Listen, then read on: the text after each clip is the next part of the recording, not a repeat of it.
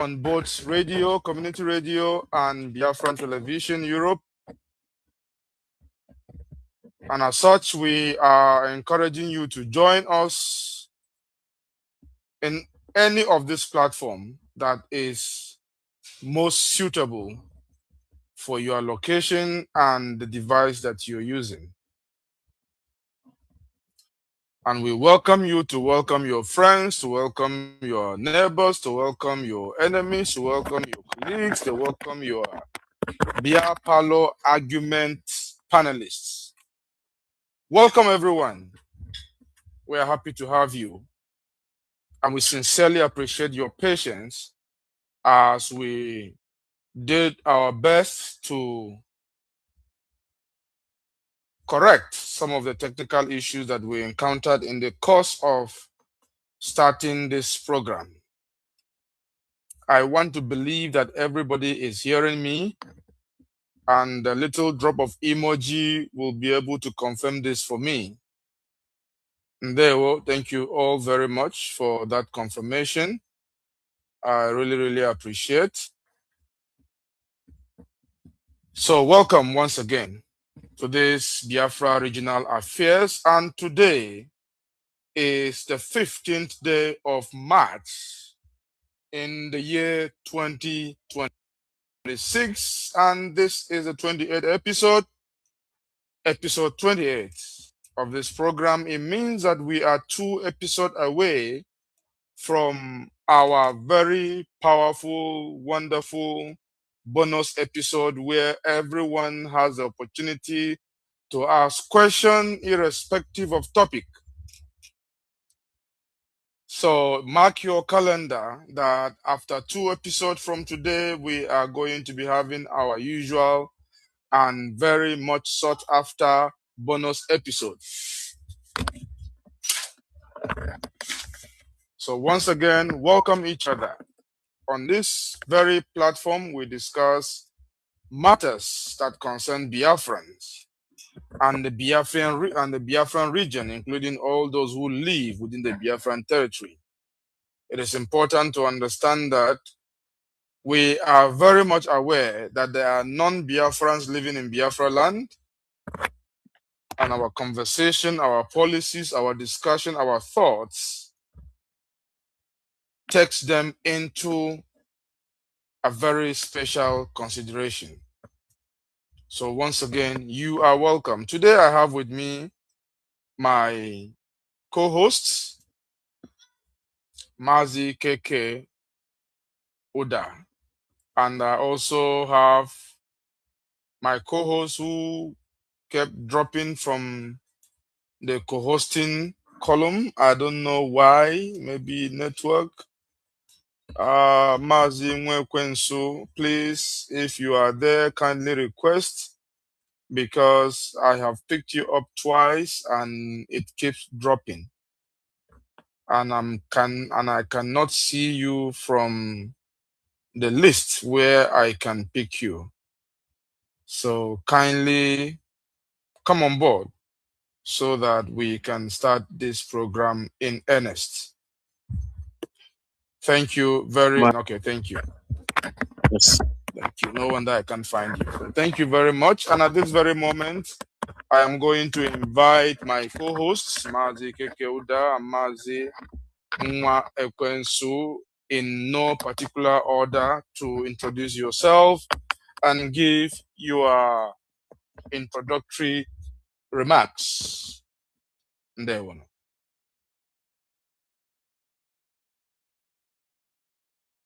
Yeah, Mazi Nwekwensu, go ahead. I want you to introduce yourself, so let them know who you are.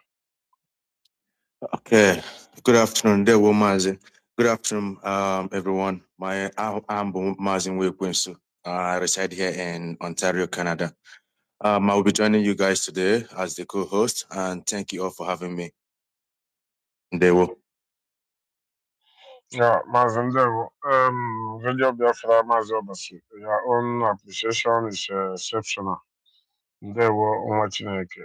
We have come again as Mazi Obasi. He will still lecture us at least 20-30 minutes before we start the main program. So everybody should calm down and we will take it one by one, line by line. As he has said, this is Biafra Regional Affair, which we have been doing for more than 28 episodes today. So any question, anything, I know many things have been bothering all of us, but anything that is disturbing you, please take your jotter, jot it down, have a little bit patience. After the two episodes, maybe another thing will increase, which you will jot down. You will come here and ask that particular question, not today. We must focus in this particular topics we have at hand today, which is almost three topics, and we must treat all of them.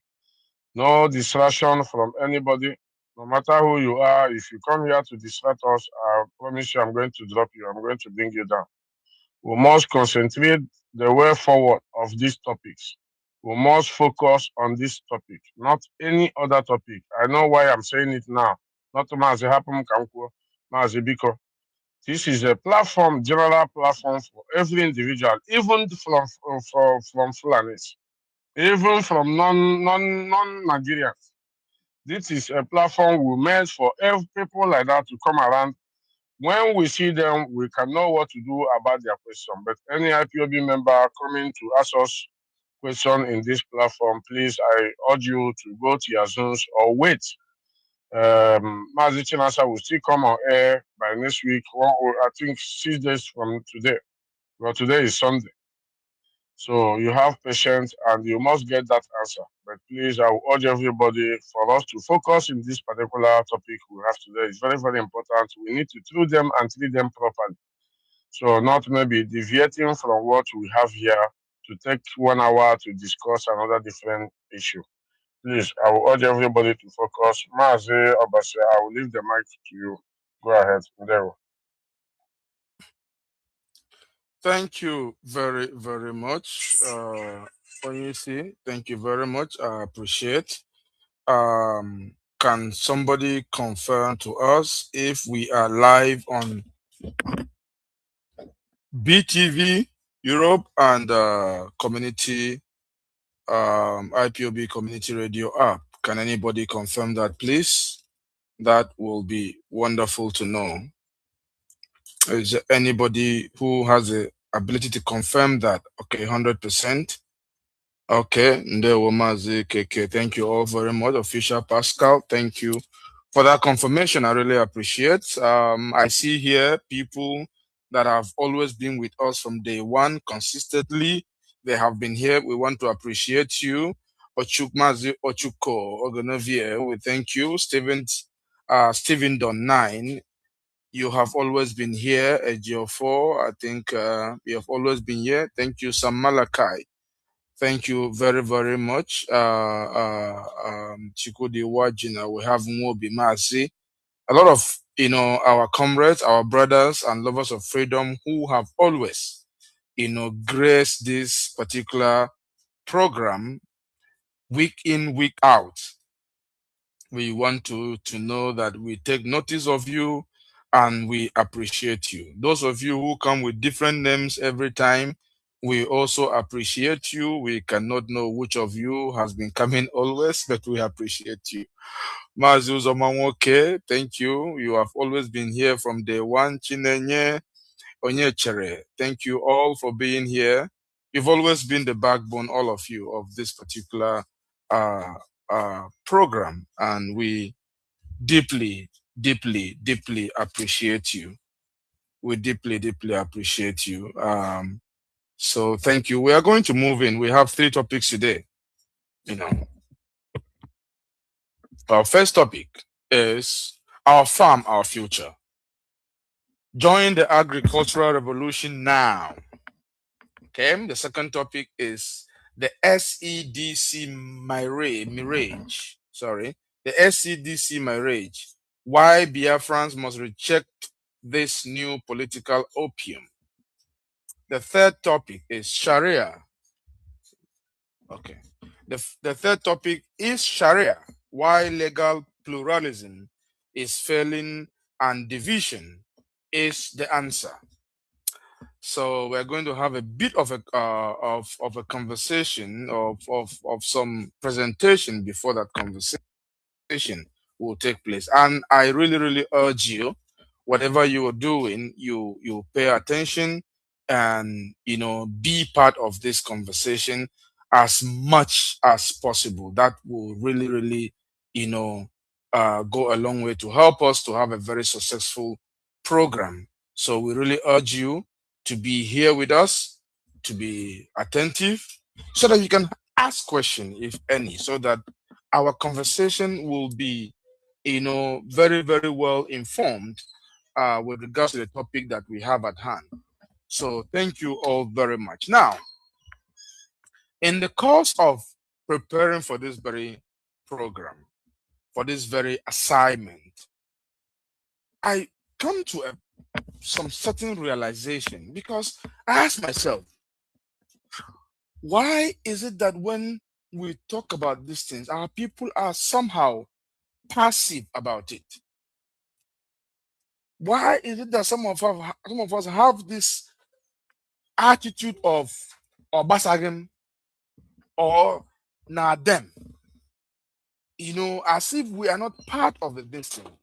Why is it that some of our people don't seem to grasp the reason behind some of these discussion topics, activities, effort, initiative by the DOS?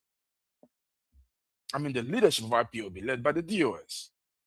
Why is it that there seems to be some kind of from between how our people participate in the initiatives of IPOB led by as presented by the DOS, and it, there is this gap between that. What is the issue? Even some amongst the IPOB members, what possibly could be the reason? What is the problem? What could lead to that? What could be that reason? I was just thinking about this the whole week, the whole days of the week, and trying to. And in the course of that, I feel that certain things might have accounted for that.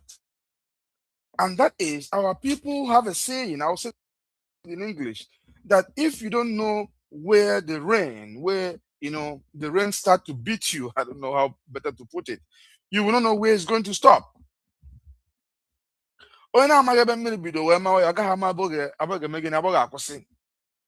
It is important that we understand that concept, that in order for you to solve a problem, you must first of all understand that there is a problem. And then you must now accept indeed that there is a problem, because understanding and accepting what your understanding is telling you is a different thing altogether. So when you accept that you do have a problem, that is when you will want to, decide, is this problem worthy of being solved or not? Is this one of these problems that will solve itself or not? Do I need help to solve this problem or not? How do I solve this problem? That is when you decide you want to solve it. These were the thoughts that were going through my mind the whole days of the week. And I want to share with you some of the things that will help us, I feel will help us to understand the precarious situation in which Biafrans, we as Biafrans, have found ourselves in. It is important, I believe, that it's important that we understand this very thing that I'm talking about right now, because you cannot solve your problem, like I said, until you know you have a problem. So, who are we? We're Biafrans. The topic here that we have, the first topic we have, talks about agriculture. Let me just use that first as a way of, bringing our mind home.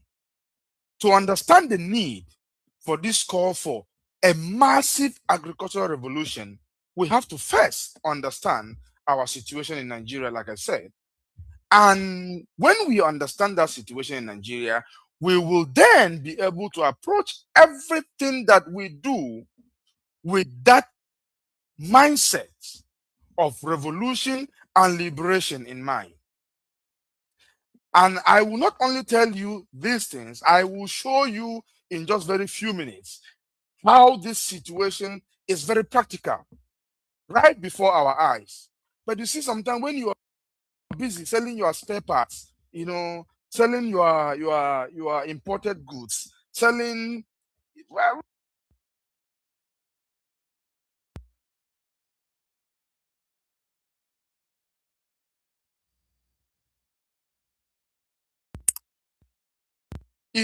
outside the fence of your house, outside that barbed wire that you put yourself in a personal prison, and you think you are secure, you think you are rich, that immediately you step out, you step into Nigeria. Even right in your bedroom, you are stepping into that same problem you think you are rich enough to have avoided. So, some of you think that we Biafrans are just, quote and unquote, marginalized Nigerians. We are Nigerians who happen to be from Southeast and so-called South-South, and they are just marginalizing us. Some of you think we are Biafrans who are, part of Nigeria, and we are being marginalized. And this is why some of you believe that you can be president, or that one of you can be president. This is why some of you think that, oh, after Obasanjo, we are going to be president. After Yaradua, we are going to be president. Go and ask Ebele Jonathan. After Buhari, it is our turn. Now it's Tinubu. After Tinubu, oh, it is the turn of the Southeast. It's the turn of the this. If you think that the reason they are choosing whoever they are choosing is because of good governance, go and ask Goodluck Ebele Jonathan, what good governance did he not give? What service did he not offer to the North? Yet he was rejected. Beyond that, which the cry of the people forced him to continue because he was already there. People even have the audacity of contemplating that the wife of Yaradua should take over from him when somebody he was elected on the same platform is still alive and well. You should understand that the reason you are thinking you are entitled to these privileges are falsely based. Their basis is completely false. Please, don't lose sight. Yes, I made reference to the agricultural revolution. But I want to build a foundation that you will understand, so that next time when we are bringing out program, whether it is about revolution in the agricultural sector, whether it is about the trafficking of our girls and ladies, whether it is about producing things in our land, you will understand the foundational reason why these things are imperative in our life as Biafrans and in our land in the Biafran region. You need to understand the foundational reason. Jonathan built everything in the north, yet they rejected him. That was why our fathers, the same reason that we believe we are just part of Biafra and we are just being marginalized and they are being unfair to us, that is the same reason why our fathers believed that a Buri Accord was going to be a solution to a problem. Some of you believe, some of you, I said some of you because some of you here witnessed the war. Because I will not want to believe that it's only young people that are in this particular platform, or at least listening via other medium that we are transmitting this message. So I will say that is why some of you believe that the 3 R's that was given to us after the Biafran genocide is going to work. That is why some of you in my generation also believe that the 2014 confab that was, put together by Jonathan was going to help. And that is why some of you today believe that the Southeast Development Commission is going to come and develop the Southeast. Because this same thing has been repackaged different time for different generation, and we have failed to realize the simple truth that as far as the Nigerian leadership is concerned, the colonial north and the stooge in the south. When we say south, you're talking about what you would like to call southwest. That is south. As far as these owners of Nigeria are concerned, where you know as Biafran region is not part of Nigeria. We are simply a colony of Nigeria. You may not understand this, but I'm still going to explain. The biggest problem we have is a lack of understanding. Like, what do you call him? What is this? Kubana. Obi Kubana said. He said our people lack education. I don't. I actually like what he said, but he doesn't know that he is a chief among those who lack that understanding, or who lack that information, or who lack education. He is chief among them to have engaged in what he's engaging in. Anyway, that's his problem. He wants to save his face. That's fine. The biggest problem we have is our lack of understanding in Nigeria. Our lack of understanding of our standing in Nigeria, in that contraption called Nigeria. Let me take just a few seconds to explain this to you. There is what Dr. Kwame Nkrumah, a very profound Pan-Africanist, once, propagated, or at least once expounded, when we were expecting the end to colonialism. He said the greatest danger that is going to come to us is going to be what he called neo-colonialism. Now, he described this situation as a situation where a territory that has been technically independent, which is flag independent, they have their national anthem, they have their own president, but is economically and politically, being controlled and directed from outside the country by a proxy authority that serves the interests of the the original colonial powers. That is Kwame Nkrumah's definition of the concept that he taught us, known as neo-colonialism. Now,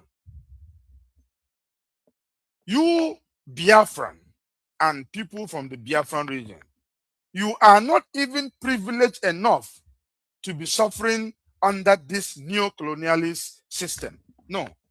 What we have been subjected to is far away from neo-colonialism. We have been subjected to what politicians or policymakers call internal colonization.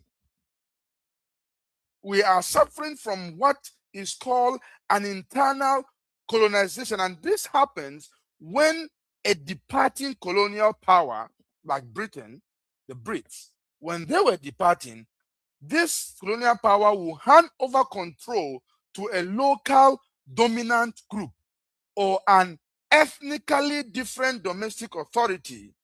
This new authority then manages the territory using the same exploitative and oppressive method as the original colonizers. Now, the borders remains the same, but the colonizer now live within the same country. This is exactly what we as Biafran have been subjected to. We have been subjected to the rule of an internal colonial masters led by the northern oligarch and administered in the southern part by the southern stooge known as Southwest, if you put the contraption together in one basket. Now, how do you know you are still a colony to a colonial master? There is certain things that defines the post-colonial agreement in all the countries you can think of.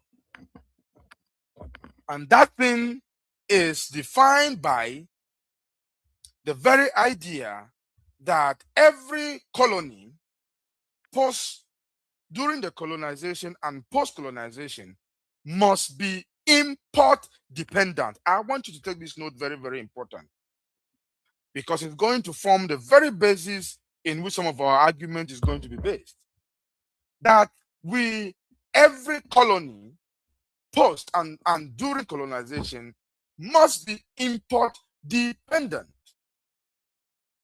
because every colonizer views his colony as a captive market that exists solely to enrich the mother country. We have to understand that. So what is the mother country? Who is that colonizer? I have already said it. Because we are subjected to internal colonization, while Nigeria as a system is subjected to neo-colonialism.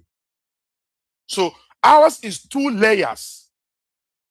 We have double layer of problem than even Nigeria itself has. And that is why we must think and act very, very differently.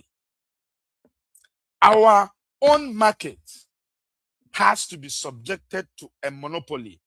The colony must always buy all its manufactured, please take note of that word, manufactured goods from or through the colonizing country, making it import dependent. Let me just explain what that means.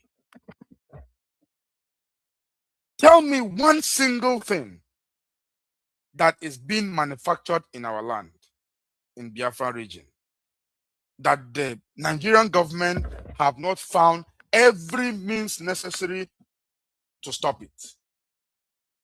Tell me one thing. If you are in Biafra land right now listening to me, look around yourself. Whether you are in your room, whether you are outside, whether you are in the church, whether you are in the bar, anywhere you are, look around you and tell me, out of the first 10 things you have cited, how many of them were manufactured in Biafra land? How many of them were not imported either from or through Lagos or Kano or any of those places that are outside Biafra region? Tell me how many of them.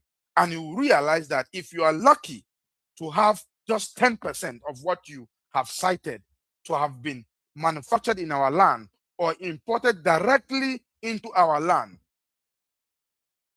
then you are very lucky. The reason I say from or through is that it's either you import it, for example, let me just make it very, very simple.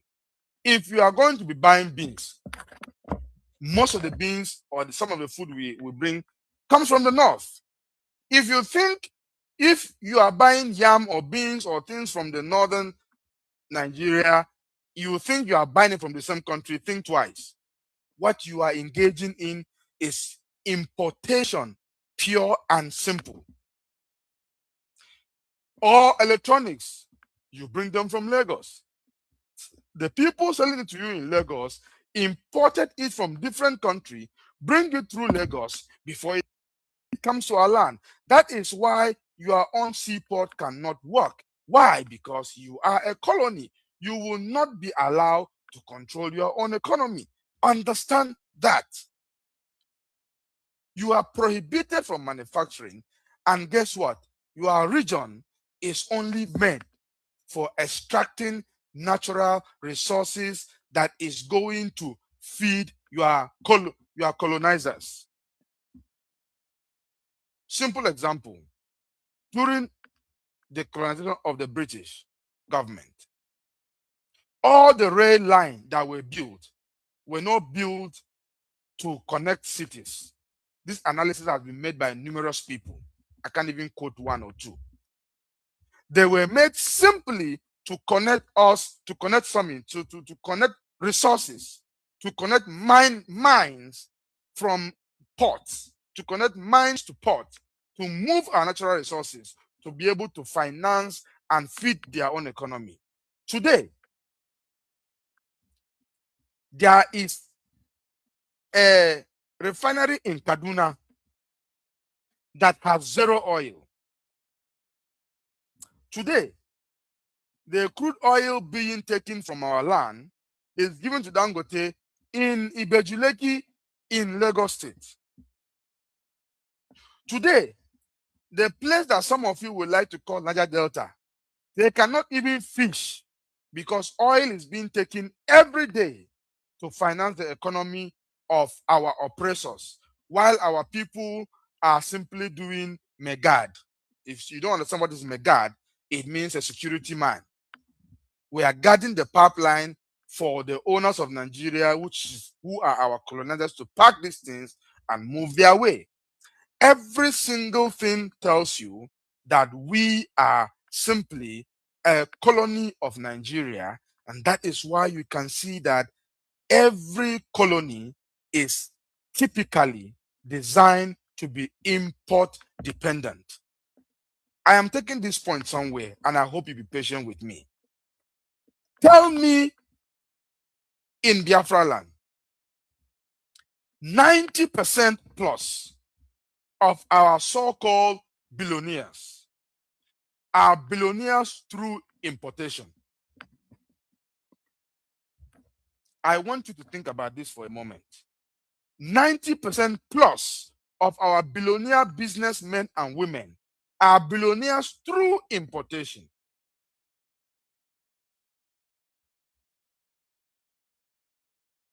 I hope that has synced.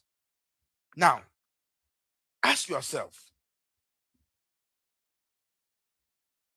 what if this importation stops? What becomes of these our billionaires? When I talk about importation, you that goes to Mararaba to bring yam, you that goes to Niger State to bring rice, you think you are not importing because you are deceiving yourself. You think it's only Mazi Okeke going to China. It is only Okafor going to France to bring wine. It is only Otofe going to Scotland to bring scotch. You think these are the only people engaging in importation, then you are making the biggest mistake of your life. And therefore, the same reason I explained earlier on, that our biggest problem is that we do not understand our situation within the contraption called Nigeria. So the Biafra region is completely designed to be import dependent, so that we import from Nigeria, and what we cannot find, we import from Nigeria's colonizer through Nigeria. Let me say that again. The Biafra region is import dependent by design, so that we import from Nigeria, and what we cannot find in Nigeria, we import from Nigeria's colonizers through Nigeria. Don't forget, I am still making reference to our first topic, our farm, our future. Join the agricultural revolution now. Those who are heavily invested in food production in our land, those who are heavily invested in food that feed us, are essentially foreigners.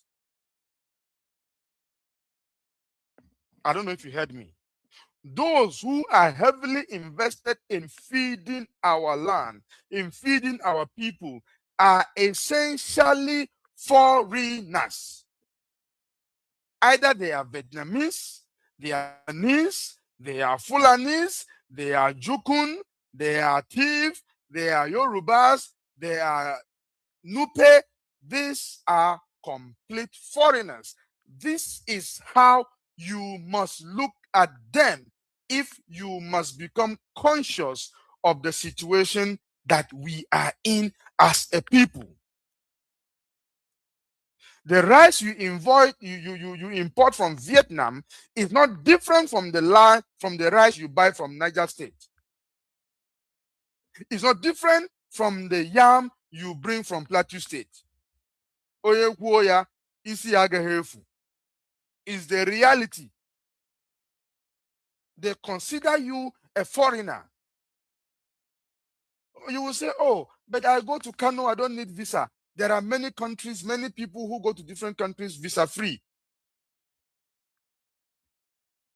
The fact that an Igbo man will need to register his name in a Hausa name, register his company with one Alhaji's name to be able to freely import goods into Nigeria tells you that you are a foreigner. So why should you leave the feeding of your people and yourself in the hand of foreigners? I was speaking to a comrade. If he's okay, he can identify himself later. He told me that in Italy, I believe, that cigarette is sold by the government. You're not allowed to sell it as an individual.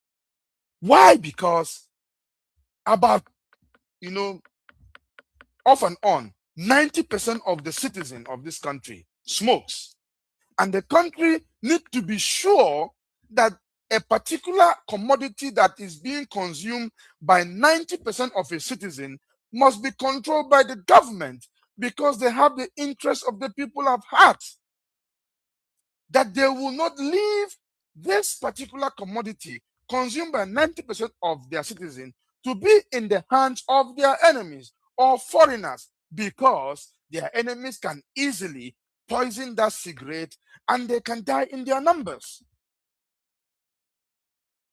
I want us to understand the concept behind that particular national policy of this country. That you are a strong man, that you are a tough man, is not really when it comes to the things that get into your system. The things you put through your mouth and get into your system, acid is now you are okay. Maybe I don't know of that kind of ogu yet. So whatever goes into your system is something you must take particularly care of how it comes to you. So talking still about the foreigners, it may be cheaper to produce, to import.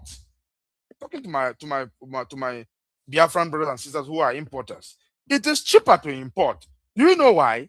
Because these farmers abroad are heavily subsidized to keep the market of the colony continuously dependent on them. So that when they decide, it's not because they want to give you cheap rice or they want to give you cheap maize, corn, cheap yam. No, it is because they want to keep you comfortable enough that you now think that you don't have any need to farm anymore. That you don't have any need to farm anymore. Because what? Anytime you want rice, you can buy it. To the point that the very moment they know that you have lost interest in farming completely, boom, they control you with the rice. Let me ask you, Biafrans, a question. If our enemies decide to poison imported food that comes into our land, I want you to ask yourself, how long will it take to affect you? Just seriously, think about this. I don't normally do program by talking this more. If you have been on this space from day one till now, you realize that I hardly talk like this before we start discussing. But I think it is imperative that we put some of these things in perspective, because some of you are sleeping. Some of you are sleeping and asking Very irrelevant question. As if the DOS have shown you a farm somewhere. We invest systematically, and we are going to show you with fact and figures how this initiative has impacted food production in our life, in our land, in our region.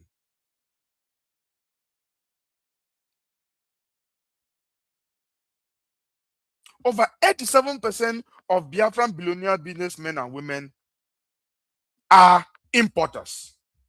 Tell me one businessman, a billionaire businessman in our land that is not related to importer. Not even Peter Obi, not even Obi Kubana. Just tell me one. Even the crude oil in our land. Those people who say they are involved in oil and gas, they import the AGO, they import the PMS, they import them. Even RFO that is not even a clean product, they import it. They will come and be carrying stomach around and tell that they are billionaires. Ozi Bondu in his house. Ozi Bondu in where? I don't know how many Igbo he has Orlando. Import. When we can build our own region to be self-sufficient, we want to import. Out of this 87%, 17% of them who will think they're not importers are traders who are selling or marketing that which other people have imported. Let me explain this to you, because some of you will think I'm talking about some big people somewhere. No. You who has a shop in Onisha, you with a shop in Obeteme Market, you in Ariaba, you in Owerri, you in those places, in Iguacha, you in Bayelsa, you in Asaba, you in Akwa Ibom, Uyo, you in Raitam, all these places that you are selling cup of rice, that you are selling sachet of semovita, that you are selling, ginger that has been brought from somewhere. You think you are not an importer. You are a trader that is helping the importers to trade. Look at your shop, look at your restaurant, and tell me how many of the things that you have there, those food items, how many of them were locally farmed in our land? Tell me how many. Tell yourself. I don't have to tell you. Tell yourself. Look around your shop. The biscuit that you sell, the sugar that you sell, the semolina that you sell, the beans that you sell, the pepper that you sell, the everything, no poroko, azwopo, mangala, everything that you sell in your shop. Small time we even import onubu that is supposed to grow on its own. Tell me how many of the things you are selling were not imported. So when you are selling things that are imported, you are part of that chain of the importers. You are part of them. You are onyenele nama. You are selling meat at Obausa, or selling meat anywhere of a cow that was brought from Sokoto, from Kano, from anywhere. You are an importer. And I'm telling you, we are still suffering from this because our region is a colony and therefore import dependent.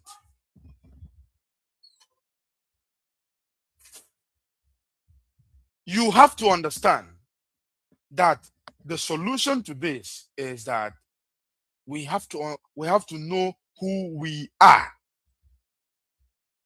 I know not everybody here is a Christian, not everybody here goes to church. And I'm going to make a reference to a Bible passage. Those of you who may not believe in Bible, you don't have to believe in the Bible to learn from it. Just like Bible is a book, that have information. You can use it to your own benefit, whether you believe it or not. Just like you can read Things Fall Apart and learn from it, the works of Shakespeare's The Art of War, 48 Laws of Power by Robert Greene, The Vultures of Patient Birth by James Hadley Chase, all these people. Why you act the way you do, Tim LaHaye, all these books, you can read them for your own benefit. I'm going to give you a place that I know many people like to quote it as if it's one scripture. It's not anywhere in the Bible as a single quote, but it is derived from the teaching or the prayer that Jesus Christ did in John 17, 14, 16. And I'm going to put that quote that people always quote: "Be ye in the world, but not of the world." I'll repeat it. Be ye in the world, but not of the world. Be ye in Nigeria as a contraption, but don't be of Nigeria. Always see yourself as a foreigner, as a colony. Because if you don't understand your situation, you think that being a colony is harsh word. It is harsh because it's a reality. Understand your situation and plan yourself within that means, so that you do not drop your guard, so that you do not lose guard, as they will say in the street parlance. Very, very, very important. Be ye of Nigeria, but not in Nigeria.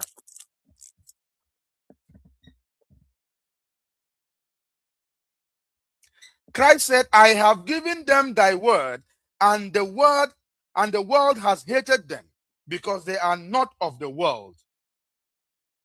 Even as I am not of the world, I pray not that thou shouldest take them out of the world, but that thou shouldest keep them from the evil. They are not of the world, even as I am not of the world. We are not of the world, but in this case, we pray and we work towards it, that we shall be taken out of this world called Nigeria.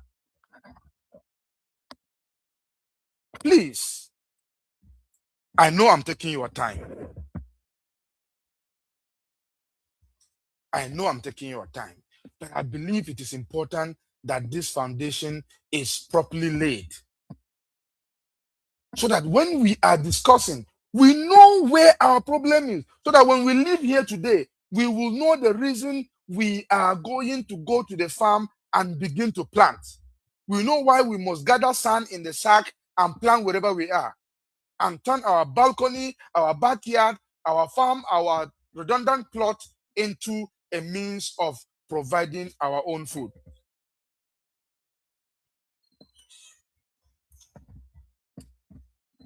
The very good example of this, as I've entered the Bible, let me just enter small, forgive me, in the Bible. But like I said, it's just a book. We have the example of Daniel and Nehemiah in the Bible. It contains these examples and powerful stories of individuals like Nehemiah and Daniel, who live in foreign land but maintain a very deep awareness of their true identity. And they never let down their guard or assimilate their core values. Daniel in Babylon was, sorry,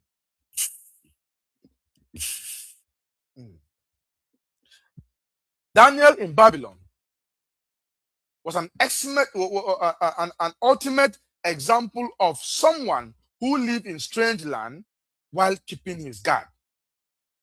This man was offered by the king to change his identity by giving him a new name and a Babylonian food. He rejected it. It was said that he resolved not to defile himself. He rejected it. He maintained his strict dietary code. He ensured that he maintained who he is and where he is from, even though this man has excelled politically in that land. But his loyalty was to his homeland.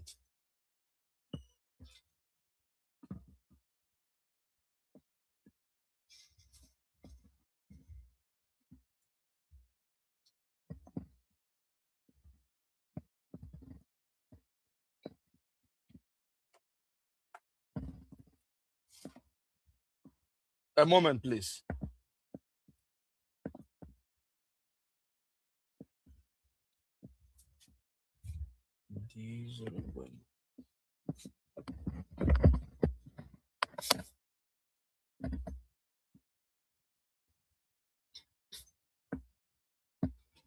Nehemiah also heard that his people was attacked. That the walls of Jericho,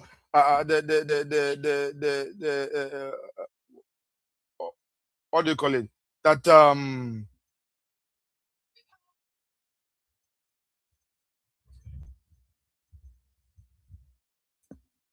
walls of Jerusalem were broken.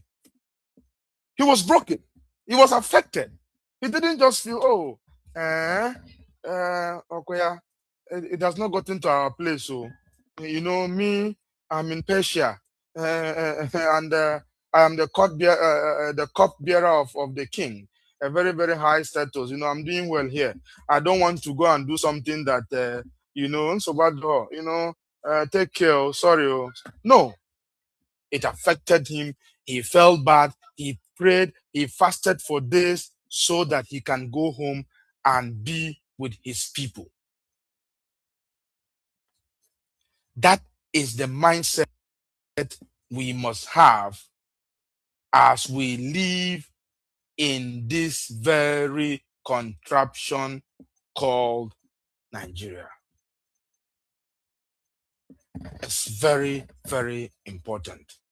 It is by this that we are able to guard ourselves, to understand the need to return to farm. On my phone, my hotspot.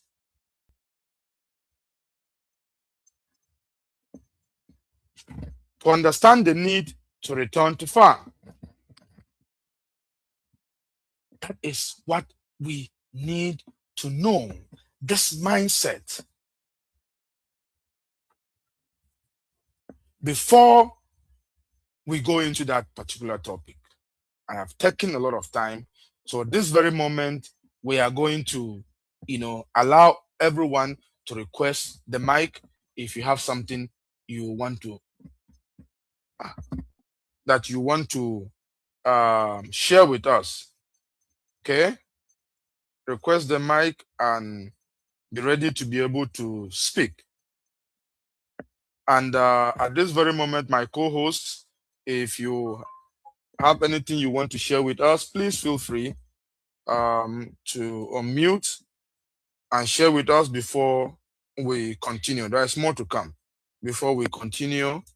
And like I said earlier, if you want to share with us anything in the speaker session, you are free to request the mic. And when the time is up, we are going to give you the opportunity to,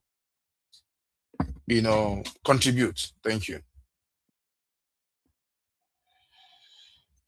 Mazio Basu, thank you so much, Radio Biafra. You have done the needful. I must tell you, you have done the needful. The teaching is very wonderful. I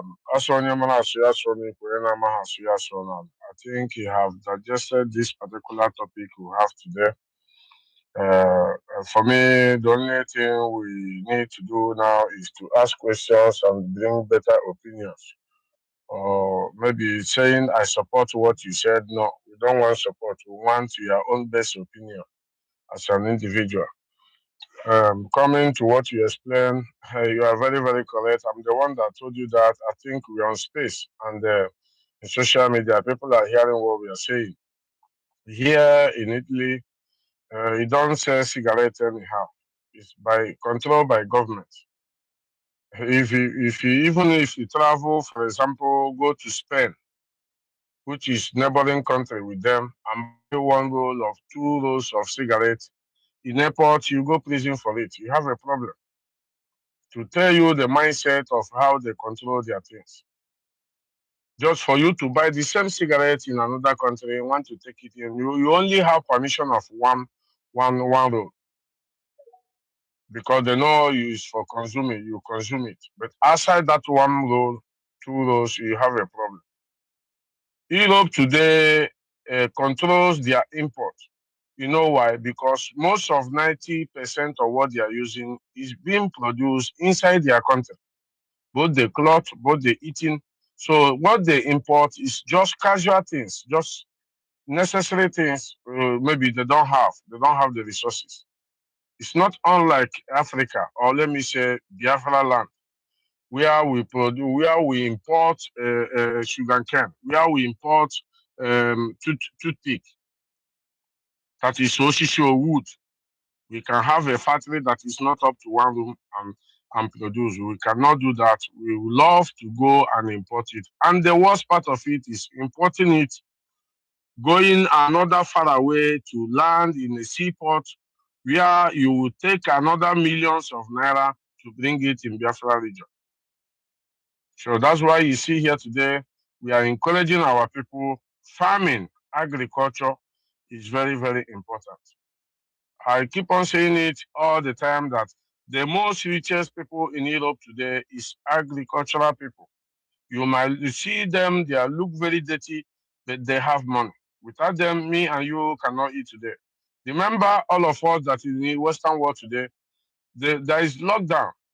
They lock everybody down, but they give free access for the farmers to go and work.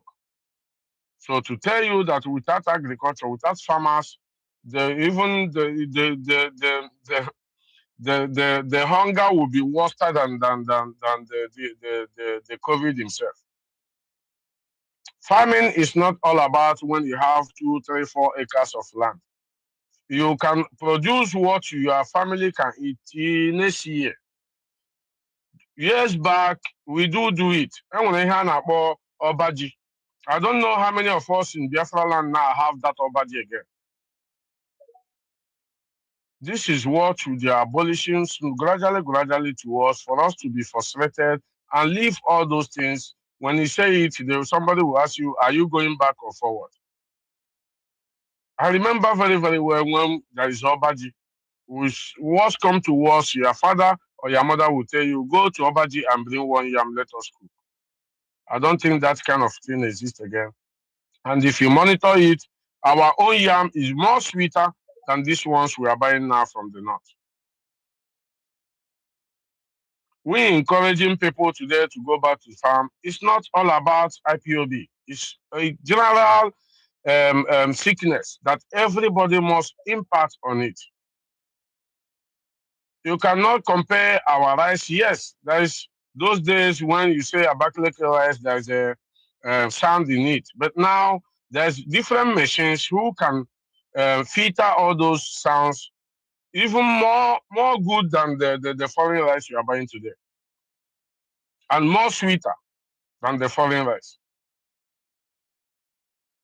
We are saying it very, very clear. The DOS, which is the IPOB leadership, anyhow, they are going to support this year again. I'm very, very sure they are going to support both the siblings. In one way or the other, they are going to support. But what we are condemning is this AMOG seed or whatever they call it. Avoid before you plant. Read properly what they wrote inside that packet or whatever. It destroys the soil. That particular, that their rubbish, limo or whatever is trying to bring in Africa. We don't want that kind of seeds. Avoid them because our people don't read. Once you see it, you will see the person open ground and put.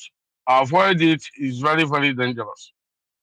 We are talking about natural farming, not artificial farming. So we must guide our people because we can find out that there is no government, there is no control. Anything that comes inside the country goes, whether good or bad. If important thing, you have the money to cover it up.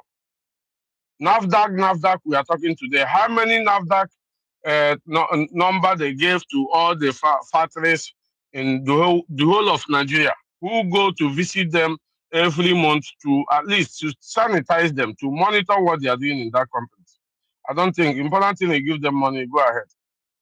So we must be able to make sure we control ourselves because the kind of kidney failure that is happening West Africa today, especially in Biafra land in Nigeria, is too appalling. It's too much, and nobody have found out exactly what is causing it. We need to be very, very careful and encourage our people to be mindful of what they eat. Natural food is very, very important than all these things we are buying in the market today. Knowing full well that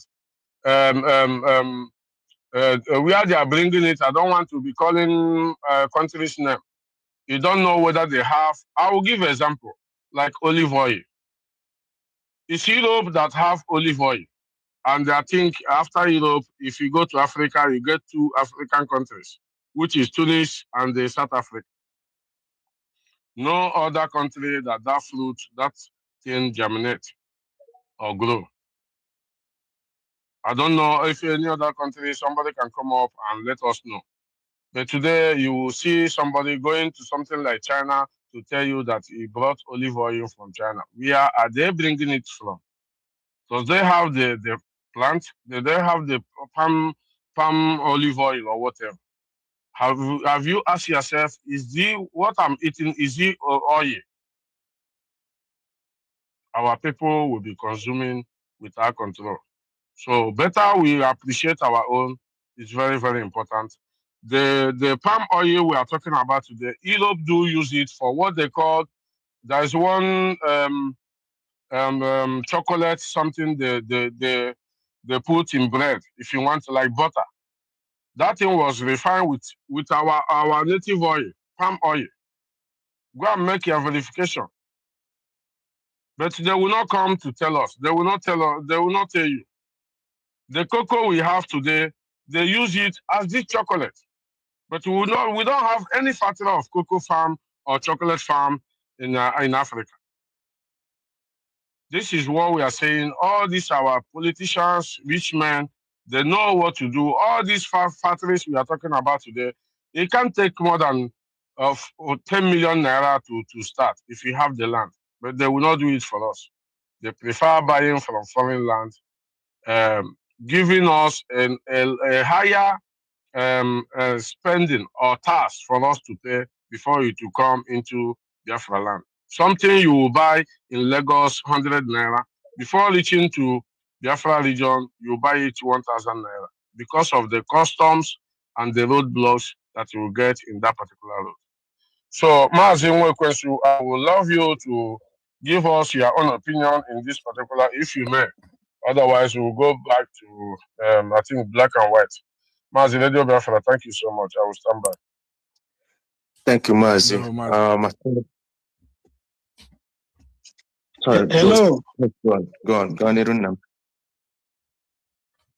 Yeah, good evening. Good evening, Biafrans. Mazi, not you. Okay. Not you. Hold on. We don't do that here. Okay. Mazi, Raise your hand up. Yes. Yeah, Mazi. You want to share something with us, or we should move on? Yeah. Go ahead. Oh, I think he can go on. Mazi KK has said everything. I'll just pitch in once everybody's done. Thank you. All right. Black and white, please. 5 minutes. Thank you very much. I'll make it as brief as possible. Thank you for giving me the opportunity to speak. Anything that has to do with agriculture is my area of passion. In fact, about 8 years ago, we started lecturing our people, giving our people opportunities to learn new agricultural mechanisms through the black and white web TV platform.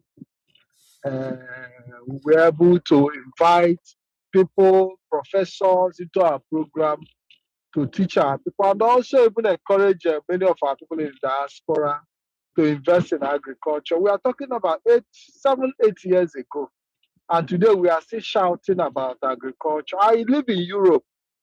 For the past 5 years, I've never gone to the market to buy pepper. I've never gone to the market to buy pepper. I plant them around my house. And at the end of the season, I harvest and freeze them, put them in the freezer. And that alone, that self-sufficiency alone, It saved me money, and it's also have guaranteed that I'm eating something organic. A lot of people growing up, we used to walk long distance to go to the farm, not knowing that we could actually also use the space around the house to also do some planting. We used to have space around our compound, but we don't use them for anything. But we will trek kilometer and kilometer away to farm to go and. So we always have space around our environment where we can plant, separate the garden if we feel threatened by maybe domestic animals like goat, and we can create boundaries using what is it called? Using what is it called? These sticks to create boundaries, secure space where we can do simple planting, vegetables, onions, carrots. These are basic, pepper. These are basic things. And when you walk out of the house, you step in and harvest them and use them instantly. Why was for those who read the Bible story of Esau and Jacob, why was Esau robbed of his blessing? Because when the father told them to prepare a meal for him, Esau, as a wild hunter, went into the farm. Before he could come back, Jacob, who already have plants and who grow domestic animals, who grow farm around the compound, have already gone ahead of him because he have those things that were needed to prepare the meal for the father. He went and cultivated them while Esau was in the bush running around looking for rabbit. But Jacob already have those rabbits, growing them domestically. That was how his blessings was taken away from him. So let us wake up and face our reality. We can grow our food domestically and be able to take advantage of it. That's what I have to say for now. Thank you, Mazi.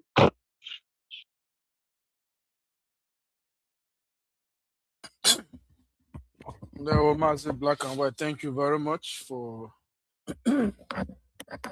sharing that with us. Bumblebee, I believe. Mazi, good evening. Good evening, everyone. Go ahead, please. Meji Igbo n'onwe m nkọwa onwe m amụ Maazị Ebekwe. So amachara m ọfụma, chọrọ m ka amacha m na this space because of otu ihe si wee dị ụnụ otu ihe si wee dị na obodo a na-akpọ Zuzu, Nigeria. Go ahead, Maazị. So yeah. So Maazị, ihe ịkọwara ọfụma, ihe ịkọwara gbasara agriculture is very good. This is a very good topic. I'm very happy about it because one of our page known as Biafra Shall Be Free on the Facebook, we have said something much about these things. Not only about the importance of it to our personal health, but to our economic value as well. Going into agriculture in the Biafran land is very, very important. Being group of people or nation trying to be recognized again, we need it. It's a very big, a strong root for us. And again, not only getting this agricultural this thing going, also having the factory where they will be processed. So thank you very much for this topic. It will enable us to ask for more help. Any Biafran, anybody in the country within Biafran land that can raise a processing center so that when people go into farming in excess, they can bring it to the processing center to process them. It will help to return food because this is one of the reasons. We don't have another much more way of preserving food in the East because of no constant electricity and some of amenities that are needed there. So this topic of this agricultural thing is very, very welcome, especially ranching. We need ranching. If we see the kind of meat that people are eating, they are bringing for us to eat, or bringing to our people to eat in the Biafran land is should I call it adulterated meat? Something that has been tampered with, that is not even clean to eat.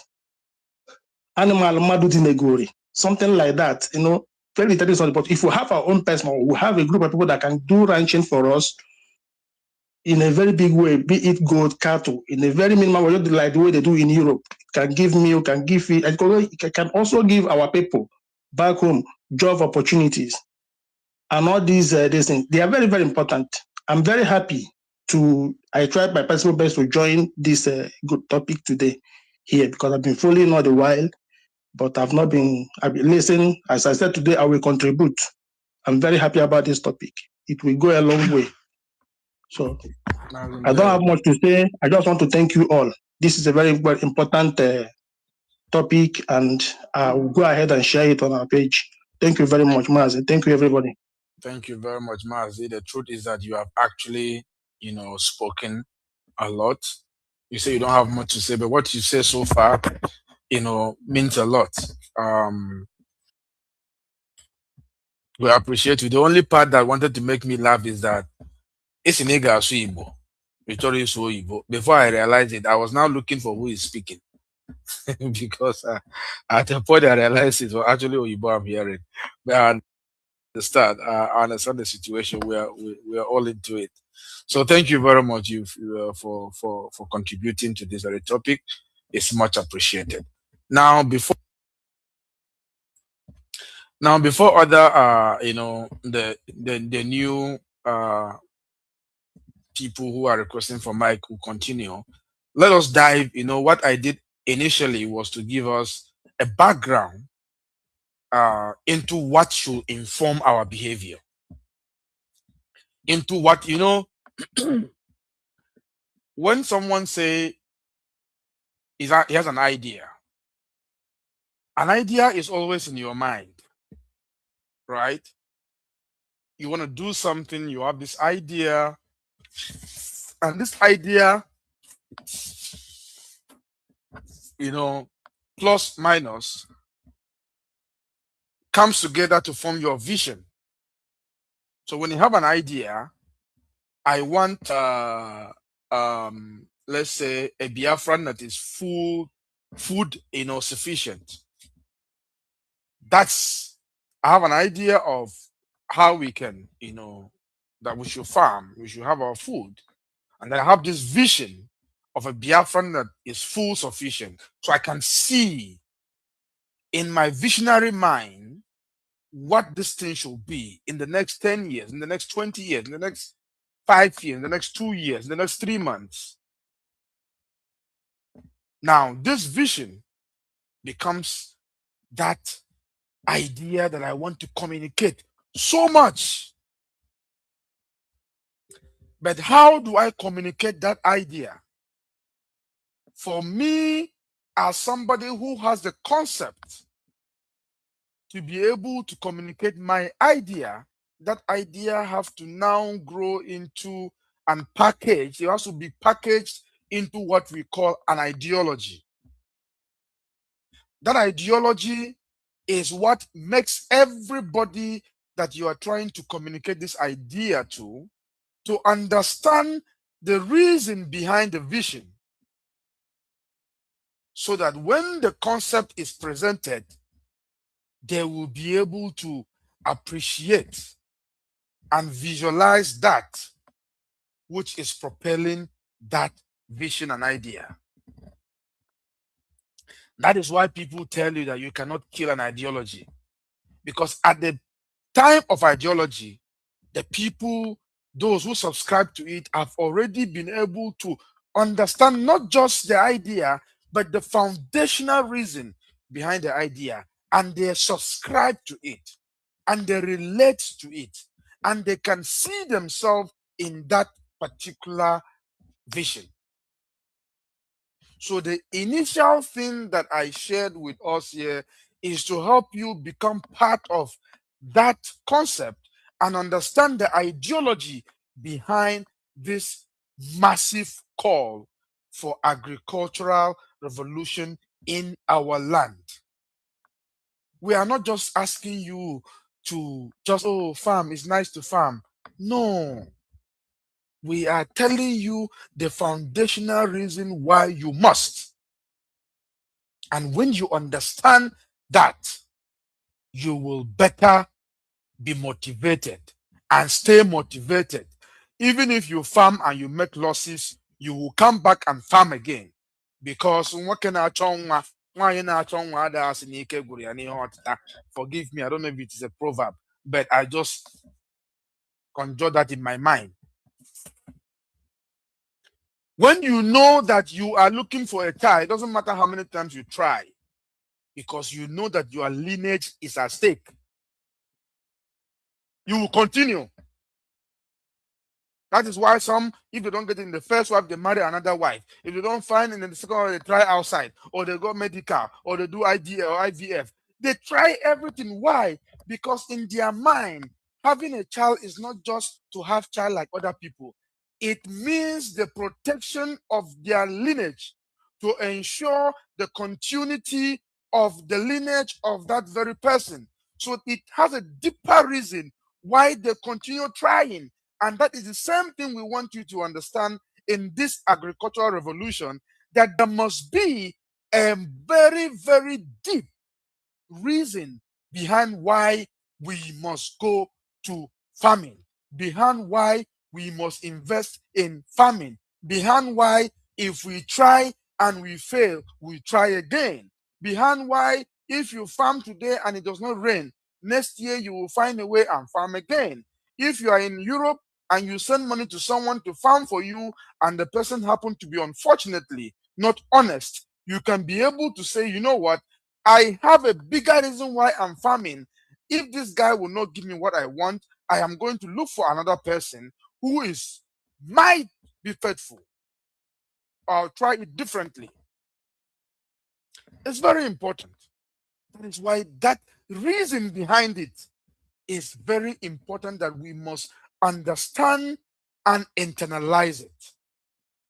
Now, as a people, we must know that if you cannot feed yourself, you are not free.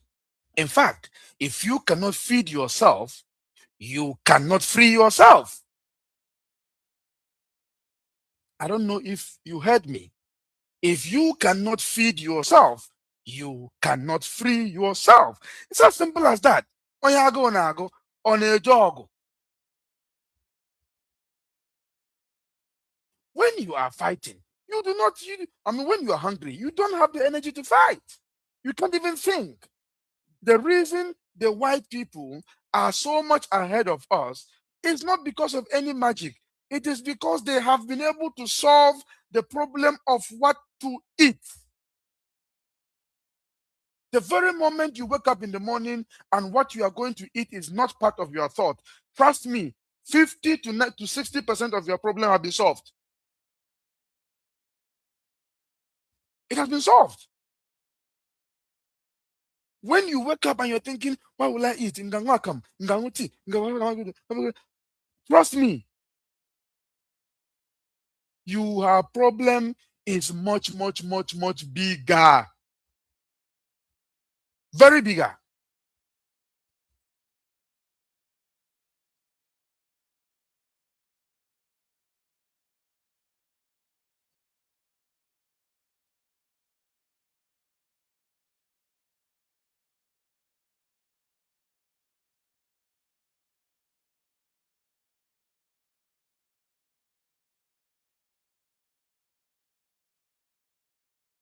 Yes, Mazi. No, No voice, Mazi. no, sir. So you have to understand the problem of food is very important. Now, to the substantial issue as far as the practical thing we can see in our eyes, by number. The Biafra region, according to Nigeria's all statistics, when you say, I say Biafra, you know I'm going to put together the South-South and Southeast as they define it. The Biafra region depends on orders. We rely on orders. We depend on orders for 75 to 90% of our protein and cereals. Somebody here talk about, ranch, about meat. The Biafra region depend on other regions for 75 to 90% of our protein and cereals.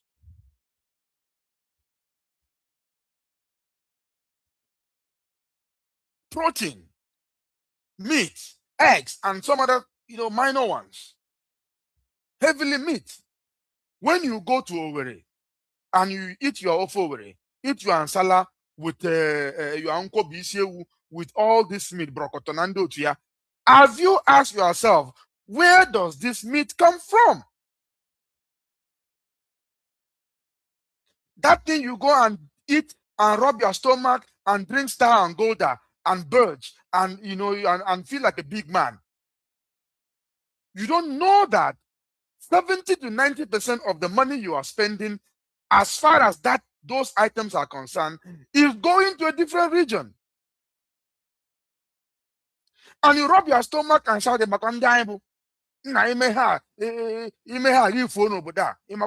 are nobody. You import spare parts, you bring it to Anambra, you sell the spare parts, you make money from our people, you go and buy food that is coming from a different region. Who do you think you are? You are Tozo, pure Tozo.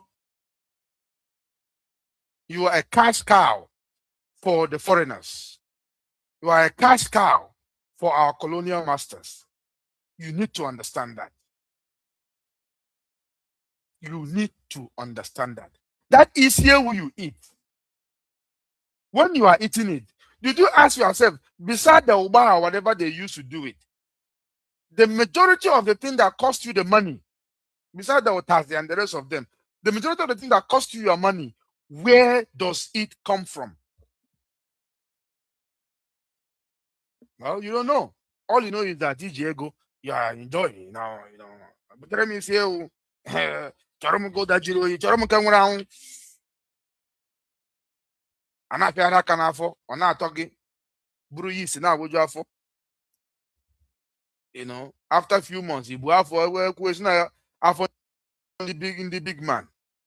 Bill Gates after your holy. How big is the stomach of Bill Gates? We need to put this in perspective. 75 to 90. Cereal, your millets, your sorghum, your corn, and other things all come from the colonials, the colonizers, the North. We have to understand. We have to remember. Let me ask this question. How many of you, please show by any kind of emoji. How many of you remember in 2021 when the Northern Union, the Union in the North, stopped trucks that were carrying cattle and grains from entering Biafra region? Do you remember that? You have forgotten? Remember when authorities, union members were on the road, were in markets, stopping every truck? It happened in Kogi, happened in many states. Stopping trucks carrying beans, carrying yam, carrying things from the north coming to the south. Do you remember that? By that very action, what they are telling you, or what they're trying to remind you, is that they have used this food blockade as a weapon of war some years ago, some decades ago. And they are demonstrating to you in 2021 that they have no problem doing that again. So we must remember that food has been used as a weapon of war once. And we have to recognize that in 2021, that these colonial masters have demonstrated to us that they have no problem whatsoever doing that again. But guess what? We are people that once it's in the news and we talk about it a few days, we have outrage for a few minutes, we forget it, we go around buying again. The next day somebody say, hey, there is, you get now. Jano kwana kam bago saka buteji, iga butu jinugwa hausa, iga na uru diao. You want 1 million, guy bata, you have 5 million. Hey, you're not talking rubbish. You will sell it, buy 1 million, make profit of 4 million, and you end up spending all this 4 million to still go and buy things from the colonial masters.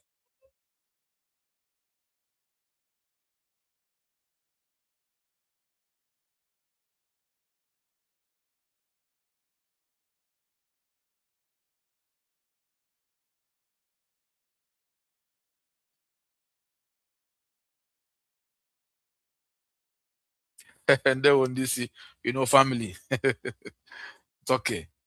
So these people are telling you before your face, but you know what? We don't care. As long as you can afford to buy your two meat, tiere manu abo, and those days, like a man we used to call Otinana. Yemo Otinana, that under. Yema nama, yemu brokoto, yemu towel. You go, they're happy, they're jolly, you're a big man. Rubbish. We need to understand that there is a gap for us to cover. If this particular topic, if we do this education and people don't even talk much, I believe is going to be very rewarding, because it's important that we understand some of these things. We have some minor little microeconomic enemy here and there that is fighting against our efforts, but we must continue.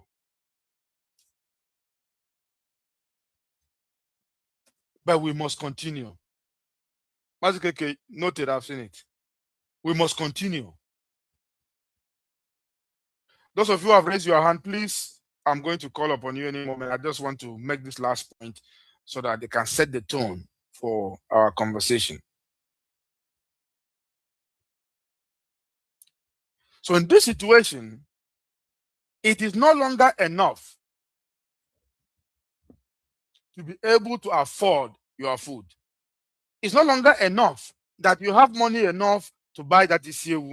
It's no longer enough that you can buy 5 packs of rice and put in your house. It's no longer enough that you can buy, granite toy, buy all these things. It's no longer enough simply. It's no longer enough that you can afford your own food. In this situation, because if they block the source of that food, you go cook your money. You don't see person will cook money or top before. You can't. So in our situation, being able to afford food is not longer enough. Buying food in itself, the fact that you are buying food is a crisis of its own. And again, I'll explain to you why.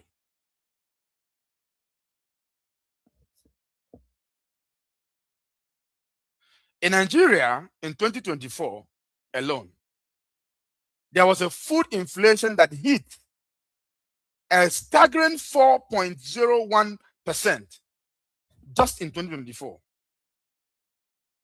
4.01%. Now, that is in Nigerian context. Now, let me now show you why you are not in Nigeria and why your case as a Biafran is different. Nigeria as a whole, including our land, they have described that they hit a national inflation of 4.01 food inflation in 2024. The subsidy renewal added to our own region alone a transportation cost of 300%. Should I say it again? In our own region alone, the subsidy shock, that removal of subsidy that they did, it increased to this 40% that is supposed to be divided, spread nationwide. It added only to us 300% in cost of transportation for food that is coming from the north.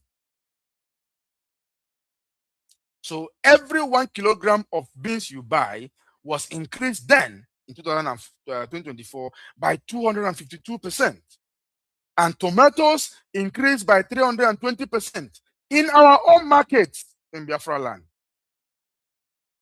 This is not just we just talking. It's their own statistics. And if you look at these things I'm talking about, there are things that we are importing from the north. So when you think what is affecting the whole Nigeria is affecting you, it's affecting you more. Because even the fuel price in our land is different. So when you are buying those food, what you are doing, when you are buying these things from outside, what you are doing is that you are paying what is called dependency tax. Every time we buy a bag of rice from outside our line, every time we buy a sack of beans from outside our line, what we are paying for is their fuel, their land, their security. Everything we do, we are sending this money back to these very people who are sending this marauding herdsmen into our land to destroy us. And then we leave our land very idle. Before we move into other aspect, please, those who have requested the mic, I think we have your friend Child and Mazi Chinedu former. I don't know who else requested, but you can request for the mic, please, and come on board and share with us. We need information. We need real contribution. No, Biafran Child, go ahead, please. Watch next. Ndewo Mushineke. Ekene na m si na ihe unu na-alụ ọmata. And this agricultural revolution is very, very important to our people. Because as you said here, onye agụ ọ na-agụ amala ife. And a hungry man can do anything. And if you're in Nigeria today, you will see that what the weapon they are using against the masses is hunger and poverty. Because if you are hungry, there is no how you can perform. In what case,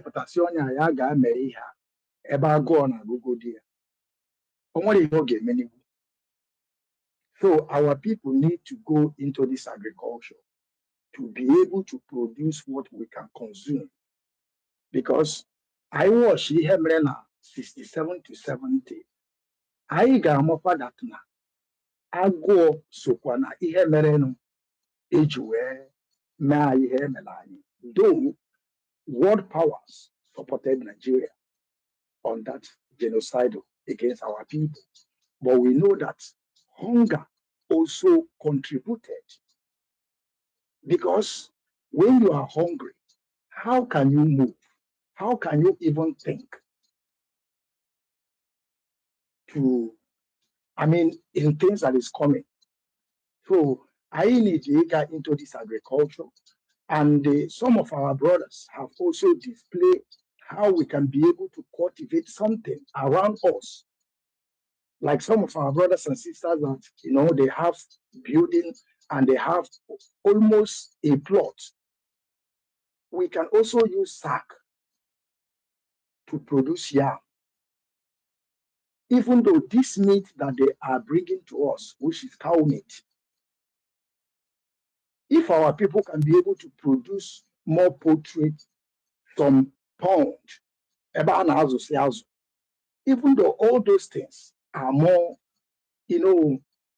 protein than red meat, Our people also say ranches. Yes, and we can do all these things in our place. Because even Europe, whereby today, if food is nothing, food is not something that you are going to use to brag to other fellow that you are eating 3 square meal. But in Nigeria, people are using it to brag. Look at you. You are I'm eating 3 square meal, which is something that is not acceptable to humanity. But all these things is happening down there. So our people should understand that if we can be able to produce what we can consume, even though put what you yourself and your family can consume. Because I know that as time goes on, people will begin to build more, infrastructure to enable it to stay more. But at what the nobody get out and Odaisi and upon Nigeria, there is no electricity. So there is no how you can, stock food and it will last up to a month. Everything will be destroyed. So our people should join, even though most of people that I know that they are well, when we are talking about finance, they are farmers. They are farmers. But today in our place, actually Diego, as you said here, Diego, your pass, everything. Sisi wetrago, anuefi, si wetragi sieu, where all these things are coming from. And if we can be able to produce what we can consume, this threat from the north towards our people will end. Every day you hear, we have to stop this, we have to stop this, we are not going to bring this. And our land is also a very rich land that anything we drop there, we produce something. Our people should go into farm.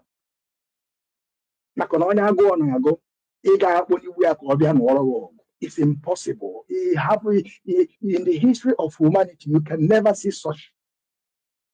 You have to feed the people. Now they will be in their right senses to do what you tell them to do. Mazi, thank you very much. This is what I want to add to the topic. Ndewo, Mazi. Ndewo, thank you very much. When you said 3 square meal, I laughed. I don't even know who told them that 3 is a square, but I mean, it's okay.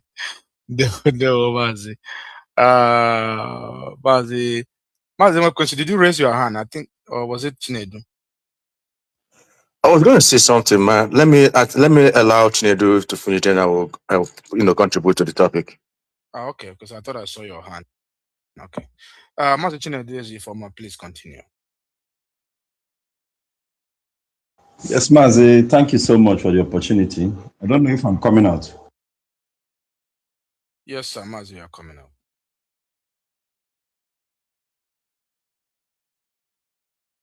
Mazi, you are coming out. Can you hear me? I can hear you. I can hear you. I don't know. I hope I'm coming out. Yeah, go ahead. Nigeria is a hellish place. There is no light, no health centers, no road, no security. I don't see anything that is still keeping Nigeria in existence. And it's a very big disgrace to the world. Nigerian existence is a very big disgrace to the world. The definition of corruption, evil, and everything that has to go with it is Nigeria. And let me leave it at that. Why I have to say there have not been light in my place of in my area, and fuel has gone as high. Despite that, we have all of those things in the country. So it's just good that people hear what we are going through, and that is why every one of us that is in this very place have been here for years, talking and doing everything possible, and that is what led us to this very topic of agricultural revolution. Mazi, I see this agricultural issue as one shot, but it cut across so many, it kills and solves so many problems. One of the things when I wanted to travel, when I was traveling to Europe by road, when I get to Libya, I find out that if there is anything that is a problem of countries, that food is not part of it, especially in Libya. And I find out that people can live, people can go beyond, not being disturbed by what they eat, or, that they have grown above that. That even in Libya, I don't know how it sounds. We used to even go to dustbin. You can see a dustbin where you go and pick up something that you will be able to eat. That is to tell you the standard of their level of, the level that they have gone when it comes to, being able to feed themselves and all of those things. And then secondly, there are what we used to do those days, that we go out to go and beg because we have not known means to, walk and get something for ourselves. Do you know that there is this choice, what they call keke? If I go out maybe in half of the day to beg, I will beg food items, rice, oil, Z, and all of those things that will fuel that very thing. I'm sorry that I say all of this. These are the things we see when we travel. And what causes all of these things? It is Nigeria. Because during those days in my early 20s, I prefer any other place, even in hell, than Nigeria. Because the hell I see today is Nigeria. But thank God I went through all of those things and I come back safely, despite that most of the people that I went with died. And that is why if I look back, I know that I owe a great big deal to see that I worked, not just only them. Yes, they have died and I survived. That is not a miracle or something, or it is very, very sad. But I see it that I owe it to the living and the dead and my kids to see that we work honestly, to see that because this is not rocket science.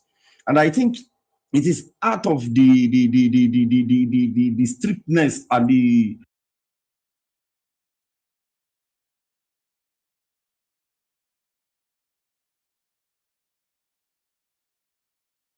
somebody, you think you are doing bad to that person, but it has led us to really view where is our problem coming from and what do we do in order to salvage those problems. If you watch today, everybody is buyable. It is out of hunger. And that is no excuse that if you are buyable or you submit yourself to be buyable. But we that have submitted ourselves in order to elevate the sufferings of our people, we have made that choice. And that is why anywhere you are, you must see that you go in this very direction. And any house that you want to build solidly, you first of all think of the foundation. If you get into the minds of our people, due to they have traveled, they have seen so many things, they want to build, what they call this American jet and all of those things. No, you need to look at your primary, needs, your primary problems, and start from there. And there is when you start well, you will definitely end well. So if you watch in the past, this beef of a thing, when I was growing up, I don't even know that there is something called nama. Yes, I used to see nama, but we don't see the meat as what we do eat. We have fowls, which is more productive. You get eggs and a one hen, because I train those things properly well. One hen can multiply in thousands within a shortest of time. It bears, all of those things. So these are ways which we need to start going back to. And farming now, when you look at our health issues, you see that it is not far from what we are eating. I have one of my friends, he's 6-7 years boy, is suffering from a kidney problem. Where did all those things emanate from? I was looking at, because, and before I go further, I think having knowledge or being equipped with knowledge, it is more stressful because you find yourself being sick with excessive thinking. I was thinking of one of the days I now thought that why is it that there are strange sicknesses which we know with some certain people that is now befell us. And most of the things which we complain from, I don't normally hear is from those other side.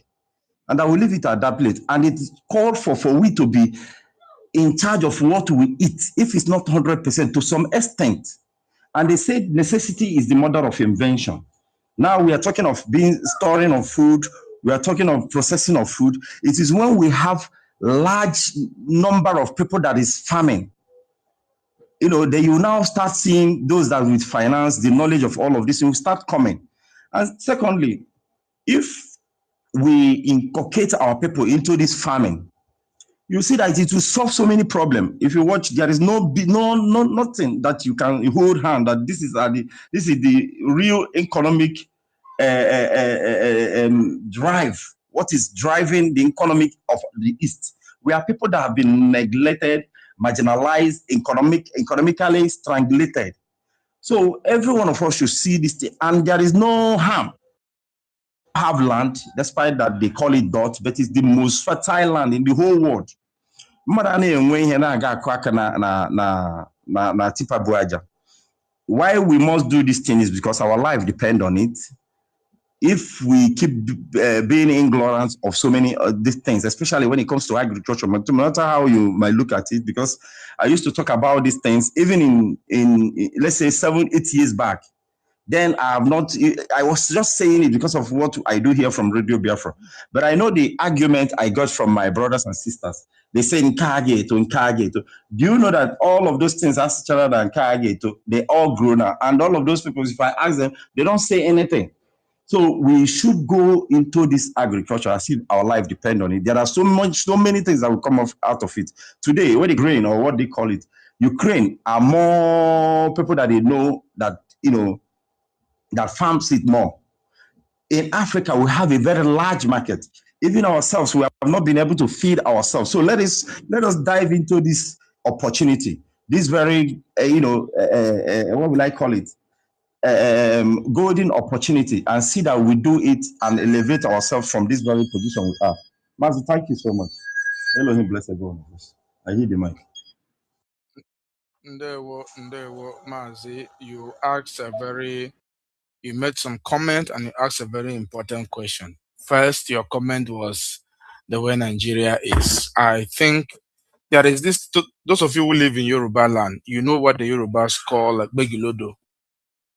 I don't know how to explain that. That heavy truck that carries timber in the bush to the milling, to the mill. That heavy, I don't know how to put it. Yeah, but that long truck that is heavy brings that long heavy log. They use chain to tie it, and it comes from the bush. If you look at that truck does all the heavy work for the company. But they don't What bother job? I take said, time. that is it that Dinah? Let us call it so that people will understand. It's not Dinah, Dyna. This right? one is long, heavy. I don't know if it's Dyna they call it. Heavy truck. It carries very long wood.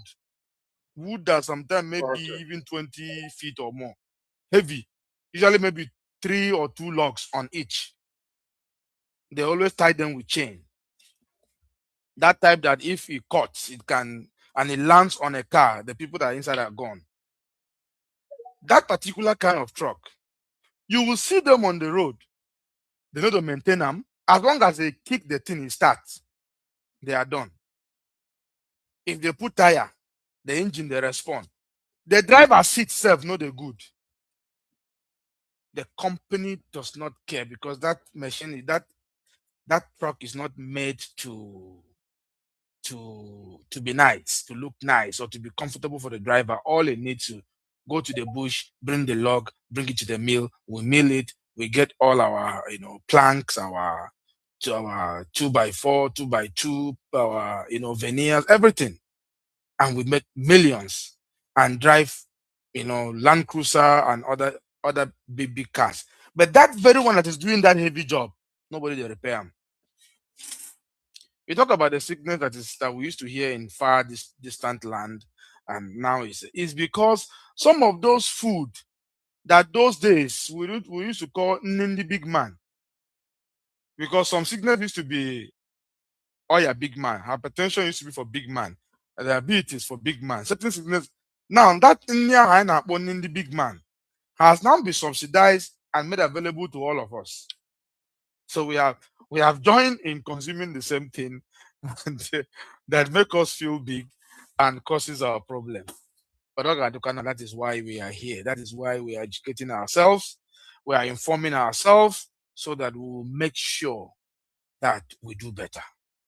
Because our health is our health. They say when you are healthy, you have 1,000 problems. But when you are sick, you only have one problem. That is your health. Is there anybody here who want to speak but does not know how to raise his hand? Yeah, Indicate. yes, Maz, I think, Maz Roberts, I think the host wanted to say Yes, something, yes, but yes, I yes, the remember co-host. Yes, yes. after. Thank you. Yeah, I forgot. Mazi, yeah. welcome, please. The mic is yours. After you, Mazi Ochiko. Thank you much, Neke. Thank you, all listeners, you guys, and the speakers. You guys did a great job on that. For the issue of farming, I'm going to start. I'm going to use an example here in Canada. Why this is good that we should do it. In the Western world, we have things like McDonald's and all those things. We usually ask ourselves, how does McDonald's service more than millions of people in a day? They can serve more than 30, 40 million people only in Ontario. You ask yourself, they don't have that kind of cows and all those things. So you find out that most of their things, they process it and to sell to the people, which are not good. The rich men won't eat it, their kids won't eat it, but the poor men will do it. People trying to survive they will eat it because it's very cheap. Now, why did I say that? And then you have here where you have rain. Even here in Canada, you cannot even take rain out. It's actually illegal for the rain that is falling down for you to fetch it, which is you can use for farming. That is illegal. Now, why am I trying to say this? Why is it good that we farm these days? First, I think farming is fun. I know when our brothers are talking, everybody will think maybe they need a big farm. You can do a small farm at your home. Even if you're one-bedroom apartment, you can take your little bucket, you can plant tomatoes, you can plant little things that will make you, even if you're hungry, you can go there, plug it and eat. That's why I call farming, starting a farm. To farm, if we have put away that mindset of farming, if we leave farming now and go into another farming in our father's land, we are going to lose a lot because first we are going to be dependent on other people, and we don't want to be dependent. You don't want, like our brother said earlier, what happened in 2021 to happen again, or what happened in 1960 from 1967 to 1970 to happen again. That is because we are dependent on people to give us when we start farming, also we can also provide jobs. Just little things we can do by doing farming. That's the ideal of being a farmer. It's not a bad job. If you here in Canada, people that are farmers actually make millions of dollars yearly, and they are subsidized a lot by the government. But it helps. It's something that is good. It's something that you can do to make income. So farming is good for everybody. We should put more time and energy in farming. We should, so that you know what you're eating. We have a lot of GMOs. We have a lot of processed food, as I say, that are coming into the country. Why they mass produce it to feed the people, to make it cheaper for everybody. But it's not good for you. The only people profiting from it are those ones that actually manufactured it for you to eat. So, like my other people have said, and other speakers, farming is a very, very essential thing that every Igbo man, every Biafran should put their hand in. We have a vast land, a very, very big land over there that you can do anything. And farming is not only all about growing food. You can actually, fishing is farming. Going for hunting is farming. You understand? Getting meat, things that you know that, like rearing, how do you say it, rearing animals. Those are farming. Things that you know that can bring you money. If you sell, you can also make money. So my brothers and sisters, I'm not going to say much. It's good for us to go into farming because it's going to help us in the long run. Even those ones that don't have money, farming can also help them uplift you. That is the truth. If you cannot farm, you will be a hungry person. A man who cannot go to a farm and actually grow something that he can eat is going to starve for a while. Okay, so let's put our hands together and come up with and just grow something in your own personal home, your own personal space. That little land you have, grow. Before you know it, if you sell little by little, before you know it, you can buy a plot. From a room, you can buy a plot by what you farm and what you sell. Okay, so it would be good for us all to go into this and, try to enlighten us and try to grow our wealth and to grow our father's land. That's just what I have to say for now. Thank you. Thank you very much, Mazi Ochiko. Okay. Good evening. Good evening, Mazi Abasi, Mazi Keke, Mazi Nwekwesu, and everyone on the space. Greetings from my location. Mazi, hope I'm coming out, please. Loud and clear. Okay. All right. Thank you very much, Mazi. I will not be taking much of our time, but I think what I would just want to contribute would be more like some kind of encouragement as well for our people. Mazi, and you actually said you made a very profound statement, I think, earlier on in part of your submissions, okay, talking about the fact that it's not enough that we can actually afford the food that we eat. It's certainly not enough. You know, it, there is the concept of food sovereignty. And Mazi, I just thought of when I was thinking about the topic, and I was thinking of what what what more can we add to the very wonderful submissions that you have made.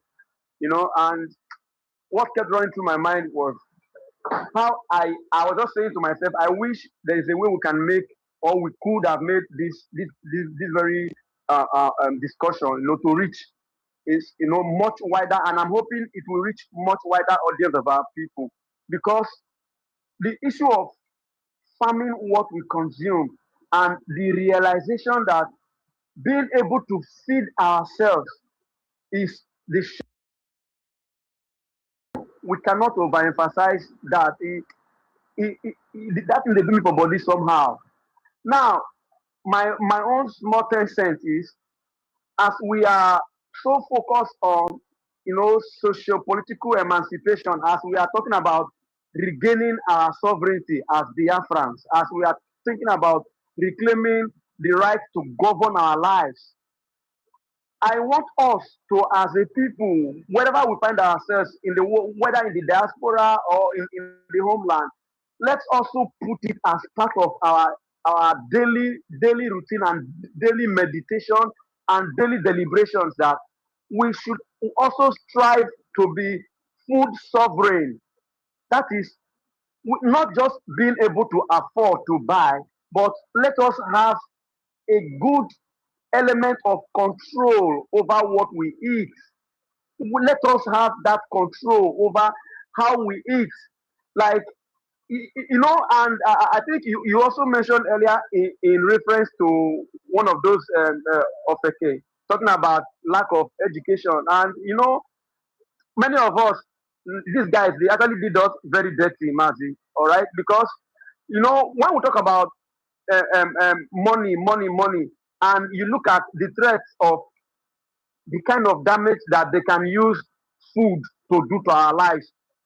As a matter of fact, the person that controls how food gets to you actually controls your life in a very serious way, that we maybe for one reason or the other, maybe because of how the kind of system we were trained in, we grew up in, the kind of education that we were exposed to, we never really understood the interplay, the interconnectivity between all of these things. They look very simple and very innocuous. In fact, we grew up with the mindset that going to the farm should be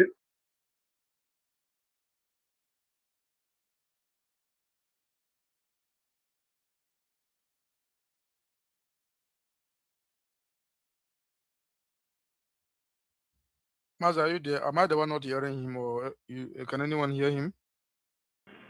No. Maz Ochukwu, are you there? He is not heard.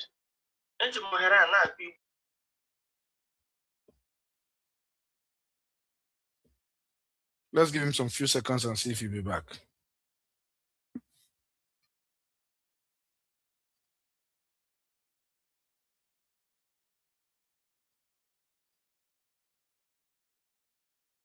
Okay, Let's hope that he comes. I think he has dropped. Maybe he's going to request back. Let's hear from Mazichuku Kenene, also Chime. Are you there? Yes, good evening, everybody. No, Mazi. Uh, Please, you have 3 minutes, please. okay. Program we worked at this evening, or should I say this Sunday, is very, very interesting. And the three things about that comes in my mind when this program was raised was just three things: the children that died during the war, the blockade of food that is consistently that has been happening in our land, and secondly, our cultural way of governance that was killed by the colonial masters, because all these things are natural, or should I say, on my own understanding, they say in the form of agriculture, the thing that was raised from our land. Because you once said, if anybody remembered when food blockade, or when they said that they are not going to import anything in our land, both fish, onions, tomatoes, beans. And what comes in my mind then was, can't all these things grow in our land? Can't all these things grow in our land? And the problem we are having here is our government, the government of Ndigo, our politicians, our House of Representatives, those that have the money to do those things. Because all our mind have, we see farming today as something that is dirty, local. In fact, when you are farming today, you are a poor man, you can't feed your family. That is the simple truth. In Igbo land as it stands today, most especially in Anambra State, apart from the people of Atani, Obaru, Nsukka, and all these places, they see you with hoe, shovel, you are being looked down upon. But they forget that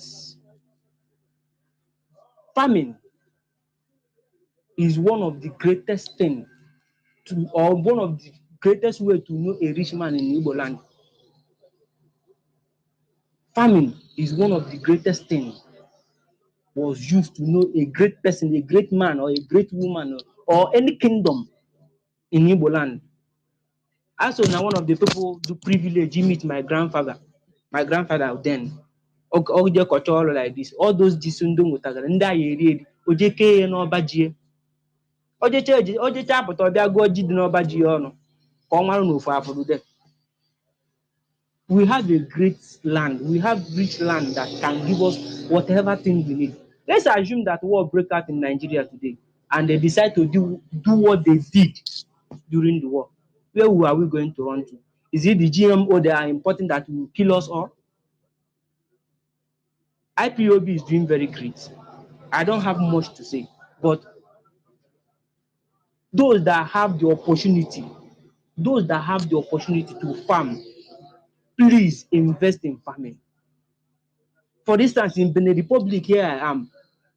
When the season of farm comes, everybody leave whatever thing they are doing, both the government and everything. You will see everybody are farming, acres of land. This person, and that is when you will see them start buying all this manure and everything, and they are making money out of it. Most of our rich Igbo people in this Benin Republic is through farm. It's through farm, but they will not do that in our land. Just like when we are campaigning for the stop of eating of goat cow meat in Igbo land. If Igbo today ọ gara ala ọnụ. If Igbo today ọ gara ala ọnụ. Na ọgwụkwa na efe ya afụ. And people are not willing to go into those business or that line of what would I call it? And that now brings me into the government or the way the governance of Igbo today is being run. Because when you killed your own, you will try to copy from the outsiders. And you ask how do they say it in As in, like, when you copy from somebody to build your own, it won't stand. You have to look for that is in your own land and build it. The ways of governance in Igbo land today has been abolished by the white people, or should I say by the Nigerian government. We have to import. We have to do this. Whatever American do, we would like to copy. Whatever these people do, we would like to copy. It's the same way in agriculture. Today, people are eating sweet corn. Before, do we have sweet corn? We don't have sweet corn. We don't have green beans and all these things, the way they prepare it and bring to our land. But because we cannot find that natural one to eat, we have to import all those things. Yo, Mazi. So that's where I'll be stopping for now. Ndewo, Mazi. Mazi Keke, I see your hand. Give me a second. You see, Mazi, you said something very important that concerning famine and poverty. You see, we want to speak with facts to confirm what you're saying and why people think that way. Part of Biafra land was surveyed. There was a survey that was carried out in part of Biafra land by certain institution in places like Abakaleke and a few other places where a lot of farmers are there, like rice farmers and cassava farmers here and there. They found out that there is a scarcity of large farmland, right? Because most of us are farming on family lands. Alomona, those family land that we inherited. And from time immemorial, they have been dividing and sharing and sharing and sharing and sharing and sharing, till now. A few years ago, we went to share the land, that my father left behind between myself and the other, families. And so there was about 27.6% of the farmers that have farmland that are considered to be large. Imagine, out of 100%, there was only 27.6% that have large farmland or access to it. The rest, over 70%, that should be about 72.4%, are dependent on micro pieces of plot dotted here and there. Now, among these people, they are subjected to a very severe economic vulnerability because only 16.8% of these small farm holders, these people who are farming on ancestral land, small here and there, is only 16.8% of them in that survey that are able to earn more than 100,000 naira in a year annually. So in that situation, how possibly can they be rich? So if you now look, you now see that in the same survey, it also showed that agriculture in general occupies primarily 97.8%. That means those people who participated in that survey, 97.8% of them are completely people who only do agriculture. So now let's look at it. 97.8%, almost 100%, are dependent only on agriculture, right? Out of these people, in 100%, only 16.4% of them are able to earn more than 100,000 naira a year. And why is this so? It is because out of this, 97.8% of the people, or out of this 100% of the people, only 27.6% have access to larger land. So somewhere, somehow, that system is going to breed poverty when they rely only on that. And that is why we must start looking at a cooperative way of farming. That is why, like you're saying, the rich people, not just the government, I don't even care about the government sometimes, but yeah, they have their own role. Those of you who are rich and wealthy must come together, put things together, and establish a system where these people who are farming in half plot of land, 2 plot of land, pieces here, pieces there, are able to have access to a larger land so that their effort will be able to be enough. Okay, if all these people are only in that farming, tell me, how can they be rich? How can they afford? They are going to one day abandon it. Lagos, Sokoto. So we've got to find solution when you are coming up and think about this point that has been given, these statistics. If you've forgotten it, you can ask, I can repeat them to you, and give us an advice within that. How can we do so that these people, this staggering number of people that are earning just a little over 100,000 naira a year can be able to multiply their income, can be able to earn more to take care of themselves. It is very important, else we'll be breeding poverty. And there's different from farming for subsistence, farming to just let me farm to go and take from there and eat, but I'm doing well, and farming that's what I rely on and not farming well. There, one, Mazukeke, please. Gabriel AJ, please mute yourself. Mazukeke, your hand was up. Well, yes. Major thank you so much. I think what I want to say is I think we have done justice enough on this farming issue. And also, only wanted to because we are talking to our people anyway. Also, from that, helping our neighbors as well, because these things we are talking here today, don't be surprised, all of you, that even Hausa people are listening to us. They are learning from us. They are doing the needful in their own land. So we are not just talking for talking sake to say it only for Biafra region. Many are learning. Asịrịba na-adụ nwa nwere nne ọdụ ka nwa na-enweghị nne na-amụta ihe. As we are talking here today, others are learning. If you meet them on TikTok, you will know that they are flowing up, doing the needful. Today, if you call about agriculture in the north, this agriculture, all this transportation we are talking, all this importation. Master, sorry, please unmute. I was going to pick somebody and then I mute the space. Please unmute, sorry.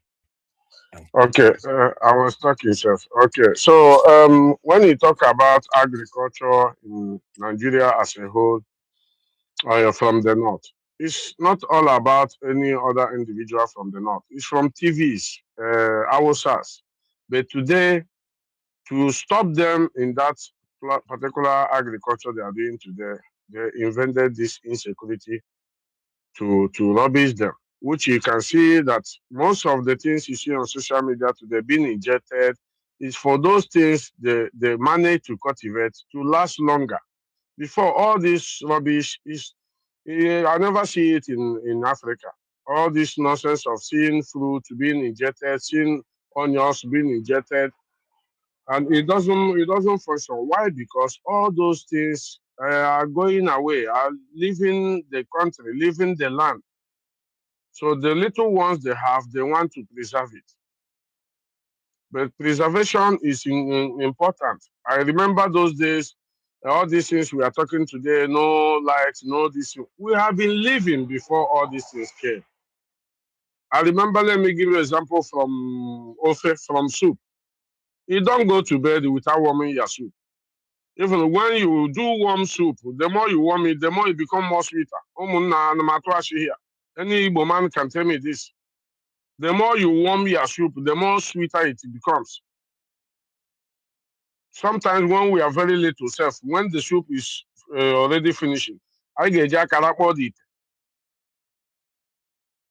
But all this, I had somebody saying about 7 years boy, having kidney failure. Mazi, that was never our culture. We never had all this predicament, all this incidental attack of heart attack or whatever. We are strong people. We are very strong people. We are and a white man can go and be infected. Black man will stay there 100 years. Nothing will happen to that black man. But we are more infected now than white people because of we don't control what we eat. We never control all these. They are all this Indomie generation. All these they are spaghetti. You will see somebody going to train a child now. He will leave the men akamo that can give that child energy. Yes, you can start. Even they even make caricature of people that even give their child akamo more than the constant. When you give akamo now, they see you as somebody who doesn't have money or a poor wretched person because of buga, which you have brought into our society. So, Mazi, I think I will leave it so that we don't overflow issue on this family. We have a lot of topics to treat, which I know another one will take us another hours to finish up. So I will leave it at this. I can see 3 or 4 people raising their hand. Please, Mazi, give them 3 minutes so that we will continue. There we go. Nwobi Maxi. I think after you is going to be okay. Chuku Ekene, you spoke before now. Maxi Nwobi, please speak. Go ahead. Okay. Yeah, good evening, Please, everybody. you've got 3 minutes, eh? Yeah. Okay, I hope I'm coming out. Yes, sir. Go ahead. Okay. Mazi, I am, I'm thinking if it will be possible for us to, the leadership, to engage our political leaders, our religious leaders, and our traditional leaders, regarding the agricultural thing. Even if we will not engage them directly, we may look for other people, maybe like Igbo Congress or whatever, for them to know the need to preach this gospel so that it get to grassroots. Because I know that everybody might not be interested in IPOB or even this S. So if we can engage in that campaign, make sure that the message is saturated, both in the churches, in our gathering point, in our community. Because this is a very important program. Let me put it like that. No, So, thank you. Well, okay, go ahead. Okay, I want to ask, I want to make inquiry. I don't know if here is the right place to say it. Our relay station in Oka, since last year, December, we are not, and then our comrade, our brother, African Renaissance, we have not been hearing from him. I hope everything is right. Thank you. All right. Thank you very much. The leadership are listening, obviously. They will hear about the radio, and our brother Africa Renaissance is doing well and good and is going to be available soon. Thank you very much. We have who hasn't spoken before. Let my people go. Please, you've got 3 minutes maximum. Your time starts, please. Good evening, everyone. Good evening, sir. I like this topic. But I just want to say that it is just an appeal for us here, people that are living here in Europe or abroad, to help our people. Because in that Nigeria, they are in hell. There are many people that want to do this agriculture, but they don't have the money to do it. I'm appealing to our people here, please. How you can help them, please help them instead of giving them money. Encourage them to do this agriculture. Because if you give them money now, today, tomorrow, they will ask you money again. Just encourage them. Even if you have just two hectares of land or any type of land you have, tell them, go there and cultivate. I will bring money to buy the seeds to plant there. Thank you so much. I'm more great to your elbows. Thank you very much. Much appreciated. And please, Gabriel, mute yourself. And you, who is also in Biafra land, as they are, encouraging these brothers in Europe and elsewhere, please, when they also invest, be honest. Be honest in your dealings and don't block the way for other people. It's very, very important.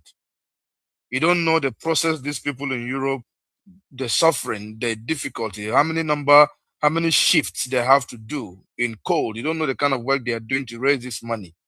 When they bring it to you, you don't take care of it. You are our ambassador at home. They are our ambassador outside. Please, when this money comes, be honest so that the Biafran land can benefit and other people can also benefit. That's all I want to say. And you who is also in Europe, sending money also, don't subject the people to too much suffering that they will have no choice than to lie to you. Don't say, oh, yeah, Nigeria, you go there 50 euro. No, pay them that which you know if you pay them, they will be able to work so that when they are dishonest with you, you will have a cause to jidere ho for no go. There we Rasni Jumpo, please. After you, we are going to have Gabriel AJ. Hello and thank you for allowing me to speak. The music My name is Ranshit Jampu. The music. And yes, that's right. I am Indian. I am currently studying English in the Republic of Ireland, and I am also working as a delivery driver and a taxi driver, and I also work in a mobile phone store. And I am currently living in a house with a small group of 18 other Indian men. I'm looking for the suggestion and advice for making my way to the United States or Canada to secure a visa. And I would love to marry an American woman, especially a black one. I would love to have a steamy time with a bouncy African lady. My skills are truck driving.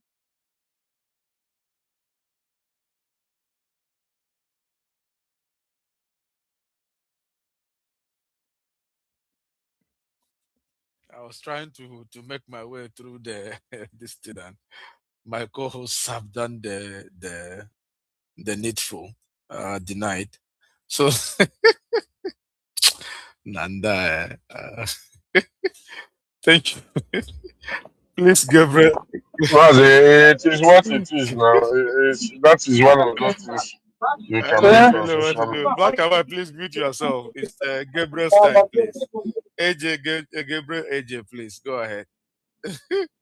You've got 2-3 minutes, please. Thank you, everybody. Mazi Black and white, Hello. mute yourself, please. Thank you, everybody. This is a topic you guys raised is very important topic. And on this topic, I think there's two topics there. One is our farmers, our farms, and our future. Please, I will digress a little bit on issue of our future towards this farming. If everybody can see what is going on right now, we don't need to tell everybody that farming is important, especially this time around. And another thing again, in accordance with the earlier remark, you stated something like, if all these things, what would be our future? Like when our money can no longer get anything. And based on what is going on in Nigeria now, government is suppressing farming. You guys can see that in Benue, even in Igbo land. That's why ESN is in the bush.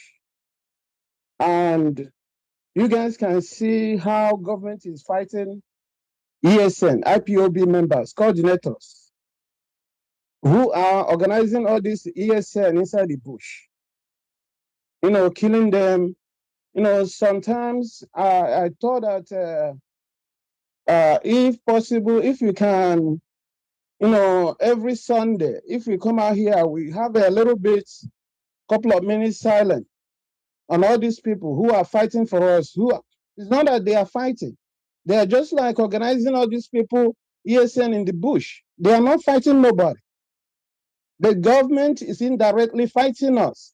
This famine we are talking about here, government is fighting us by killing all these coordinators who are helping this ESN just to make sure this famine is going on. It is unnecessary fight. At least we spend a couple of minutes for silence. All these people are suffering.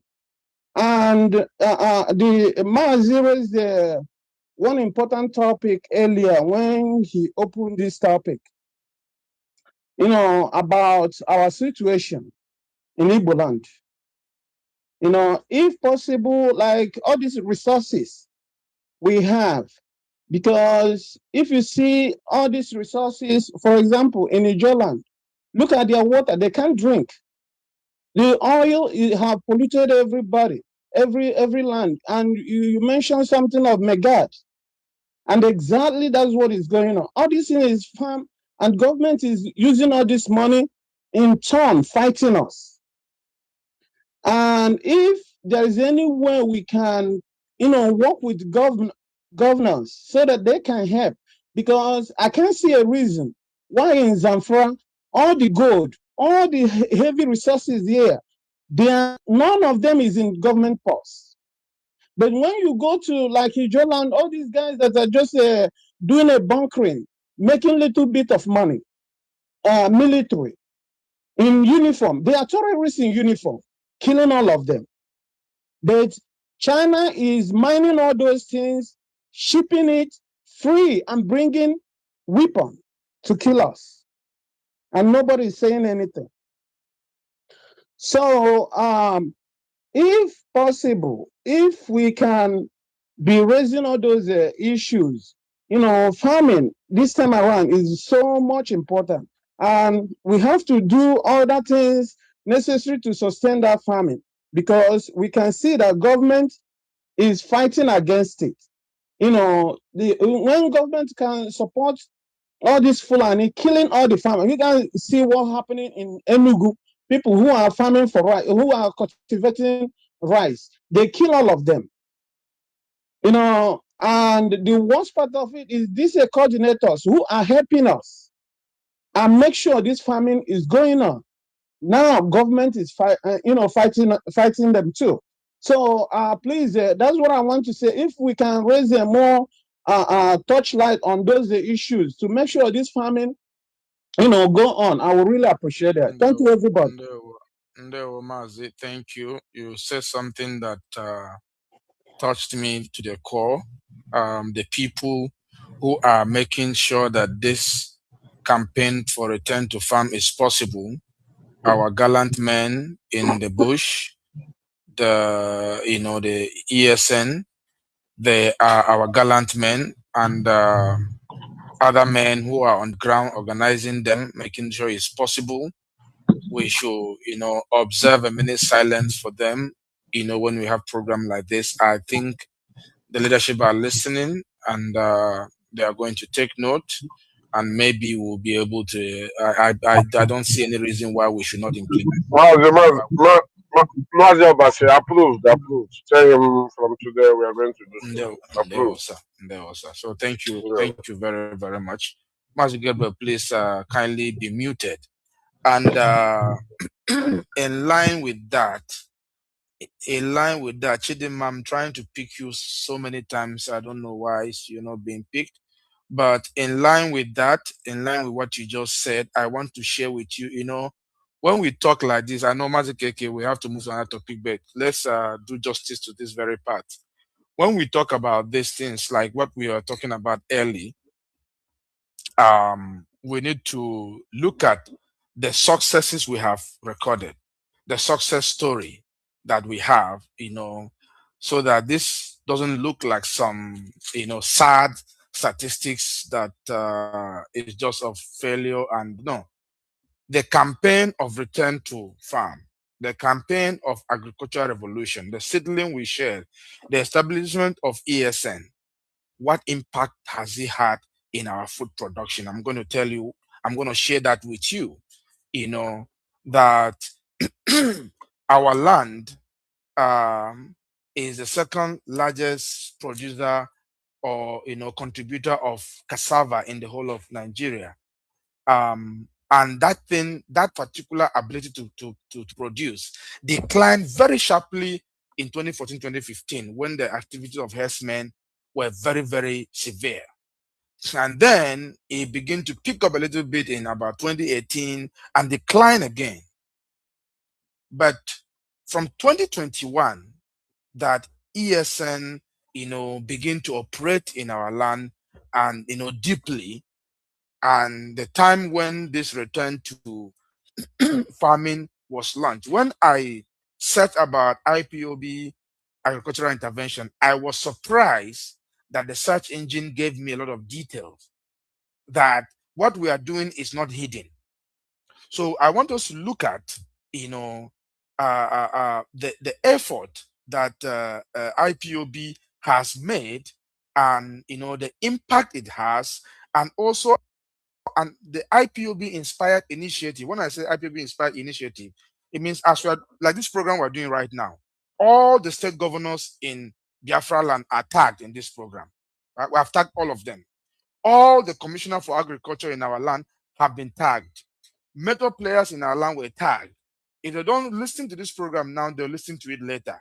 And they have been following our program. And some of them follow what we are saying, which we appreciate them. We do appreciate them. Akwa Ibom at a point gave some free time for their farmers to be able to close from work. And I think Bayelsa also. Akwa Ibom had their initiative. Even Ebonyi had their own initiative. Anambra is what I'm not quite sure.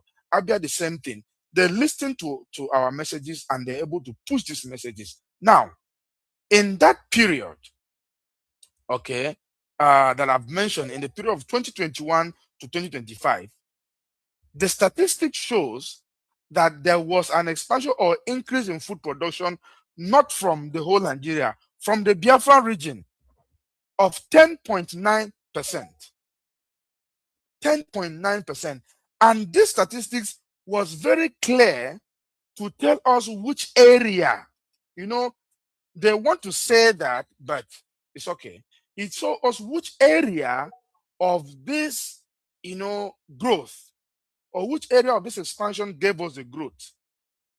It tells us that this growth is not as a result of an improvement in yield per hectare. That means if you farm a cassava or a yam per hectare and you used to get 1 ton, it's not as if between 2021 and 2025 that the yield have increased by any, or maybe by getting a new breed or something, and because of that you are now getting maybe 1.5 ton, no, or metric ton, no, I mean ton. What it simply means in these statistics that the improvement came from an expansion in farming or cultivated area. I want us to understand so that we can appreciate the effort of ESN despite all the threat in our land. What this means in simple terms is that if we used to farm from this place to maybe 10 kilometers from here, between 2021 and 2025, we have been able to cultivate new areas that has not been cultivated for a long time. It means areas where fear did not allow people to get there. Area where people were scared because if they get there, the herdsmen may unalive them. They have been now able between 2021 to 2025 to access new area or a fresh area from where they have stopped 10.5% to increase the food production. Now, when we say 10.5%, it sounds very, very little. But if you put it in perspective, it tells you that in cassava production alone, between just this, between 2023 to 2025, that this particular cassava production has been able to go from 18 million metric ton from 2021, sorry, to 2025, because of the contribution only from the Biafra region, the Nigerian market has been able to export or to have access to 20 million metric ton of cassava, resulting from the compound effect of that expanded cultivation of 10.9% of new land.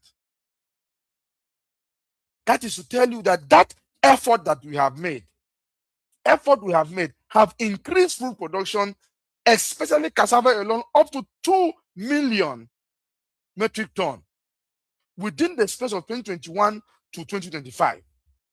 That is plus minus 3 to 4 years. Do you understand that? But now, why is it that it did not affect so much in terms of price in our land? It is because of that subsidy nonsense. But it reduced the effect it will have had, because we no longer need to bring cassava from other place. We don't need to bring some of the things that this expansion have brought into our land. There was Nyabokasa. So when we see the effort of our people, the effort of our protectors, like the ESN, we need to appreciate them, support them, and fund them. I bring this thing out so that we understand that we're not just talking. Oh, the food prices, see, it will have been worse than this if this was not happening. You think the influx of 2 million metric tons of cassava into the system is a small shock absorber? No, it's not. No, at all, it's not. It's not at all. And because of that, the food production per capita, that means the food production per individual, by individual, increased by 12%. So the amount of food each person used to produce in Biafra region in the previous years increased by 12%. It may be tiny progress, but this progress would not have been possible without ESN and the initiative of the DOS for agricultural revolution. We have to understand that. And also for those government and all those individuals that listen to our call and are doing what needs to be done. Here, Black and White, you have spoken. Chuku Kene Chieme, you have spoken. Chidima Philantro. I'll give you the mic, please. 2 minutes, please. 2 minutes. No. Wow, Mazi, thank you very much for this information, testimony, and update or teaching about what our gallant men are doing or have been doing in these past years. What a blessing to us. They are really the angels of Biafra land. I thank you so much for this opportunity, and I will please like to apologize to you personally, because last Sunday I called in, but I was on my way, the network, and I only heard when you said that we should bear and understand that this space is for teaching, is to exalt and not the other way around. You explained actually the difference between this space, this X space, and the TikTok. So I thank you so much for that, and I will adhere to your instructions. Today, I just want to contribute on this theme, our farms, our future. We are not just speaking about agriculture. We are talking about life, because it's stability and then sustainability of our communities. I'm an activist, and on this World 2030 climate agenda. And so about sustainability, we are really propagating or working towards it. And so, that is why I know that agriculture is very, very important. We need to reinvest in it. Throughout the history, every strong society understood one fundamental truth, that the land that feeds us secure our future. It secures our future. So farms, I want to tell Biafrans that farms are not just places where crops they grow, but they are foundation of food security, just as you are also have informed us now, economic resilience and environmental stewardship. So no matter the challenges the farmers are going through, they are dealing with climate change, the rising cost of production, land degradation, and often, yeah, just as we've been, I've heard many say, so lack of recognition for the essential role they play in society. But at the same time, many of our young people, they are leaving the rural areas because they do not see farming as a viable future. And this is why this theme, our farms, our future, is so important. So if we want a sustainable future, we must reinvest in agriculture, not only financially, but also socially and culturally. We must restore dignity to farming and recognize farmers as guardians of the land and providers for society. So I want to call on all those that have intention or that has even done it supporting agriculture, that is supporting the local food system, and they are all in this case or in this way, or by doing so, they are reducing dependency on imports and they are strengthening our communities. So it, as I said before, it also means embracing innovation and sustainability. So it calls on policymakers to invest in sustainable agriculture, communities to support local farmers. And so each of us should recognize that the future of our food, our environment, our economies is deeply connected to the health of our farms. So thank you very much. Thank you so very much. On this particular topic, we shall draw the curtain at this point. When we come next week, we are not going to stop. The farming season just started. There is going to be a lot to talk about. We are going to look at our consumption rate as a people. We are going to look at how to be able to mitigate that. We are contributing as Nigeria in the contraption as it is today. The Biafran region is contributing only 3.4 of the food that is being produced, 3.4%. But we as Biafran are consuming 68.6% of the food that is being produced. Now imagine you are consuming more than twice of what you are producing. And if you look at that vis-a-vis the other things that are being imported to add to what is being produced, we are actually consuming 78% of more than what we are consuming. So this is an important thing, and this should put in your mind that it is important that you produce. If you are consuming 78% of what is being produced in Nigeria, you should be able to produce more than 78%. Let me put this in perspective.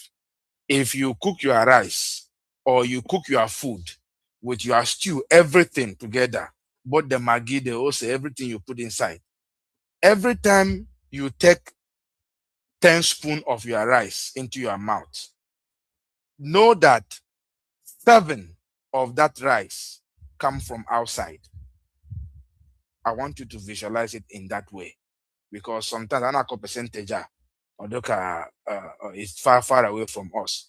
If you eat 10 spoons of rice, if you out of that, 7 of that 10 spoon is coming from outside, including the oil, the stew, the rice, everything on it. 70% of it or 68% of it is coming from somewhere. Let that sink in your mind. Next week, we will take this topic again and we'll go deeper. So go back, make your research, come back and tell us how we are going to improve on these things. We want you to come here and share solution. We have been talking about the problem. Next week, let us, all of us here, we are listening. Let's come back here and share solution. We want it like that. Solution. Wada Chinonye Okoli, I find it difficult to ignore our sisters, our wives, our mothers, our daughters. I find it difficult to do that. I'm going to give you just 60 seconds to share what you want to share with us. Okay. I'm sorry. I hope I'm able to do. But is it okay if I go back to the agricultural? Because that's why I raised my hand. Yes, that's where we are. We're just concluding, so I'll just give you the time to speak. Okay. Thank you so much. I appreciate it. So I wanted to talk about this because I heard somebody that came up in a different program and was was saying that the IPOB and her leadership are lying about this agriculture or something. And I was like, I was actually taken aback. Like, wh- where is the lies? You know, and I think it's important that you're actually explaining more. Even though I just came home, I don't know exactly what has been said about it. So I think I was actually going to say, like, if you've done that, if you said that, please forgive me. But I'm just saying because of what I heard.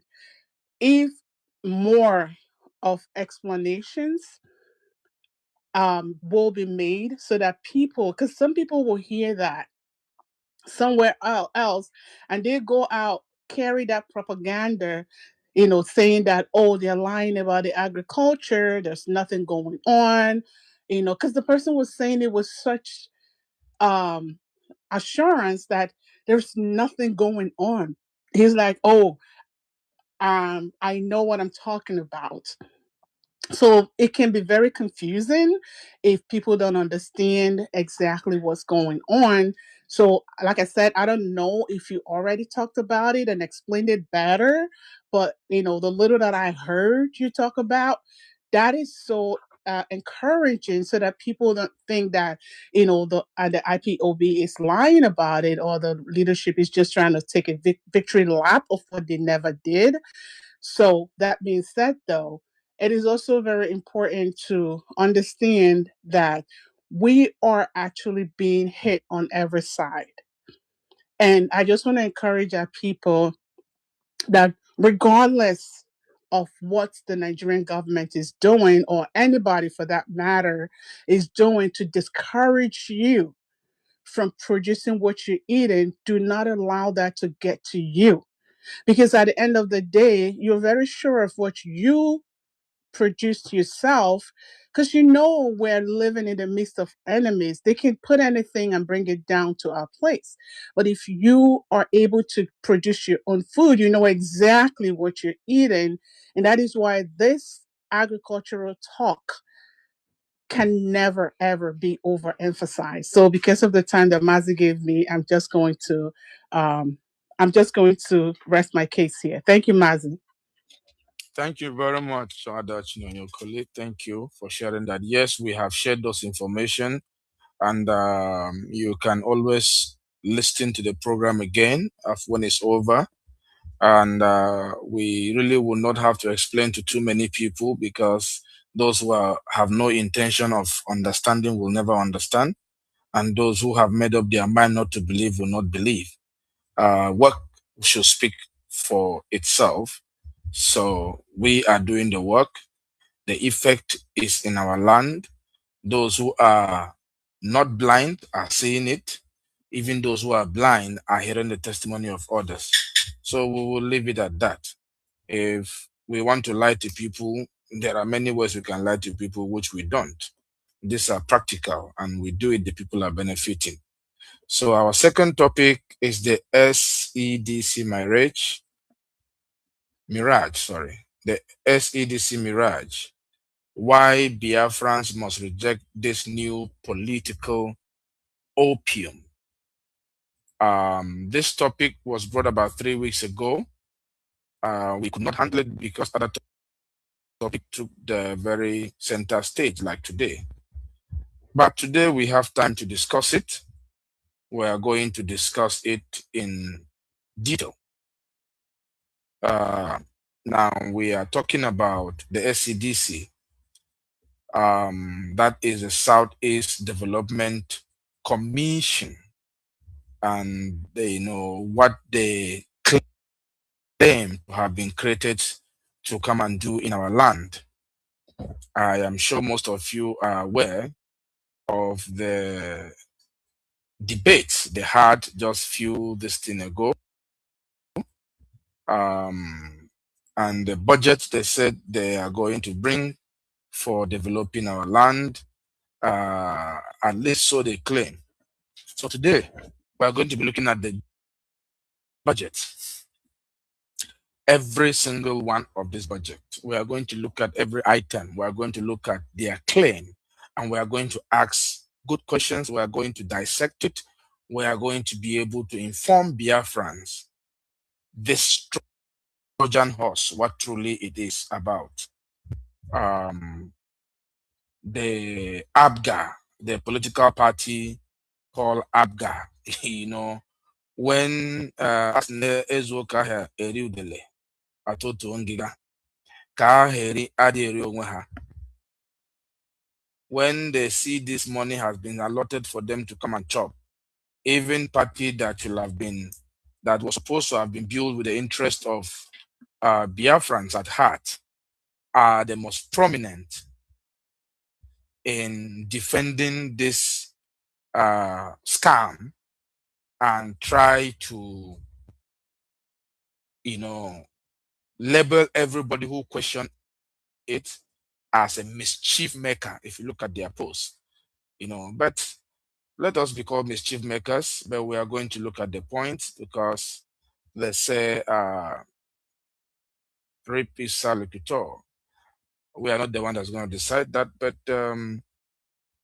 let's look at it. Let's look at the facts in that document, and come to our own conclusion, or let everybody come to his or her own conclusion.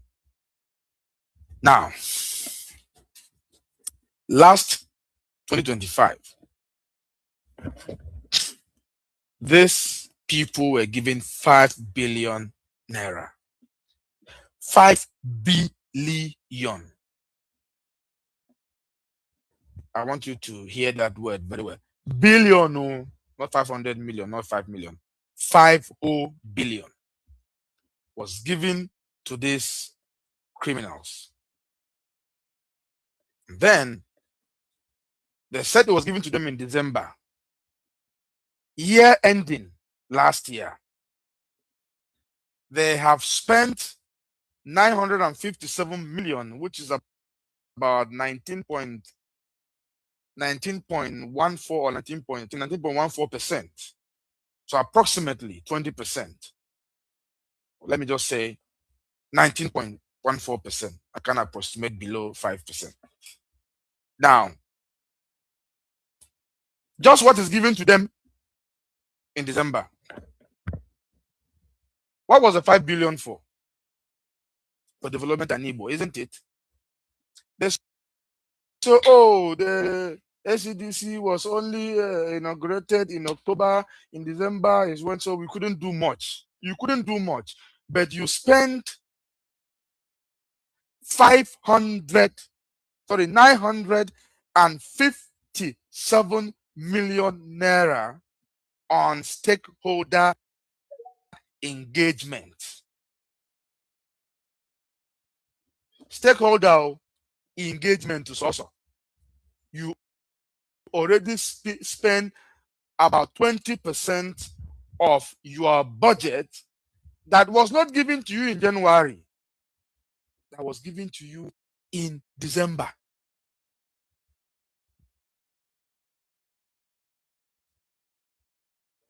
Engagement. When they were questioned by people of their own like mind, even though we know they are pretending to be outraged, but some of them maybe they didn't share from the money. When they questioned them, how can you tell me you're spending this money only in seminar? They say, oh, in that seminar, there are many prominent IPOB people who have said they are going to abandon the struggle. They are going to abandon the Biafra. People who were saying, oh, Biafra or nothing. Now they are saying that, we never knew that this thing were going to come to our land in our time. We never knew that we are going to be participating in the discussion of how our land is going to be better. And they have gone ahead to make a public post that says that they are going to now abandon Biafra. Why? Because they want to appeal to the biggest fear of the criminals. They want to appeal to the biggest fear of the oligarch who give them the money. They want to appeal to the biggest fear of our enemies so that they will not question where they spend the money. It's like they ask you, that woman that you are with, is she your wife? You say, oh, her family knows me. Is she your wife? Ah, I've been living with her for the past 10 years. Is she your wife? We even have two children. Master, the question is, this woman, is she your wife? You say, oh, this woman, she's the one that killed that your enemy. Is that the answer? Is she your wife? Yes or no? Answer it. Why do you use almost 1 billion to do what? For stakeholder engagement. Okay.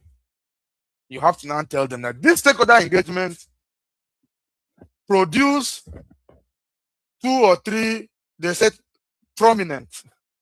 I don't know how many prominent IPP we have, and we have not seen them talking about it. These prominent IPP members who have agreed to denounce Biafra and make a post on social media. Where is the post? What is the name of those prominent IPP members? They should tell us. It is only a liar that will say that his witness is in abroad, or that the witness have died. If you are not lying, you will easily say, this person can bear me witness. You call names. They don't ask you what is it. Say, oh, it is Mazi Chidoke. He actually died 2 years ago. It is Mazi Okeke. He has traveled abroad and changed his number. That is nonsense. Show us those Biafrans that are prominent IPP members, because you know what? They do not exist. But once they tell their masters that, this money we spend is going to stop Biafra agitation, no, okay, they say, okay, spend more, take it, go and spend again.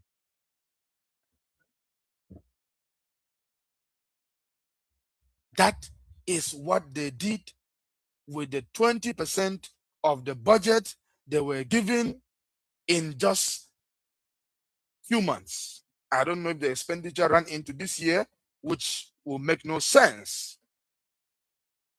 But you were giving that money in December. Even if you were giving in October when it started, stakeholder engagement took about 1 billion naira from you. Now, as if that is not enough, they now gave us what they are marketing as 78% capital expenditure. They are coming to, when they know, you see, these people, they are smart.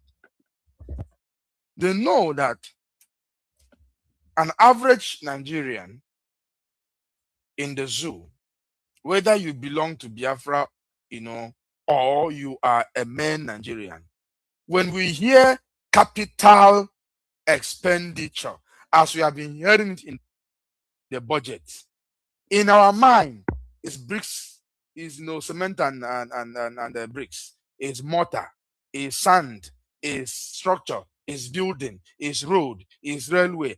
No. So they are marketing it. They say, oh, if you go everywhere, they say 78%. When people begin to question it, they now bring it to 76.25% capital project, which is big lie. They say they're going to set up headquarters, set up. I want you, if you have access, can somebody post this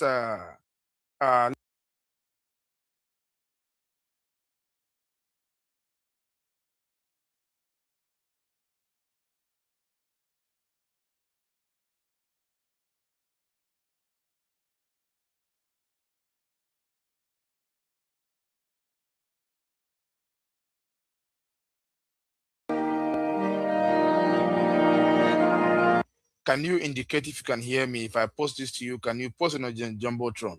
Where is he? He disappeared. Mazi Biafra first one, is he there? I just saw him.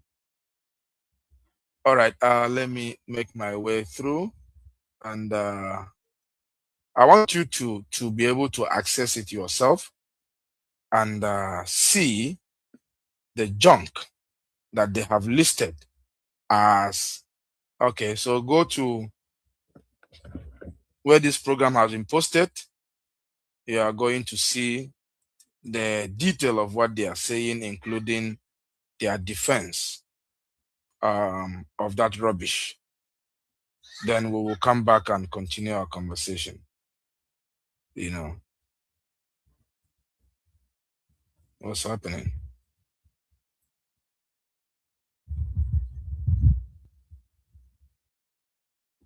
What's happening? Expenditure is going to be 76.25%. I hope I'm coming out, please. If I'm not, please kindly indicate. Thank you very much. They said the capital expenditure is going to be is going to be 76.25%. What are those capital expenditure? Now, let's go into it and dissect it one by one. Right? What they describe as capital expenditure. Listen, this is what ABGA, a party that supposedly was set up by our internal leader, that ought to be a political vehicle within the system that will call for our independence, like Anthony Nahoro did. He was in the system. He was a journalist who spoke against the colonial reign. He had opportunity to go to the House of Assembly, to the Parliament. He went there and he raised the issue of, self-governance. ABGA, if they have sense, I hope they are listening. If they have senses, if they at all understand the role that they should have been playing in the course of Biafran restoration, they should have been sending people to that Senate and House of Rep that will be able to speak up and demand for Biafra restoration. Instead, they are here defending this scam, and then they want to now label everybody who did not agree to this create, loot, and share enterprise as mischief makers.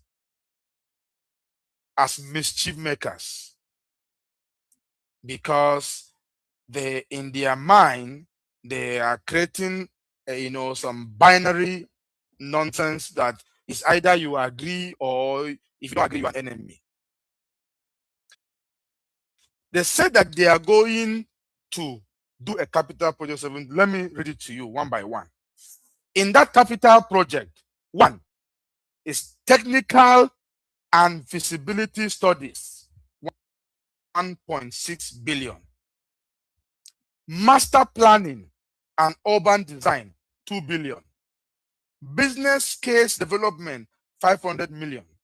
Legal and administrative setup, 2 billion.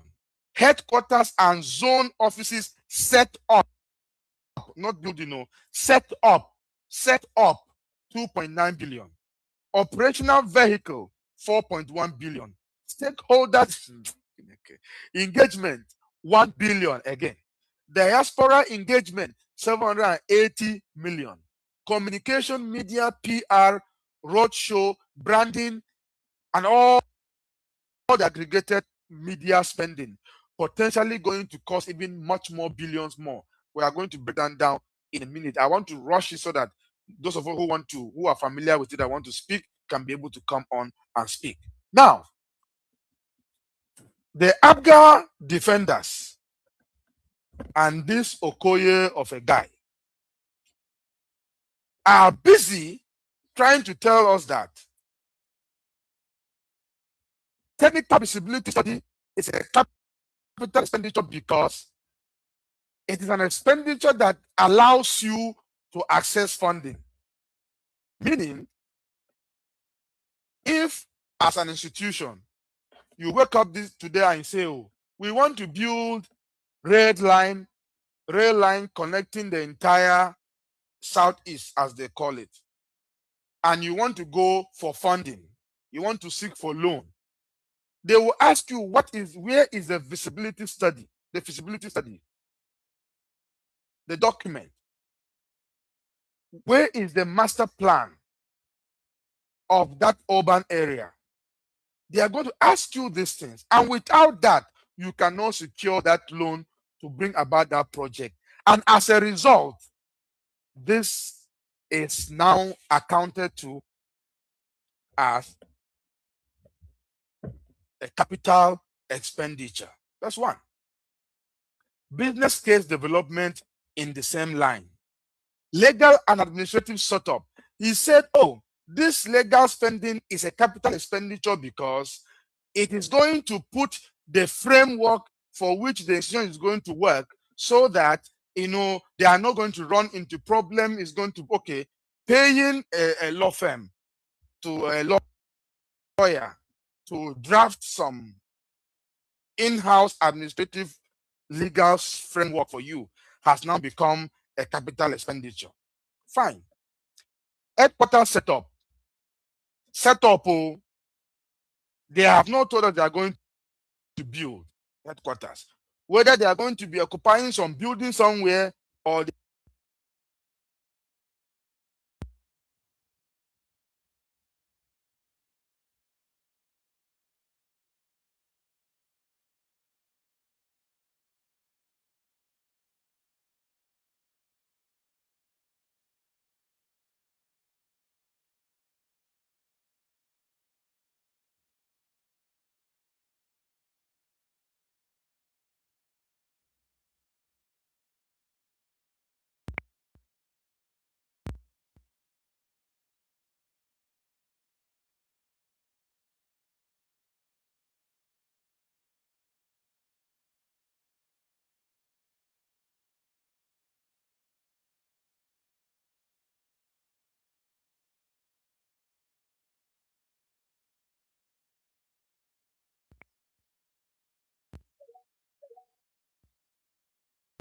explain that to us, because I don't really understand.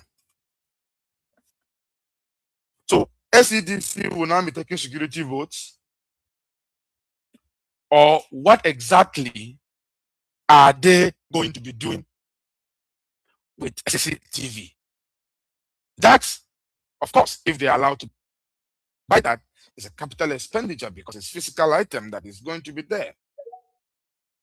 But what is this about? Drone. For what? Is that what we need? You know why? Because they want to feed into the narrative that the problem of our land, Alibo, is a security problem, which feed into the topic we discussed a few weeks ago about the fifth columnist, about how the higher power want to use propaganda to stop liberation movement. They want to make you to do things that they would turn your actual problem, that is freedom, that is operation, that you are seeking for freedom, into a security issue. So you want drone that will be controlling by a simple department, that the agency that has been created yesterday, when you have a governor. And do you know why the governors are not complaining? Because they know this is going to be just the sake of it. Now, let's look at those things they want to do visibility study for. Right? There, he was on television in Enugu some time ago and was saying, no, you cannot expect railway and this thing. I've been making fun of people because we just come. Visibility study alone is going to take about 2.5 years, before you can go from visibility study, from planning, from this. What are you coming to do new that has not been planned already? Every state in our land, every state in Nigeria as it's currently constituted today, has its own urban planning. It's there. If the true intention is to develop our land, why don't you just pick that up and seek for the funding that you're looking for? He talks about the rail line. He even went ahead to make it look like we are stupid and told us that, what did they call it? That Southwest had a rail line that connecting from Lagos to Ogun, from Ogun to Ibadan, from all these places. And we don't even, was done by the Southwest Development Commission. Was it done by the Southwest governors? It was a federal plan. It was a complete federal plan. Nobody should come and tell us, because we know that so many of our people don't pay attention to what they're saying. The existing master plan of the National Integrated Infrastructure Master Plan, NIIMP, that has been launched years ago, already outlined the priority of rail.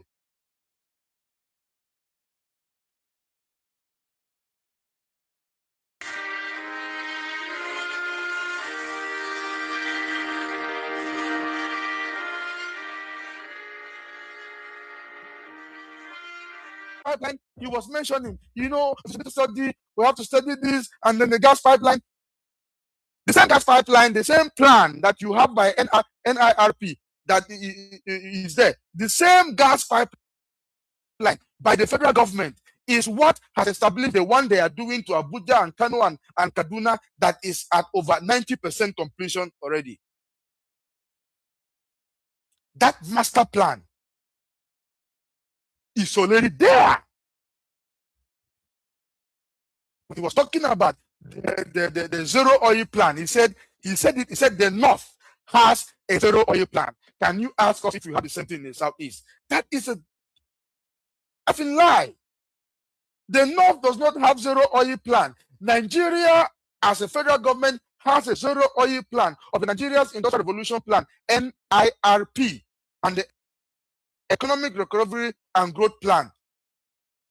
This is a federal government initiative that was driven by Federal Ministry of Industry, Trade and Investment and the National Planning Commission. These plans are national.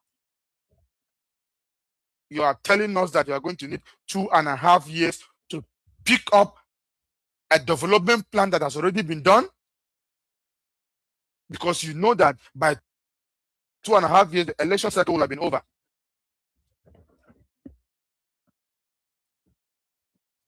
And then you are going to be traveling to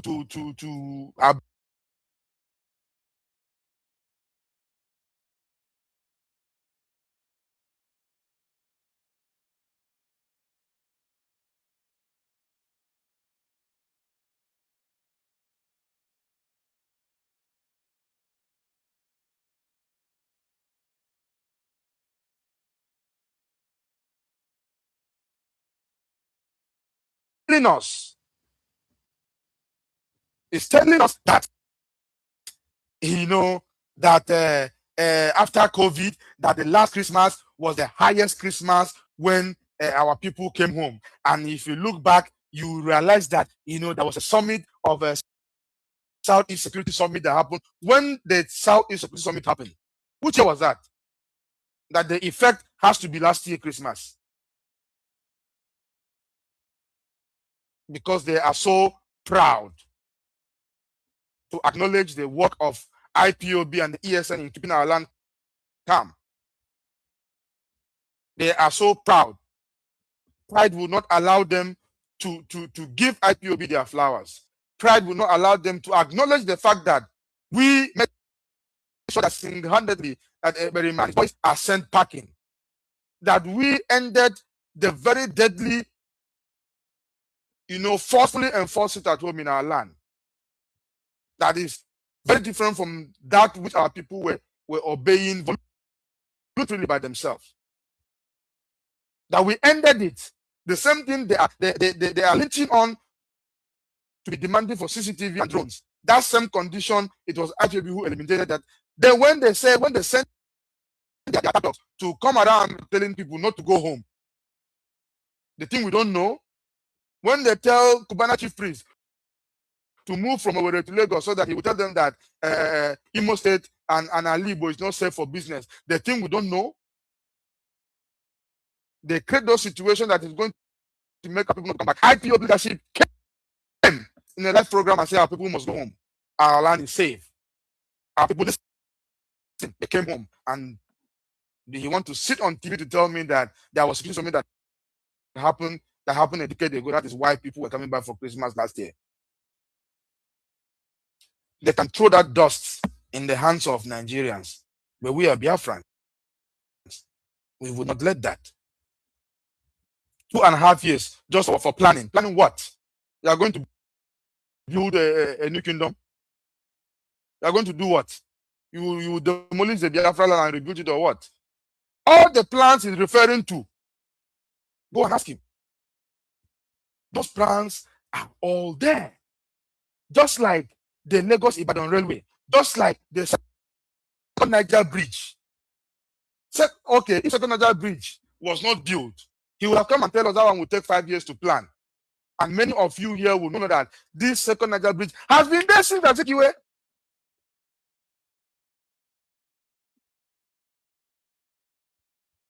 They think we are gullible. They want to give us this charade, what they squander money, and then replicate the effect of Abure Accord that make us calm down and think that everything was going to be okay, and our people were massacred in Kano, in airport, in different places, in police station, on the road, in the train, everywhere. When we are relaxed, thinking that Abure Accord was the answer. They want to give us another opium that is similar to the 3 R's, which simply means rejection, rejection, rejection. They reject and reject and reject us in the land that we thought we were together. And basically coin that rejection into certain things that we think is going to rehabilitate us, is going to reconcile or integrate or whatever. At the end of the day, where is it?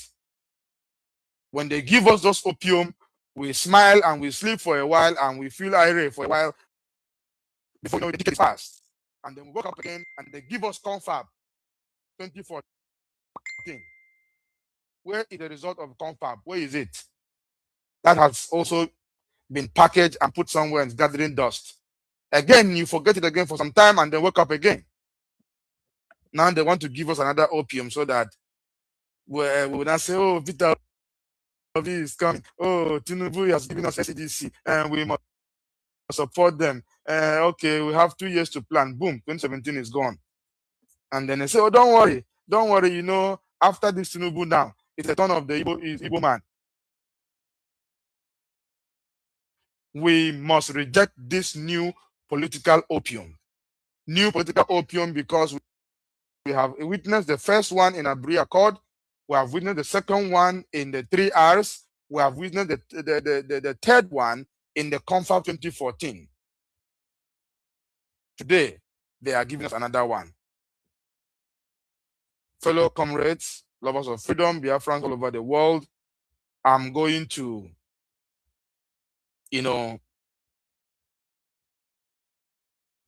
stop here and hope that we request the mic and share with us your understanding of this SCDC. What exactly is their purpose in our land? Do you think it's a good thing? Do you think it should be abolished? What exactly are they doing in our land? This budget, as I've posted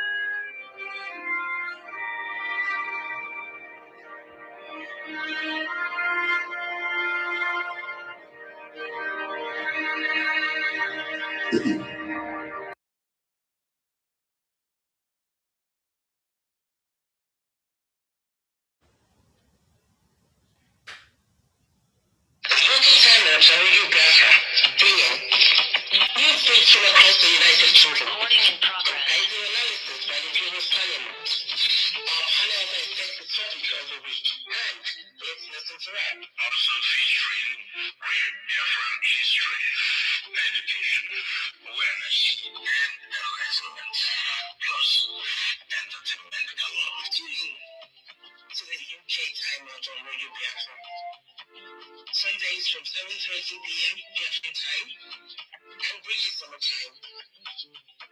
Set us for a fabulous week ahead with the UK timeout on Radio Biafra. News, views, previews, and reviews. Join us.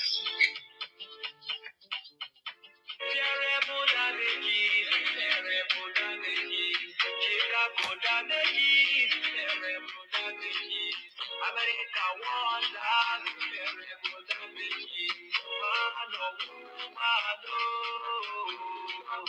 Nigeria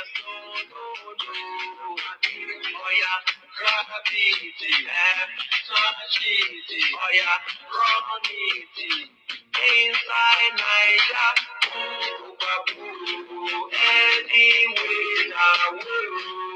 Nigeria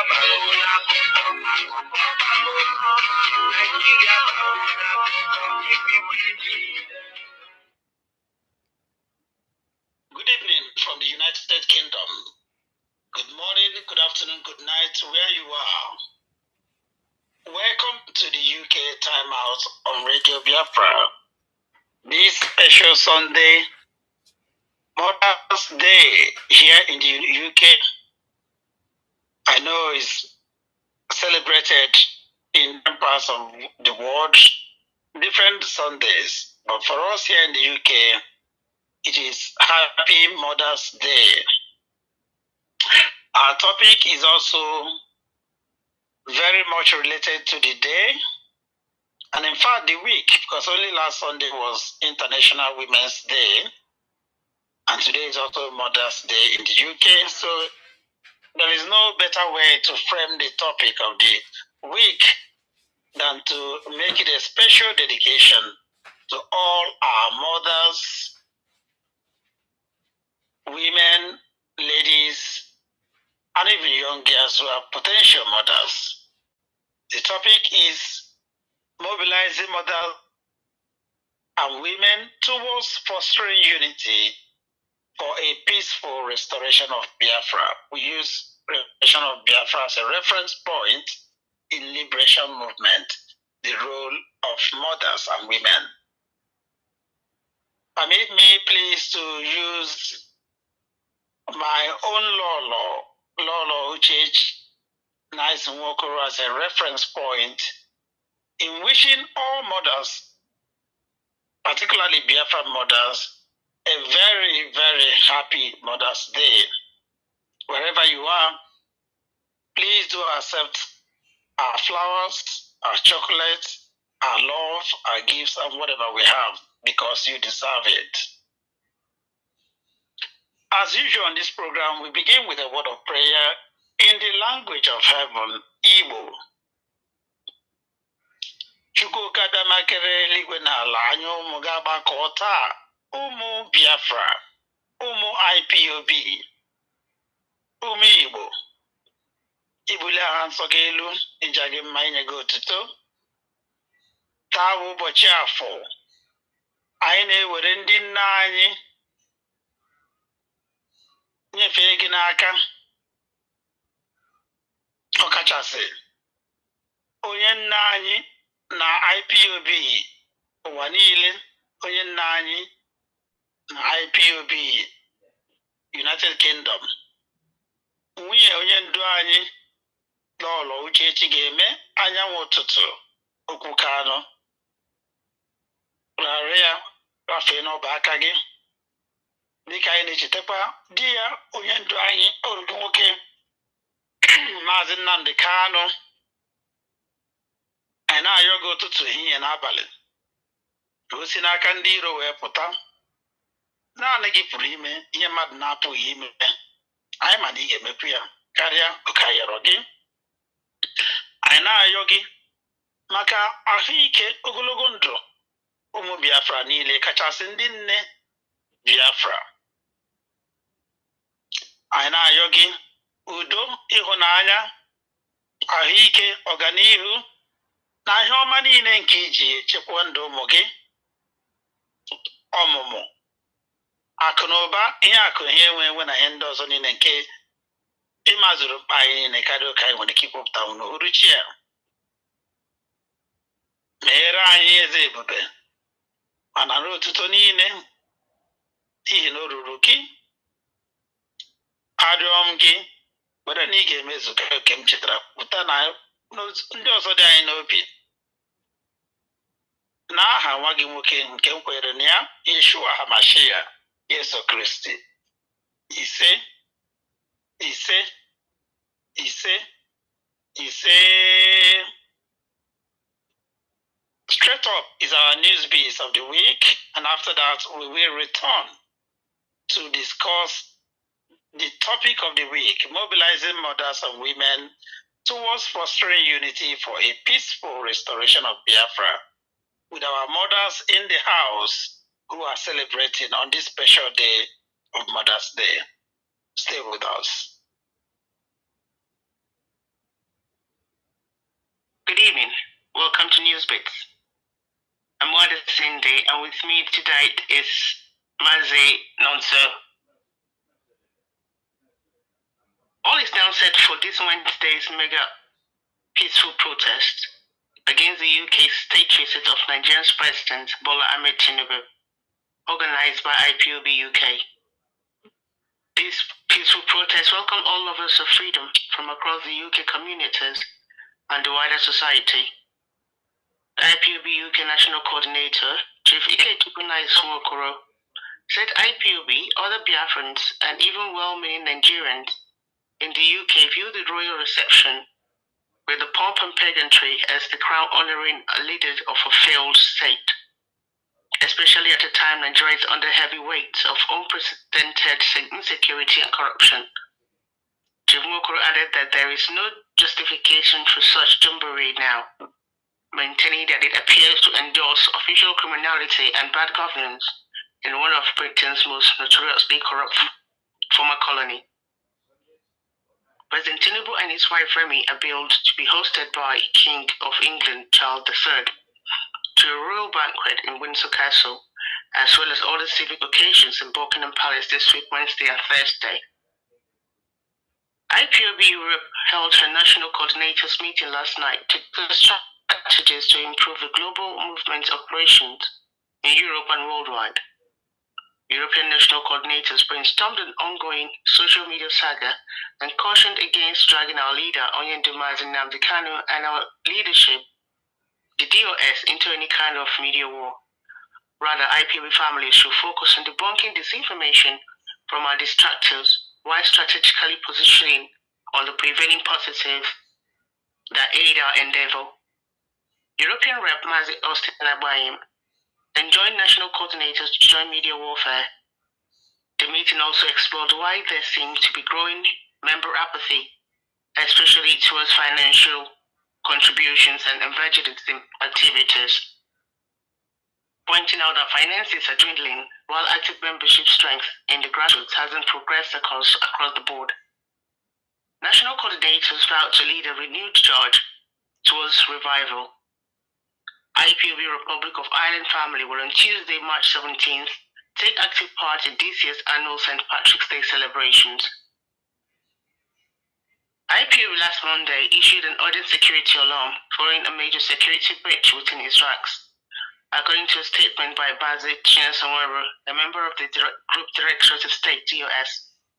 Shared on social media, internal saboteurs and sponsored infiltrators are allegedly leaking sensitive information to Nigeria's Department of State Services, the DSS, leading to a recent abduction and shooting of several principal officers in Biafra land. Last Thursday, the Nigerian Army announced that had troops and destroyed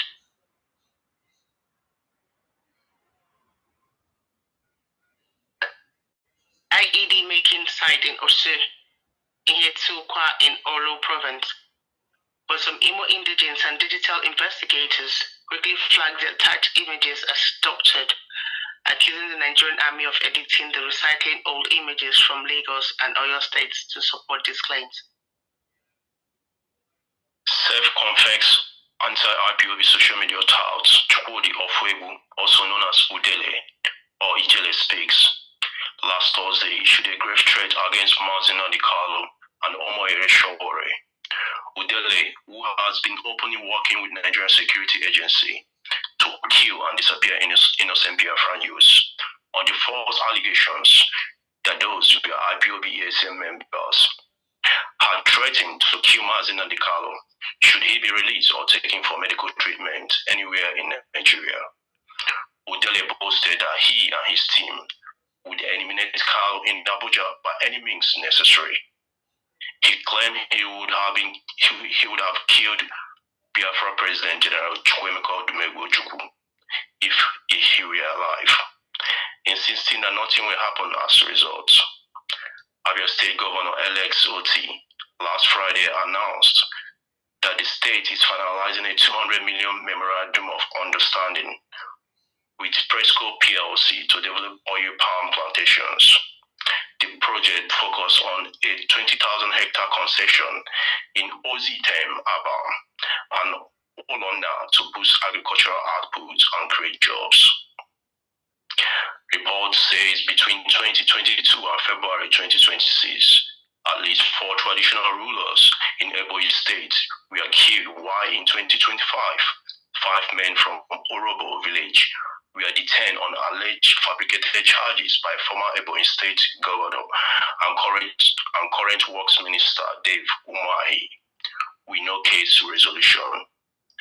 On Saturday, angry residents disrupted a city boy movement rally in Owerri, Imo State, supporting President Tinubu 2027 re-election bid. The event turned chaotic as residents invaded the venue, causing confusion and forcing participants to flee. Some residents took empowerment materials, including tailoring machines and refrigerators, intended for distribution. Up north, constituents of Abbas Ward in Kano South reportedly returned bags of rice that were distributed by Senator Kaoud Somalia following his political party defection, with the residents declaring, "We don't want your rice. We will meet you at the polls." 9 senators, including Enina Baribe, last Thursday defected from the African Democratic Congress (ADC) due to internal crisis in their former parties. Senate President Godswill Akpabio rejected the defecting senators' external influence claims while threatening to declare Abaribe's seat vacant. The ADC has stated that the Court of Appeal did not resolve its leadership dispute. The case involving Senator David Mark and Ogbeni Ralph Arey Bezola is pending in the Federal High Court. In a cable TV interview last Wednesday, Rascal Islamic cleric Sheikh Ahmed reiterated his infamous advocacy for government dialogues with terrorist bandits. Gumi again likened Boko Haram to IPOB, claiming the government knows terrorist identities, while criticizing the so-called no negotiation, no ransom policy as hypocritical. Elsewhere, Mahajid Asari Dokubo has also again publicly identified himself as Islamist and a jihadist. In a viral social media video, he declared, "I am a jihadist and an Islamic extremist, and I make no apologies to anyone."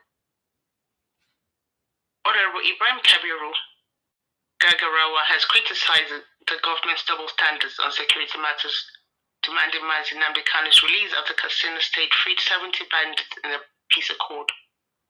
Another Arewa socio-political figure, Shehu Ghazali Sadiq, has claimed that Boko Haram and bandits are not caused by Biafra, asserting that it is not Biafrans that are killing the Northerners. Sadiq blamed bad government leadership of the North's poverty and underdevelopment, highlighting corruption in Aso Rock and state houses. A school teacher in Kebbi, Abdul Jalal Usman, has been suspended for 3 months after publicly criticizing the Ramadan palliative distributed by the state government. Suspected armed herdsmen last week attacked Akwete Asaba community in Ojantale, Upper Benue State, claiming numerous lives and destroying properties. Benue State Governor Reverend Hyacinth Alia, Peter Adejo, ADC gubernatorial aspirants, have both condemned the massacre, with former Benue Governor Samuel Ortom urging youths to reject violence and avoid being used as political talks ahead of 2027 election. Still in Benue State, families of Woro community abductees fear for captives' lives, especially pregnant women and children, due to prolonged silence from terrorists and government. It spreads as no update have been provided. At least 20 security personnel and local vigilantes were killed on Friday when heavily armed terrorists ambushed a patrol team in the Gaga area of Kanam, Plateau State. Residents of Maya Takunyo, Dasadu District, Safara State, are fleeing after bandits issued an ultimatum demanding 10 million, an AK-47, and 3 motorcycles. Families, including children and elderly, have been displaced with their farm unsafe and livelihood vanished. Suspected bandits attacked 2 farmers in a cattle plantation near Comprehensive College, Ewe, Yaba, West Kogi State, on Friday morning, leaving them with serious machete wounds. The attackers stormed the farmland early, assaulting farmers and destroying nearby crops, leaving the victims sustaining severe injuries. Boko Haram attacked Nigerian troops at night, exploiting limited air support. Insurgents use multiple ways to overwhelm soldiers, affecting their morale. Recent attacks in Borno and Yobe resulted in huge military losses. A strategist criticized Nigeria's military leadership for incompetence, affecting counterterrorism efforts. A military strategist anonymously criticized Nigeria's top military leadership for incompetence, blaming them for the struggling counter-terrorism campaign against Boko Haram. The strategist highlighted the lack of strategic direction from Defense Minister General Christopher Musa retired, and the service chief, suggesting distractions like financial interest and political endorsements. They reiterated that the poor military performance is attributed to weak leadership at the highest levels. U.S. lawmaker Riley Moore has alleged that the Old Dominion University attacker met with ISIS in Nigeria. The suspect, previously imprisoned, was released early during the Biden administration. Moore criticized this, calling it alarming, and plans to introduce a bill to deport neutralized citizens involved in terrorism. Authorities have now released full details about the suspect or the investigation. President Donald Trump has announced on truth that several countries might deploy naval forces with the U.S. to keep the Strait of Hormuz open amid Iran tensions. He claimed Iran's military was weakened, but warned of potential attacks. Trump urged major economies like China, France, Japan, South Korea, and the UK to contribute naval support. He also suggested continued US military actions along Iran's coastal to prevent attacks. 2 days after a US refueling plane was shot down by an Iran-backed Islamic resistance group in western Iraq, resulting in the death of 6 crew members, 5 United States Air Force refueling planes were struck and damaged on the ground at Prince Sultan Air Base in Saudi Arabia.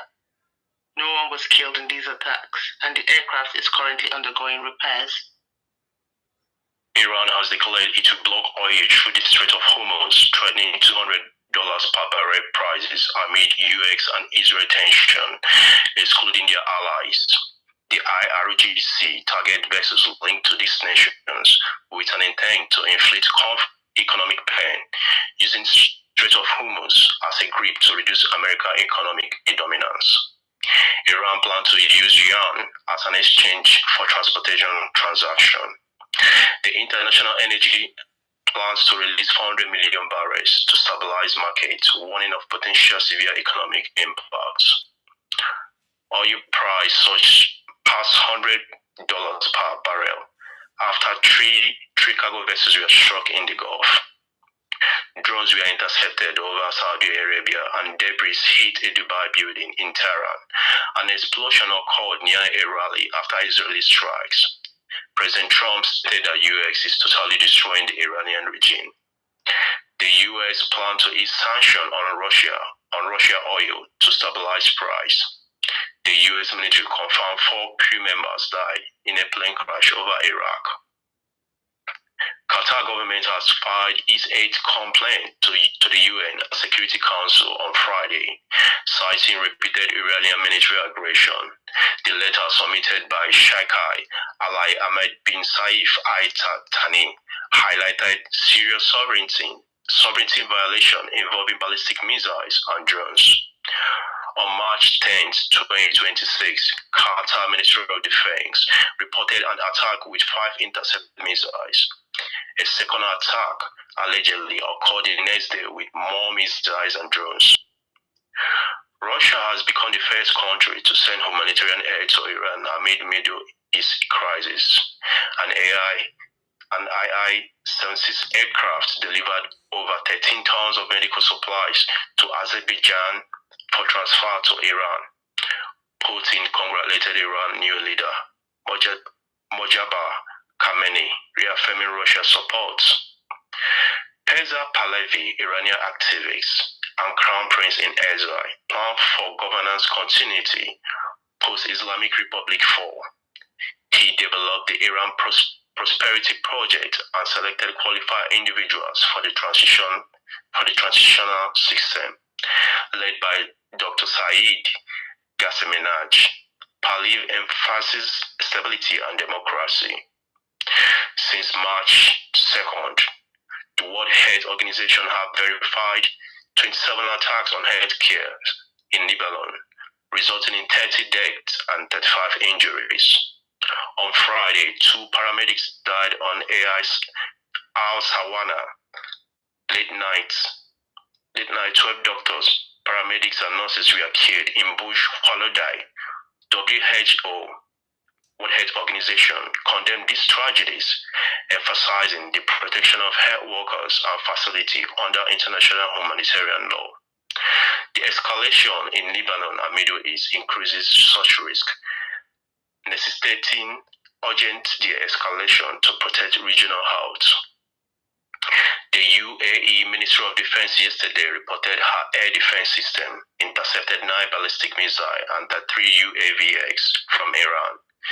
Since the onset of Iran aggression, 294 ballistic missiles, 15 cruise missiles, and 1,600 UAVs have been engaged, causing 6 fatalities and 141 injuries among diverse nationalities.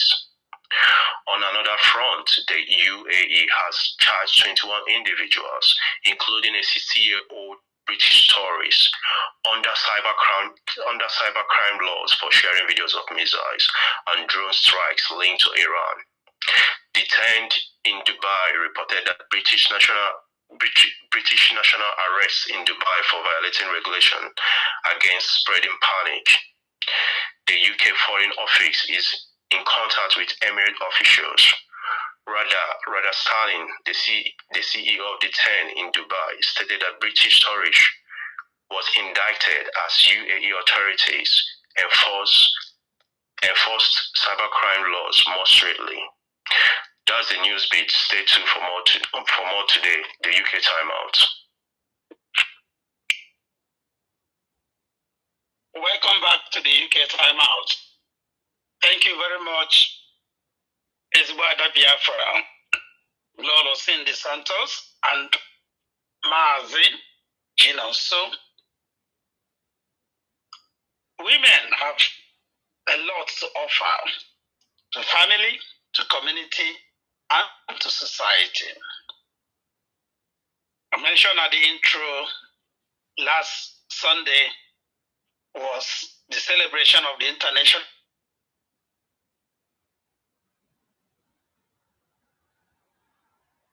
Women's Day in the Women Friends Society.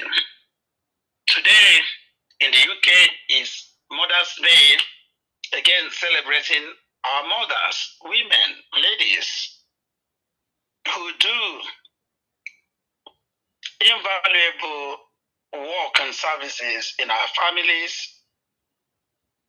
communities, and society at large. So tonight, we'll be celebrating our mothers, our women, our ladies, with a panel that reflects the composition of these beautiful people that God have placed on earth here to look after us, to care for us.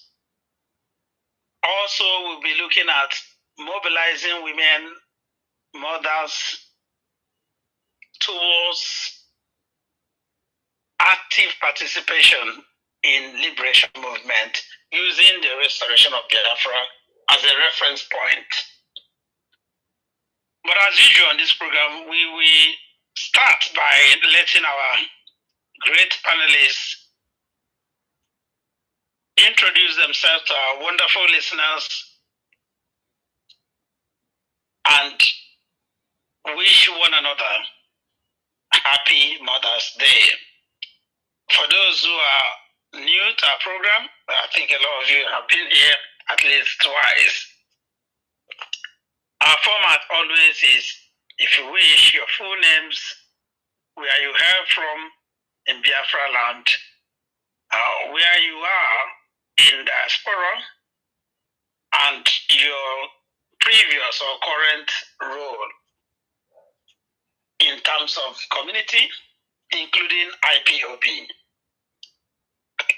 So let me start from, we have the first time panelists here all the way from the Scandinavia, and a very formidable Ezebonwa Chineke, great leader of our IPOB family in Norway. It is indeed an honor to have you, Ezebada Biafra Lolo. Kindly unmute and greet our listeners and great Biafrans tonight.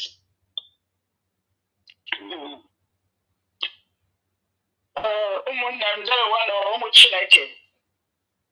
Ndị Chineke ji ekwara ngwa ụmụ nwaanyị mama. Ndị nne mama.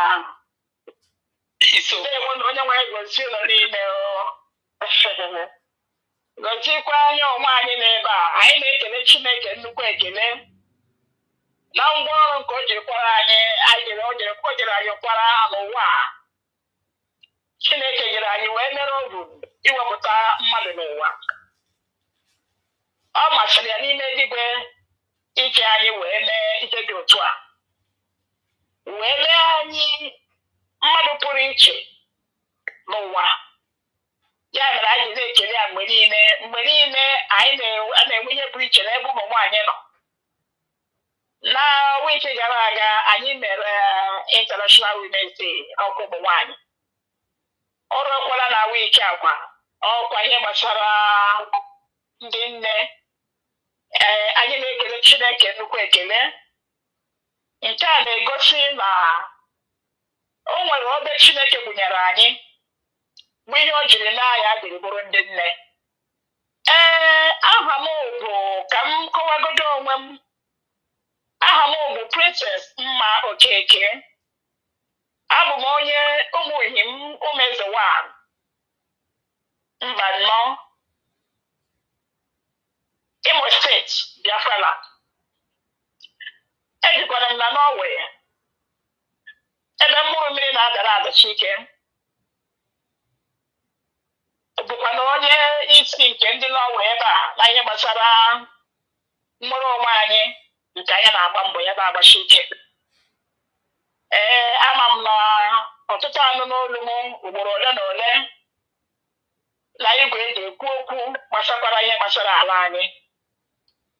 Ya mere ụmụnne m, ana m ekele unu wee na-atụ unu congratulations all over the world women. na-ekelekwe ndị nna anyị agaghị emewenụ rara ndị nna bụ ndị di anyị ndị nụrụ anyị na ndị anyị mụrụ amụ bụ ụmụnne anyị ikwu na ibe ebe niile ha nọrọ anyị na-asị Chineke gozie ha niile ise anyị wee bịa taa si ka anyị na ụlọ kpaa nkata ya bara anyị uru n'ihi na ihe ahụ Chineke ji mee anyị anyị bụrụ ụmụ nwaanyị o nwere ihe ọ lechiri anya n'ime eluigwe n'ihi na onye ndu anyị na-asị ihe ọ bụla a na-eme n'ụwa ọ bụrụ na nwaanyị pụta n'ime ya amara na okwu ebiela na ihe ọma na-adị ya mara anyị jiri pụta taa sị ka anyị na ụlọ kpaa nkata ka ụlọ gbakwa n'ihe ụlọ Chineke jiri n'ụlọ ụmụ nwaanyị ka onye ọbụla ebe ọbụla ọ nọ ka o wee malite ime ka ihe a Chineke ji mee anyị nwaanyị na anyị jiri too Chineke nwekwere ọṅụ dịka mmadụ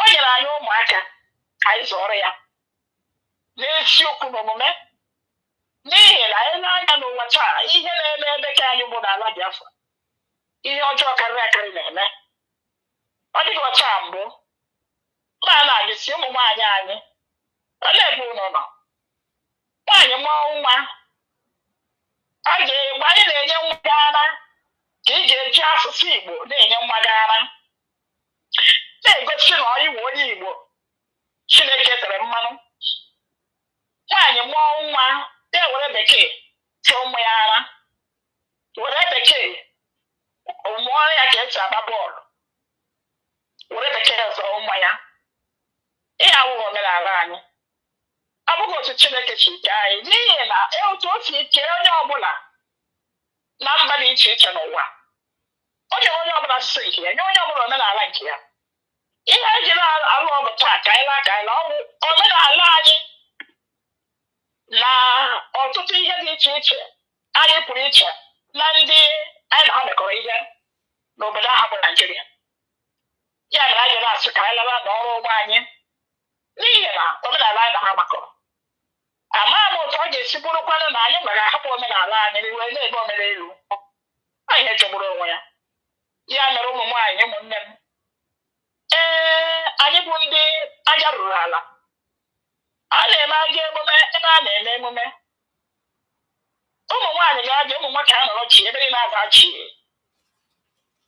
imerekuru ụmụ nwaanyị bịara ha na ụmụaka ebe niile so ụmụ nwoke anọ asị ihe ụmụ nwaanyị abịara asị ngwa ụmụ nwaanyị abịara na ụmụaka ha na ụmụ ha abịara n'ebe dị na-abara ọkụ ọ dị a na-atọ onye ukwu na-atọ onye nta ihe m ji na-ekwu ihe ndị a bụ ka igosi ụmụ nwaanyị uru ọ bara na ihe ọbụla anyị na-eme n'obodo anyị bụ Biafra na ụmụ nwaanyị ga-ebute ụzọ n'ihi na anyị alakpuola n'ime ụlọ nnukwu chi hụ onye ọbụla eburu ya gawa ọrụ ya gawa ahịa ọ bụ eziokwu ọ na-aga ihe ndị ahụ mana onwe ihe karịrị ele ihe anyị ga-eme wee zụọ ụmụ Chineke nyere anyị kedu ihe anyị ga-eme wee mee ya dịrị ha mma n'ihi na ebe anyị ga-agba mma bụ ebe ihe ọma dị wee mee ka ihe ọma ha pụta ihe na ndụ anyị ṅụrụ ya onwe nwaanyị ga-anọ n'ụwa taa ya hụ nwa ya ka ọ na-ata ahụhụ obi adị ya mma nwaanyị na-ere akwa ya ree ala o nwere ya na ji ya kpaa nkata ma nwaanyị na-ere akwa ya ree ihe na o nwere ka o wee zọọ nwa ya n'ụlọ akwụkwọ ihe m ji ewere asụsụ anyị na-ekwu ihe ata ka ụlọ ghọta m nke ọma marakwara na anyị bụ ndị Igbo ndị gboo Chineke hụrụ n'anya anya m ji ewere asụsụ anyị wee na-ekwu ihe ata awụ m onye bekee ihe m nwe onye Igbo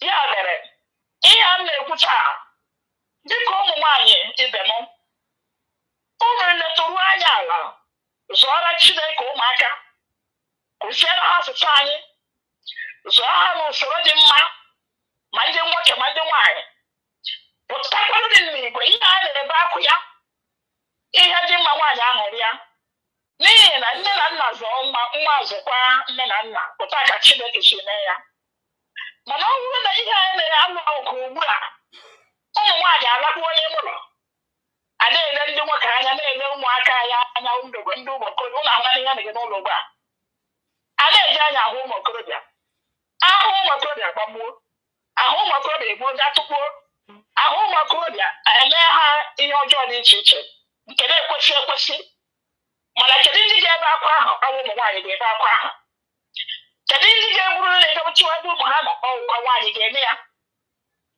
ya mere o jiri dị mma ụnụ ga-ahụ mgbe ndị bekee na ndị oyibo anyị lụrụ ọgụ mgbe a na-alụ ọgụ ọwụ ụmụ nwaanyị aba ndị tiri mmanwụ bekee agbalaga ụmụ nwaanyị aba bụ ndị pụtara n'igwe nke ma mma ha ma ntịrịntịrị ha ma egbe ha ozugbo ụmụ nwaanyị pụtara ndị bekee were ọsọ ọ bụkwa ihe anyị na-eme taa ọnwụkwara anyị n'obodo anyị ihe emeela na Syria nọ alụgide n'obodo a m nọ bụ obodo a na-ekpe udo obodo a m nọ mgbe a jere tinye udo a na-eme ọgwụgwọ nwaanyị ibe anyị mapụtara ya chekwa ịhụrụ ihe a ọ ga-ebi taa na ha tara ahụhụ ha na ụmụ ha tara ahụhụ nwaanyị ejikere patan makpuo enweghị ihe ọ ga-ekpudo ahụ o nyere ahụ ya ihe yipụcha ihe niile n'ihu ụwa niile mgbe ahụ ụfọdụ na-aga echi aha ka agha biri ebe ka ha sị mba na ihe apụọla n'egwu nwaanyị abịara na ihe dị ụtọ n'ihu ụwa niile ha ga-agbakwa nkịtị atụlite ya tụlite okwu ahụ ebie nwaanyị ahụ enyere ya ihe a na-akpọ first place enyere nwaanyị ahụ iji kelee ya na ihe ọma o mere ihe a bụ ihe nwaanyị mere so amaghị ihe ọ ga-eji awụ nwere onwe anyị lee na ebe onye ndu anyị na ọwụ nwanne anyị nwoke bụ nwa anyị enwere ya tụkpụrụ ka anyị wee nwere onwe anyị ọ bụrụ na a tụkpụrụ ya na ọ na-azọ n'ime ụlọ nne na nna ya ma ọ bụ na ọ na-azọ n'ime ụlọ nke aka ya ma ọ bụ ka ọ baa ma ọ ka ọ gba ụgbọelu ma ọ ka ọ nwee ụgbọ mmiri mana ọ ka ọ dịrị anyị na ụmụ anyị na di anyị mma ka ọ dịrị anyị mma amaghị m ihe ọ ga-eji awụ na ihe dị otu a na-eme ụmụ nwaanyị adakpuo n'ime ụlọ anyị achọkọta ahụ ụmụnne biko nọ anyị atala ahụhụ ndị nwaanyị ata ahụhụ egbumie na ụmụaka anyị ndewo nwanne m so biko jisie na ike ka ụlọ ụlọ mepụtara n'igwe bịa soro anyị kwado ọkwa na nkịta marụta ga-esi wee mee ka ala anyị bụ Biafra bịa ndewo ọ na-awụchila Ndewo ezigbo Ada Biafra, you have really set the tone, especially Ikwunoli Igbo. Let me declare that yes, the UK timeout, I represent here no Kubeke, English language. However, you are at liberty, particularly for tonight on a special episode like tonight, our mothers speaking our mother tongue. So any of the panelists who feels likewise to go in the direction of our beloved mother and sister, our leader in Norway, Ezibada Biafra, Princess Mma Okeke, to please do similarly. Or Igbo is also allowed. And on this hallowed platform, we only speak the gospel truth. So, all now, language of heaven. Majority of our listeners do understand Igbo language, even those Biafrans who are not of the Igbo nation, they still do understand Igbo language. Or Akowara Hani Nasako Akoru Egeru. So I thank you so much for that wonderful intro and invite other panelists to introduce themselves and also talk a little bit about what Mother's Day bring up in terms of memory or motivation. Ezibada Biafra, Cindy, thank you for the news beat and also for staying on. As a mother, as a woman, I like you to be fully involved before I call up the others.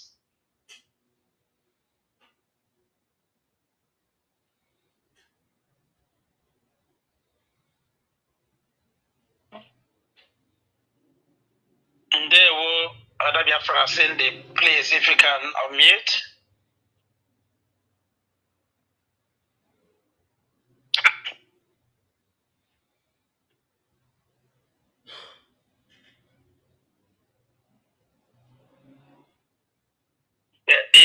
not quite ready, we'll move on to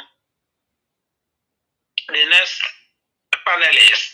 There are a couple of IPOB UK cabinet members who are here. And I'm very pleased to invite them. Adabiafra Chinwendo Joy, please, if you're mute, and greet our listeners.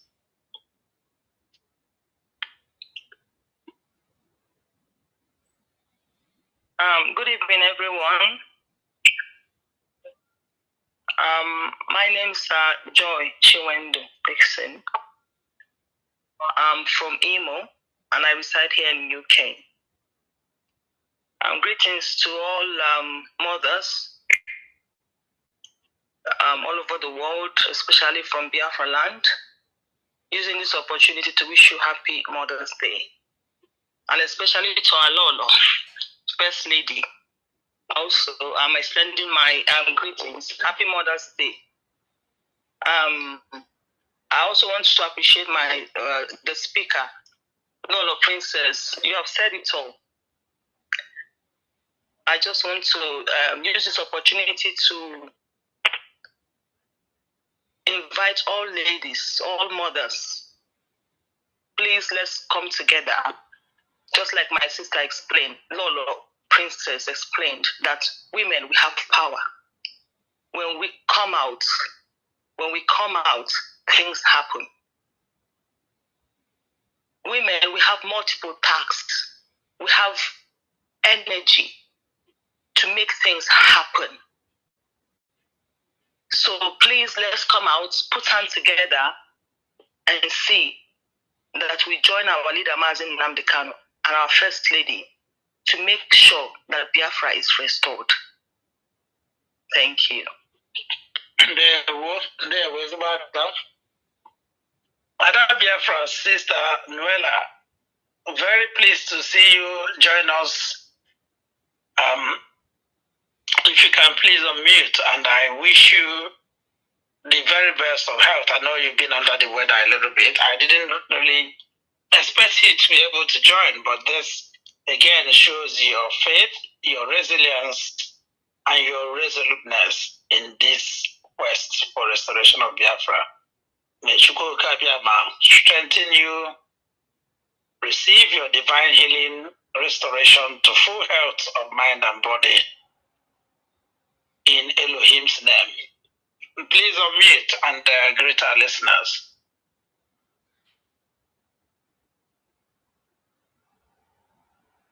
Happy Mother's Day. I will start from our Lolo, Uchechi Game. Happy Mother's Day. Happy Mother's Day to all IPOB mothers and ladies all over the world. Happy Mother's Day to all Biafrans, home and abroad. My name is Sister Noella. I come from Mbitoli, Kedu. I reside here in UK. I am one of the cabinet of UK IPOB.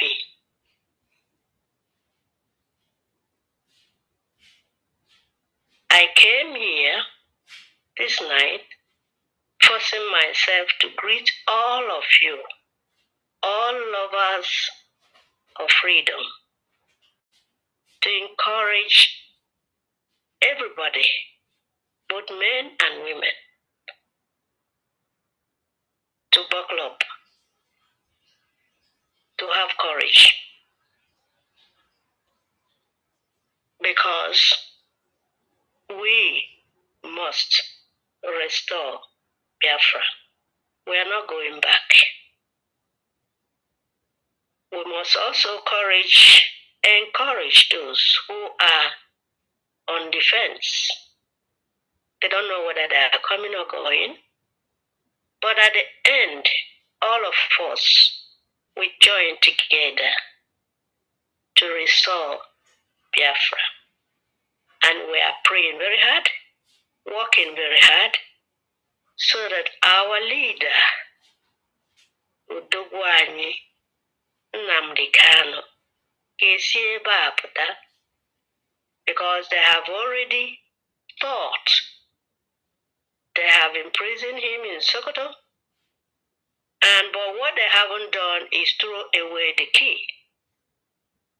Unfortunately, we have the key to get him out, but it is only when we decided, have a stamina, have courage to face it, to do all it takes to get him out, and also to restore Biafra. I stop here. I may not stay long here because I'm not all that very strong to stay up. God bless us all. God give us the courage. There is Bada Biafra. And bless you too. God give us the strength, the health, the courage, the discipline, the determination. And all of these women are richly endowed or blessed with these virtues. Yes, we say women are the weaker vessel. It's not weaker in terms of physical strength only, or rather, but definitely in terms of spiritual strength, moral energy, and latitude, women are top notch. I can tell you that for free. Izibada, princess, let me come back to you because you are in touch with home and you have very much conversant, or rather very current with recent developments.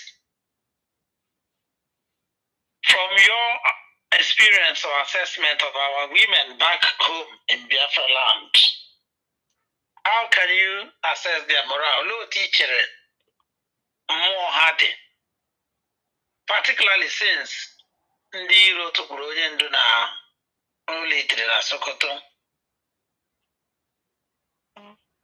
Also, how would that affect mobilizing women na grassroots? Otinye Chukwu right now. Okay, one name. God bless you. The problem is that our women at home, most of them were confused because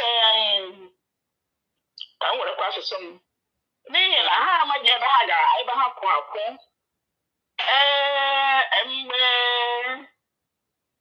A gara nụ na onye ndu atụkpuola ya.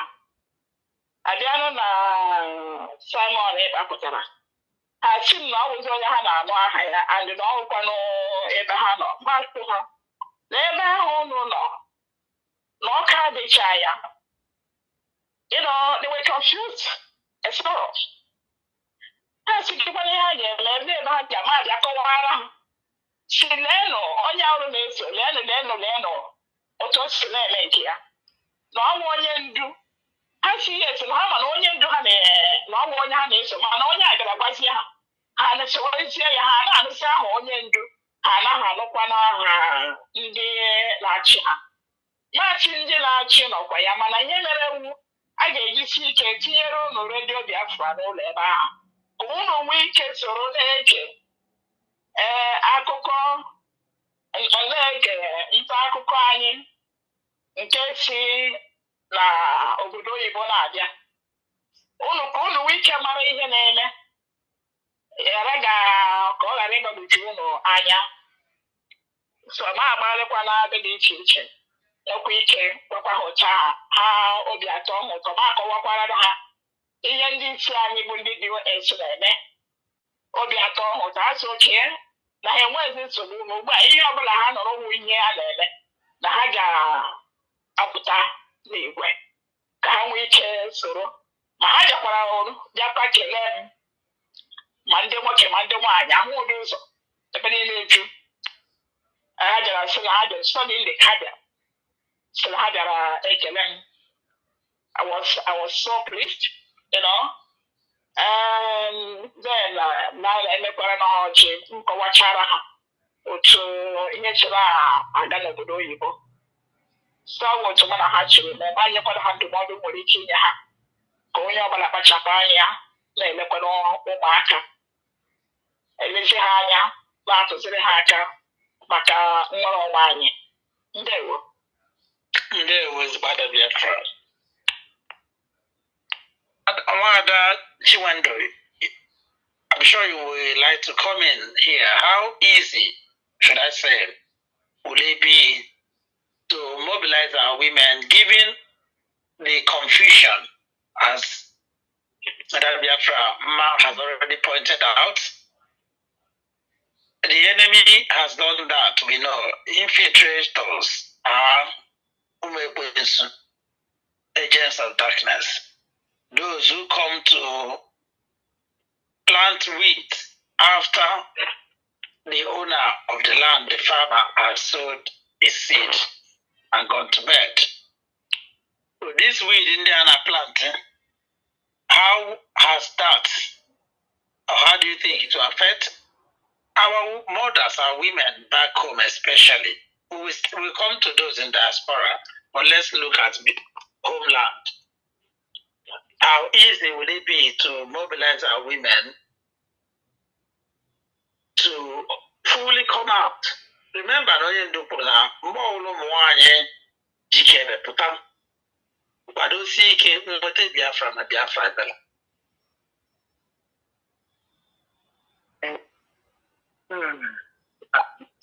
Thank you for that question.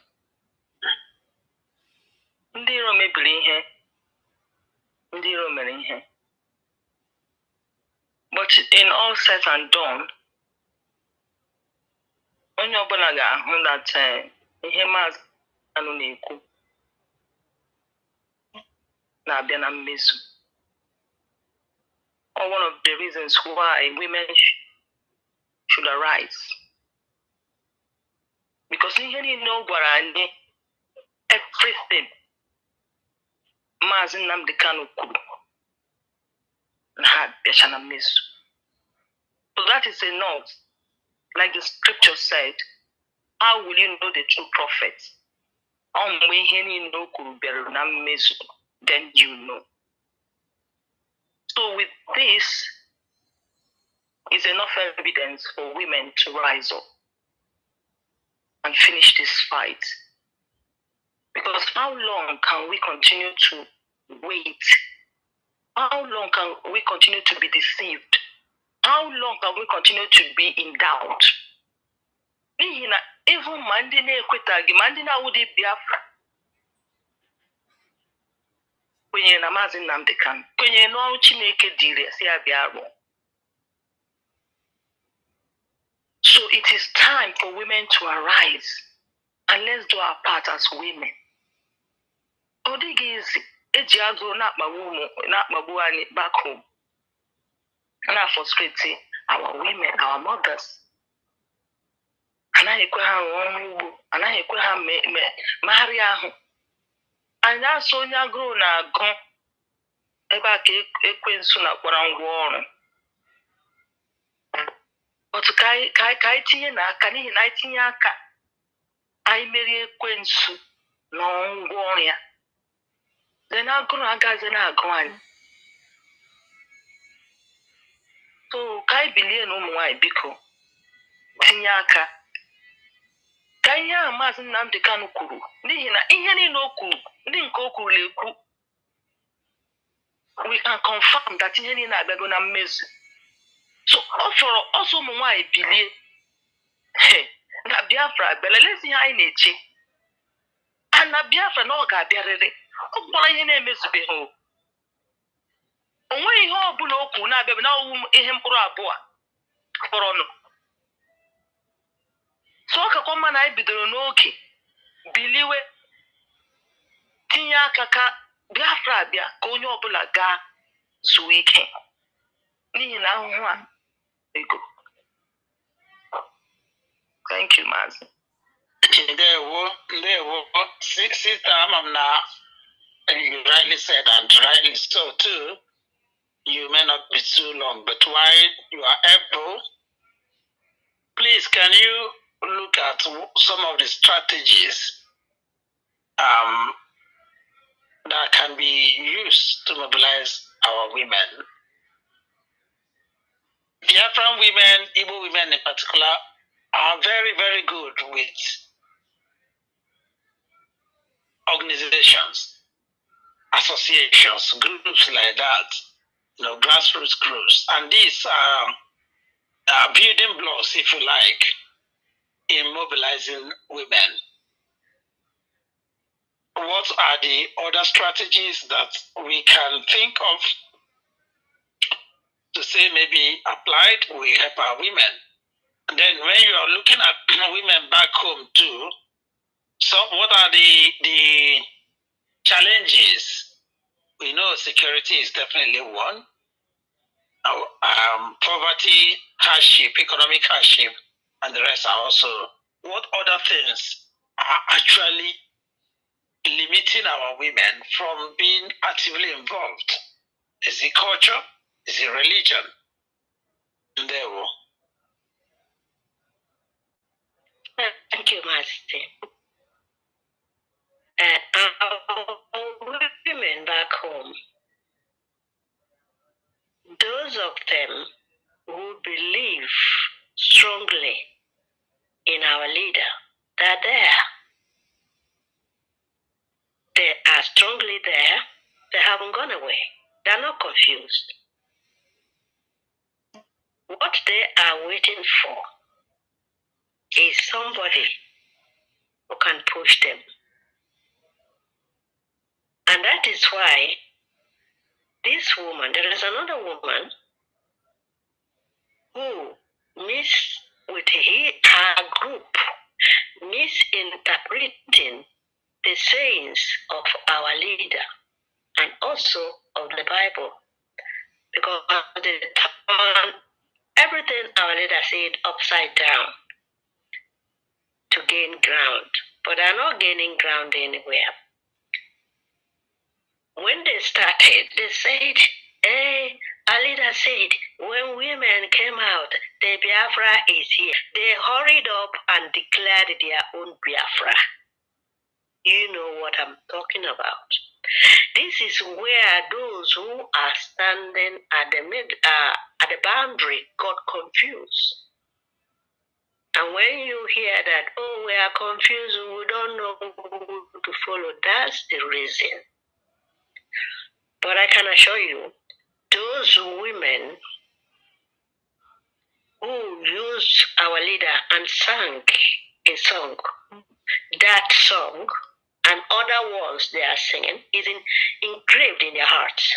They're just waiting. And again, the government of Nigeria are using hunger to put them down. Because some of them are worried about their children that are killed every day. They're worried about their children that are being hunger every day. They're worried about the school fees of their children. I know women, their husbands have just been slaughtered. It didn't start today. But they believe in Biafra, they believe in our Onyindo. But this other group came and confused them, and they thought, Onyindo said, when the women came, well, we keep on telling them this is not the type of women our leader meant. Exactly. The right women. Yes. And some of them know very well. But it is just camouflage because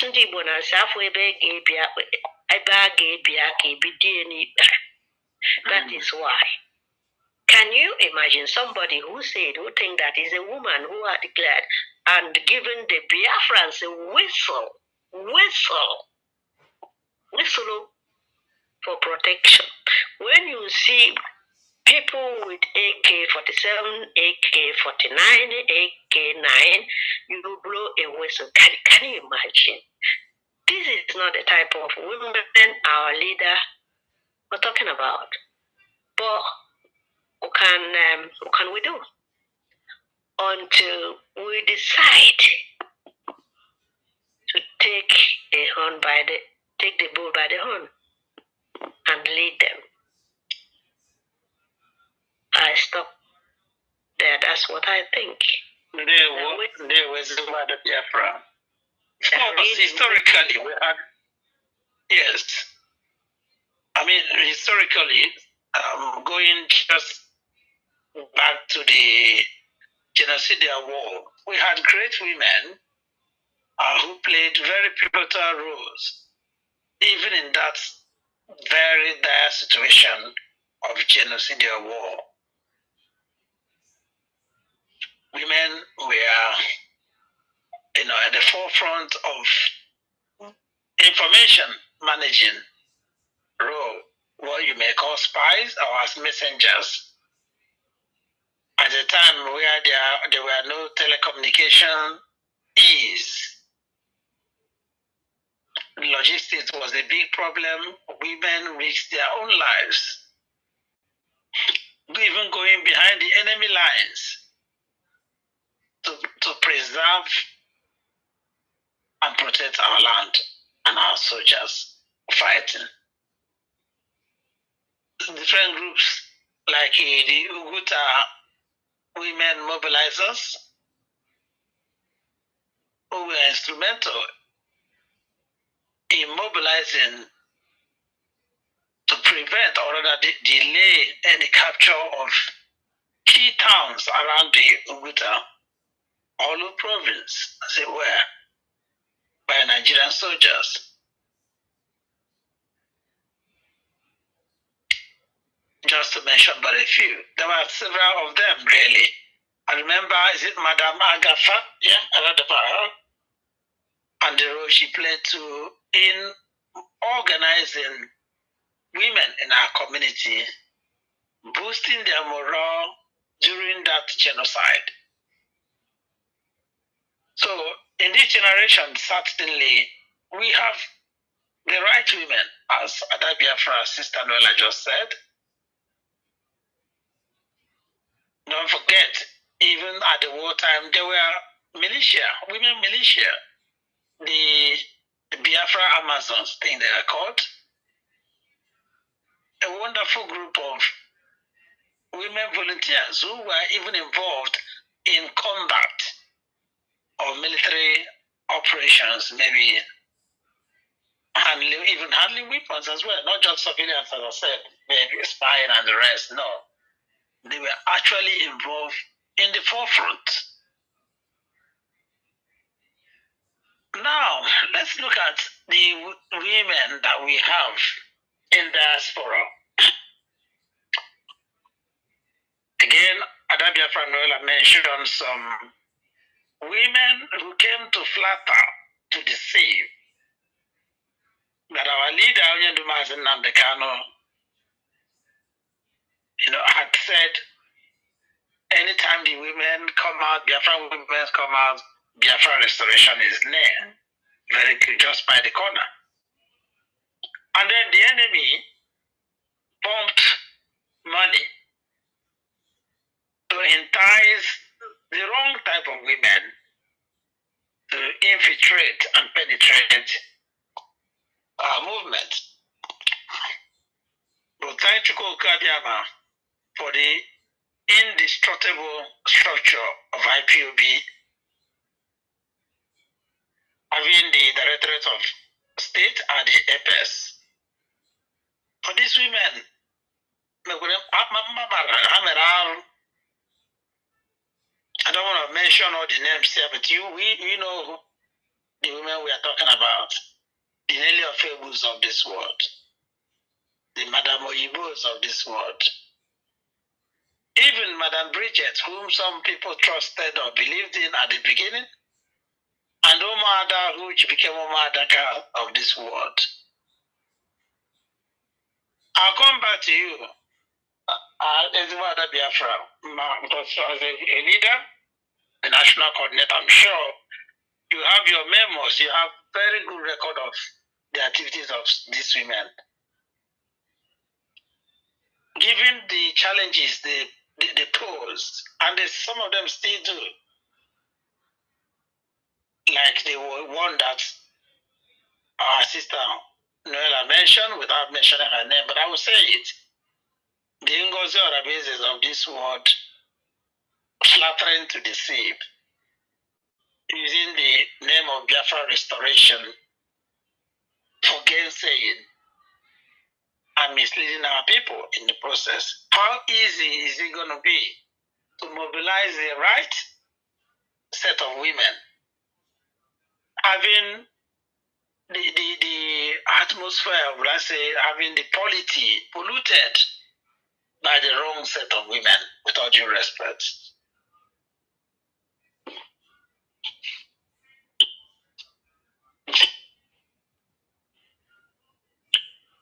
Yes. EML, like you said before,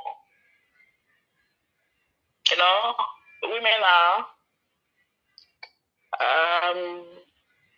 how can I say it? There are some women that are easily deceived. And like you said before, that some women are weak in wisdom of God. And then the intellectuals use them as tools to destroy and to lay mayhem to the good things that God has created and ordered them. Ihe mere ya bụ na then ọnwụ na ha na-ihe dị otu aha ndị tụrụ ha ma ihe na ihe dị otu aha ndị ndị ọzọ, you know, ọ naghị adịrị ha mfe to come back n'ihi ihere ndị nke disabled, like ihe mere na Finland. I have seven of them here. Sokoro ekpere ma oge ahụ apụga onye ndu anyị, mana mgbe a gara tụọ ekpere ma mkpọrọ, you know, they were ashamed of themselves, and it has not been easy for them to come back to us. So anyị a na-ele n'ha anya na-achọla ha jike bịawa nọ, onwe ihe ka ha wụ anyị wụ ụmụnne bịawa nọ. Mana anyị nọ na-arịọkwa Chineke ka o metụ mmụọ ha, mmụọ Chineke nọ n'ime ha, ka o metụ ya aka ka ha mara na n'ezie na a na-eme mistake eme. Onye kwa mmekwa mistake correct onwe ya, anabatakwa ya. Dịka mgbe anyị na-ekwu onye mmehie rịọ Chineke mgbaghara mmehie ya, agbaghara ya, onye ahụ abụrụkwa nwa ya, ya abụrụkwa chi onye ahụ. So ihe mere ụmụ nwaanyị anyị ndị niile dịkwa ibu, ọ dịghị eziri ha mfe ịbịaghachi n'ihi ọnọdụ ihere ha nọ n'ime ya, na ihe niile ha kwuru na nke ha mere eme, na ego eriri eri na nke kọmishọn ha niile a, na onye ejiri ọnụ kwuo wee kwugbuo mmụọ Chineke dị na mmụọ Chineke dị n'ime ndị Chineke ji gwara ngwa ọrụ. Ha na-echeta ihe ndị ahụ anaghị adịrị ha ize, mana ihe anyị ga na-emekwawo na-agbakwa ha chahapụta, n'ihi na ihe niile anyị na anyị bụ ụmụnne, anyị bụ ụmụnne. Nwe onye ga-ahụ nwanne ya ebe a na-egbu ya, obi adị ya mma. Nwanne m nwanne ya ihe ọjọọ rịọ ya hapụ. Ihe niile anyị na-agbakwa n'otu ọsọ aha, n'otu ụlọ aha. Ọ bụrụ na ha bịachikwa, a ga-akwachi ha dịka ụmụnne ndị na anyị ga na-eprichikwa, of course, anyị ga na-eprichikwa, na-agbakwa ha, na-arịọkwa ha sị biko bịawa na enwe ihe mebiri emebi. Ịhụ na enwe ihe mebiri emebi, n'ihi na ọ dịka n'ụlọ. Enwere okwu nwanne m nwaanyị kwuru gbasara jụrụ ajụjụ maka mobilization, you know, ka a ga-esi mee ya. aka ụmụ nwaanyị ghọta ma ọkwa na ha nụ. Well, achọrọ m itinye ọrụ ebe ahụ. Ihe m ji esi ka m tinye ọrụ ebe ahụ bụ ndị ke nọ n'ụlọ. Ịmara na ụmụnne anyị ịchọọ ha ebe ị ga-ahụ ha ọhụrụ n'ime ụlọ nsọ Chineke. Anyị nwere program chekarịrị akarị. A na-aga from Monday to Sunday. The way a ga-eji mee ya ụkwa ịkọnekte ụmụnne anyị wụ pastors, servants of God. Akọnekte ha. A na-amụ ya dịka ọkwa n'ụlọ nsọ Chineke. N'ihi na ebe a ka a ga-enweta ụmụ nwaanyị anyị.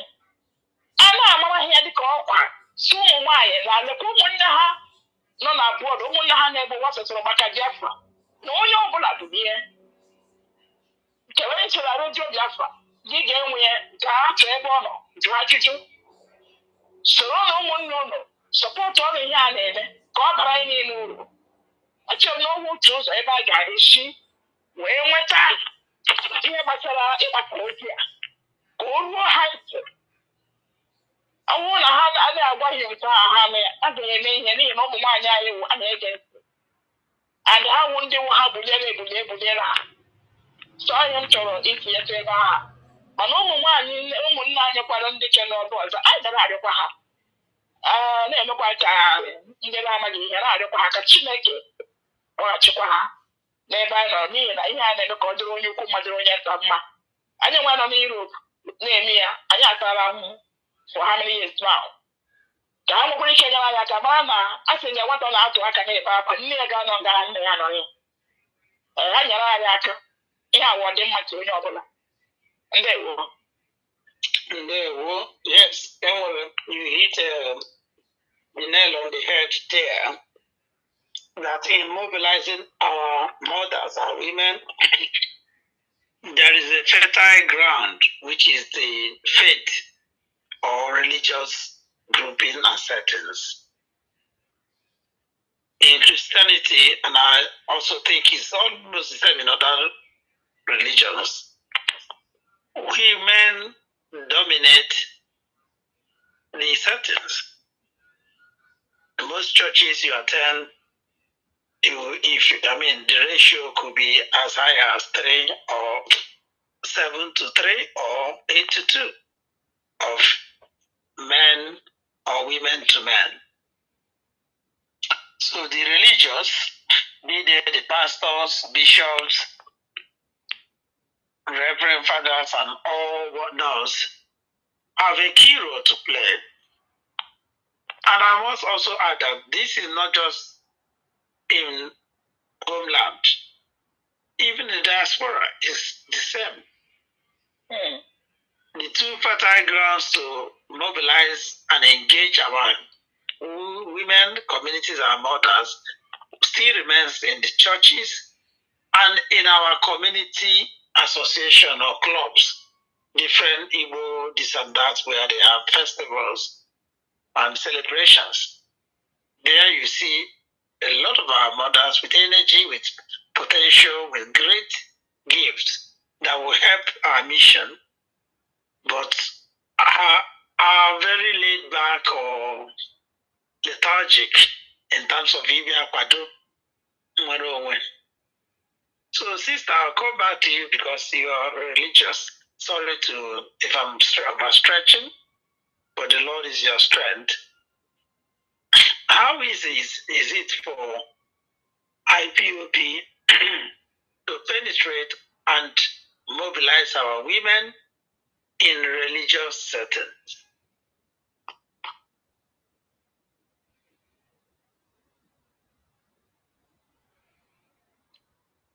It's good. Sorry. Yeah, Sister Anola, go ahead. Then I'll go ahead. Then Adabia for Joy and Princess. Anybody can come in. If you want to come in at any point, please feel free. Okay. Sister, you can go ahead. Sister, but sister, why am you singing video? Because of your religious background and experience. Right. Then The rest of us can come in.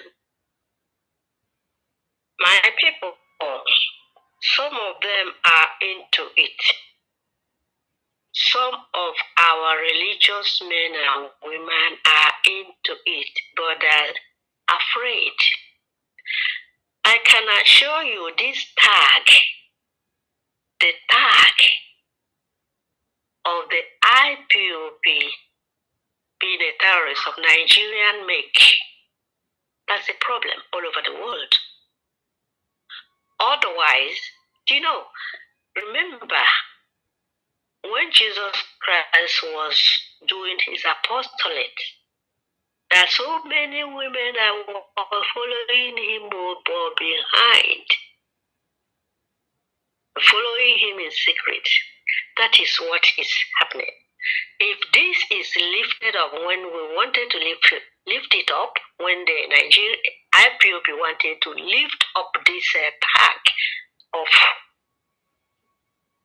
the governors of Eastern State make, calling the IPOB a terrorist, which is only in Nigeria, not all over the world.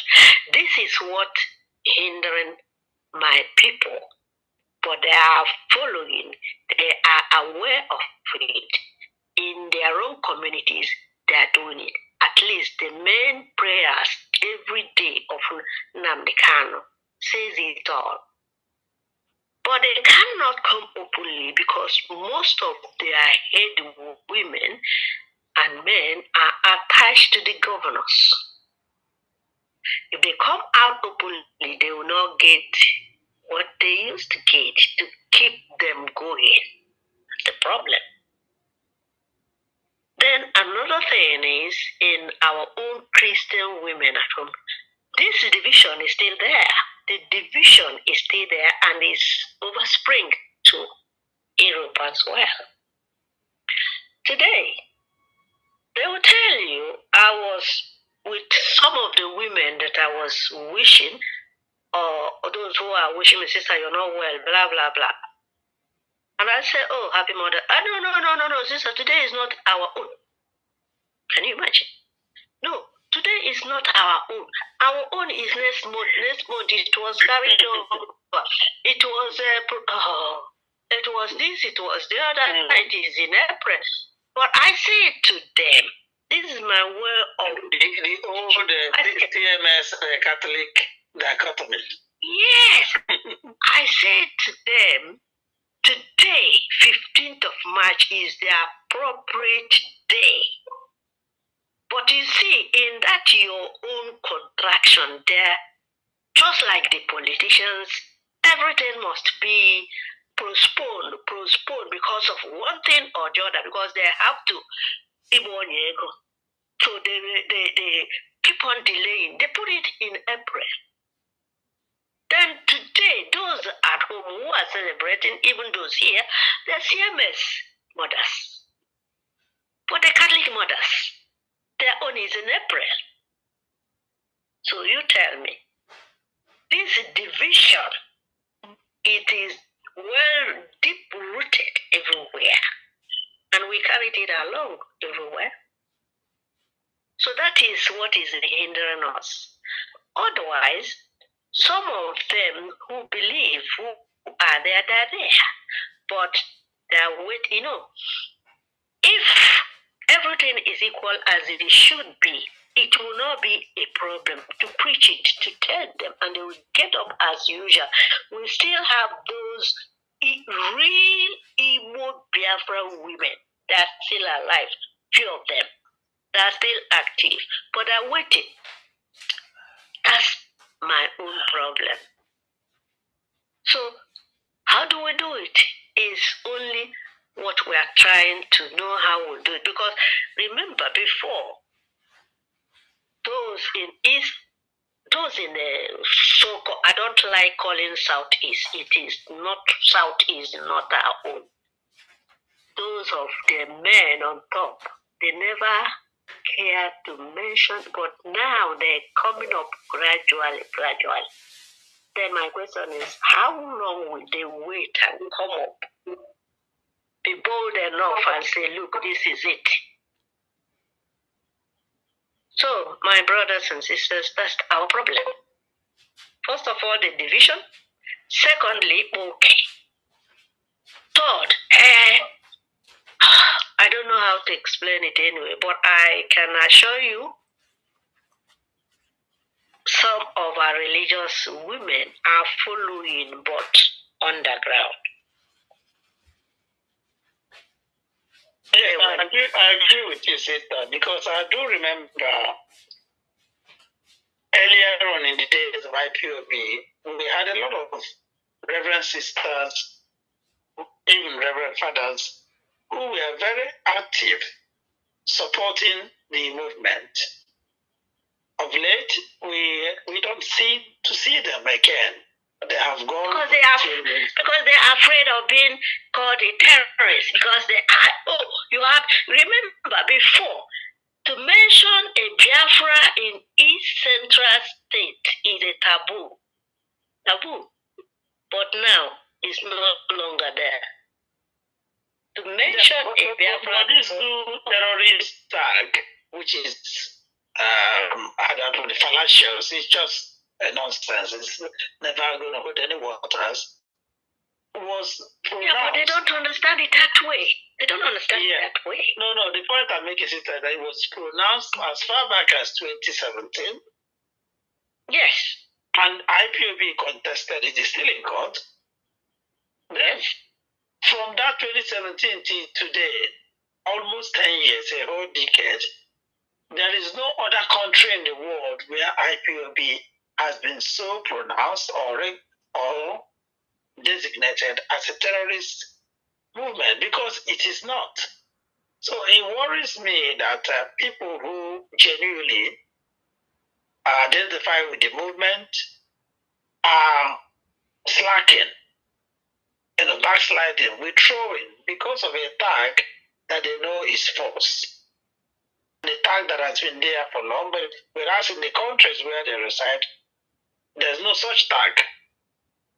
Last year, when we went to Italy, Ferrara, I met some reverend sisters and had a good chat with them, reminding them of exactly what I just said. When we went to Brussels in 2022, I also had a good chat with a good number of these reverend sisters too, who were very active. And I believe, as you said, they are still active, maybe got underground and got a bit cold. So that is why I'm worried. Where did we get it wrong? Yes, I totally agree with you, sister, that some of the negative narratives and perspectives, particularly in the media, has not helped us to mobilize our women, our mothers. Because mothers naturally are cautious. You know, mothers are protective.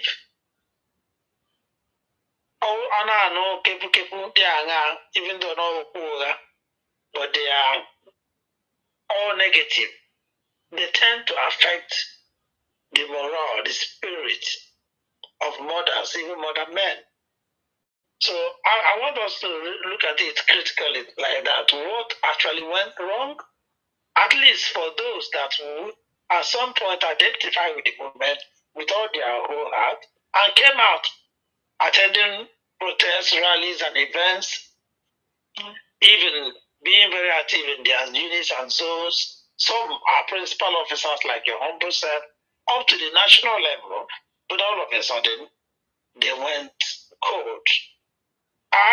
Yes, we all know that the era of infiltration of a better man and his lives, the Nelly of Fable and the rest of them. We can never deny that. But obviously, time, they say, is the best healer of wound. One would have thought by now we have healed from those wounds and should bounce back. But are we getting that bounce back? Lolo, Princess, because maybe may come in and also other Biafra Joy, because you are very much involved in community and welfare as well. So you can tell us a little bit about why is this mobilization sort of stirred? Why has it become cold that our women are almost going back? What I would say about this is distrust. Emma and Mazin Namdekano, when he came out, people came out with full force, eager to die. In fact, many died for the truth. And then later, the enemy came in and sowed evil seed. And that was the beginning of our problem. And not just only that, I don't want to mention names because I myself was affected by one of the best, I would say then, right-hand man of Mazin Namdekano. In fact, I fainted when I heard that man speaking against Mazin Namdekano. Why?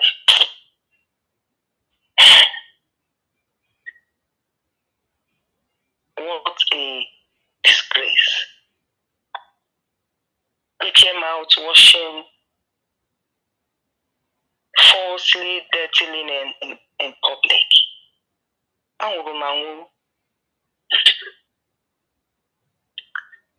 And when here Anna by one windy and when I like to read, I hate when I'm no, in your I get in one night. You're a manager, cry on a rich. Should that continue? Okushiko heji manani. Oh no heji manani, oh Yoruba geja hapo. Agwa.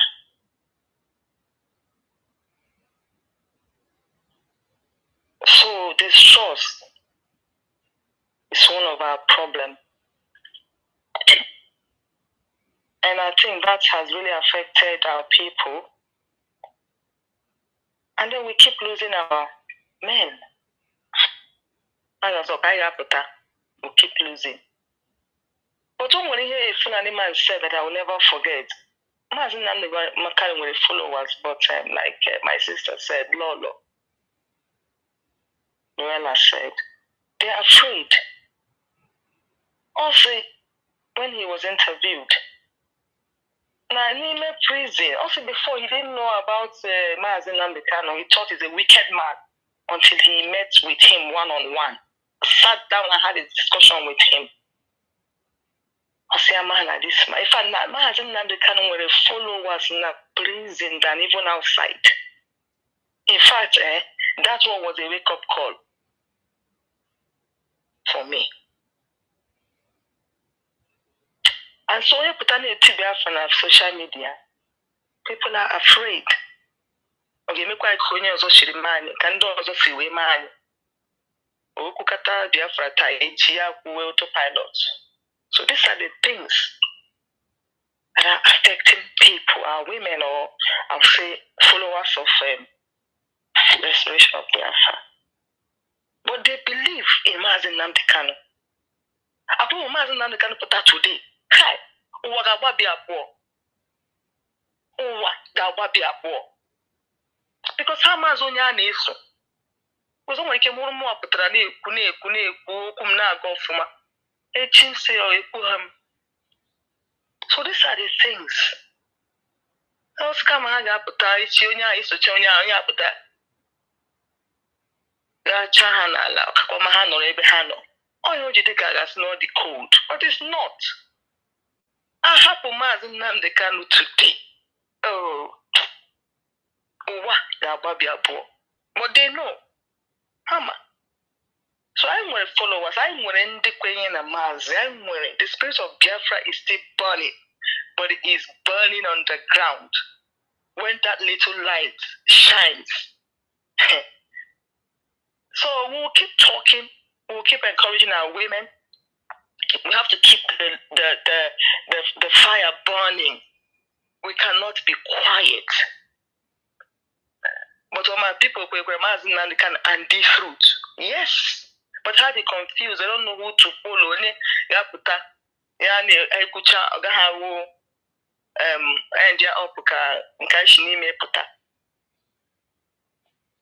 Thank you, Master.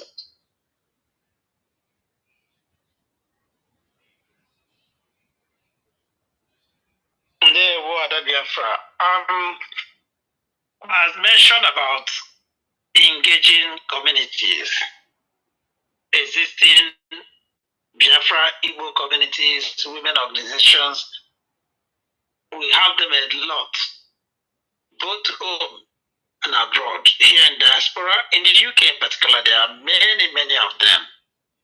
And that is why in the national teams or committees, I put up way back in 2022, aside having the overall community engagement and mobilization team, we also have a women and children's mobilization team. So would that be a good strategy to use to create a committee, I prefer the word team, that specifically target mobilizing our women in every IPOB family worldwide, in every country? Then that team or committee firstly will be headed by a woman or co-headed by women. They will work in conjunction with the national leadership to identify and target specifically these Igbo women groups, be they in the religious or cultural settings. Help me out here, please, because you know better than me. But I'm just thinking, as a manager or as a leader, solution.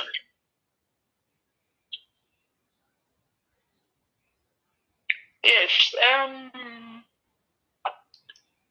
I think all Nayenda Ekodi available. It will help us a lot. If you can arrange or appoint ladies, strong women that can head a sort of program on this struggle, Basara, to summon our women. N'ihi na ihe m chọpụtara mgbe m gara ụlọ wuo ụmụ nwaanyị anyị ịma agụrụ ụdị hunger is telling on them, you know. Nwaanyị ọbụla ji nwa ọ ga-ahapụrụ ka agụ ugbo nwa ya. Ụfọdụ na-adị ajụ nsị dịka Biafra nwekwara ele mgbe ọ ga-aja ha ga-anọ na-ata ahụhụ ebe eji onye ndu ha nọ na-atagbu onwe ha na nwa na-egbukwa ha n'elu ya. Na-ele mgbe ọ ga-abịakwa na ele mgbe ha ga-ahụrụ ihe ọma ahụ. Masị ha dọwọrọ ọ ga-abịa. O nweghị ihe nyere Chineke n'omume, you know. Sị na ọ ga-abịa. Then ya bụ ihe mere hunger so na ihe na-eme ụmụ nwaanyị anyị. And nke ọzọ awụkwanụ ihe a these people mere n'ụlọ dịka m kwuburu mbụ. They were confused, you know, in a way that they don't know where to go and where to start, and whom to believe, and whom to trust. So ihe ha bịa mebiere anyị ọtụtụ ihe n'ụlọ. N'ihi na ụmụ nwaanyị anyị dịka ndị nọ standby, dịka nwanne nwaanyị kwuru, akwụsịrị ike ịbụrụ nke a na-eme enwe ihe dị ka na ụjọ na-atọ ha ịkpọ Biafra ịkpọ aha Biafra ma ọ gwa gị no they do call Biafra state a na-akpọ na-atụkwa ha ụjọ ịbụrụ na-eji ya na-eti njakịrị sef ma ndị moto aja ha sị nna ya onye aga akwenye Biafra chụpụ na ya ha na-ekwu ya ha na ụjọ a na-atụdị ha ma ndị nwoke ma ndị nwaanyị mana ihe na-enye ha nsogbu bụ ihe mere ha mbụ so ịkpọghachikwa ha again ịkpọghachi ha back how are we going to do it? How will we call them back to join us? Ka ahụ na Biafra bịara ọ wụ ya wee ebe dị mkpa so ọhụụ na a ga-eme appoint some people down there at home ọ ga-amagbu onwe ya enwe ike chịkọta ha abịa were ihe ahụ dị ha gara left side bịa tụgharịa ya wụrụ right side ha ebelive kwasị ihe onye a mere ha na ha amaghị they will come back and agụrụ nwe ihe ọzọ n'ihi na ọkwa ahụ na ọwụwa eji ha wa gorogoro ewe nye ha nri a na-enye ha nri a na-ekwu echiri ha ha ewerezi ya na-aga n'ihi na otu onye nụgharị ọ gbasara ebe niile ịma ụmụ nwaanyị ọ ga-esi eme otu onye nọ na lekwa ihe e nyere ọ gbasara ebe niile agụrụzi eke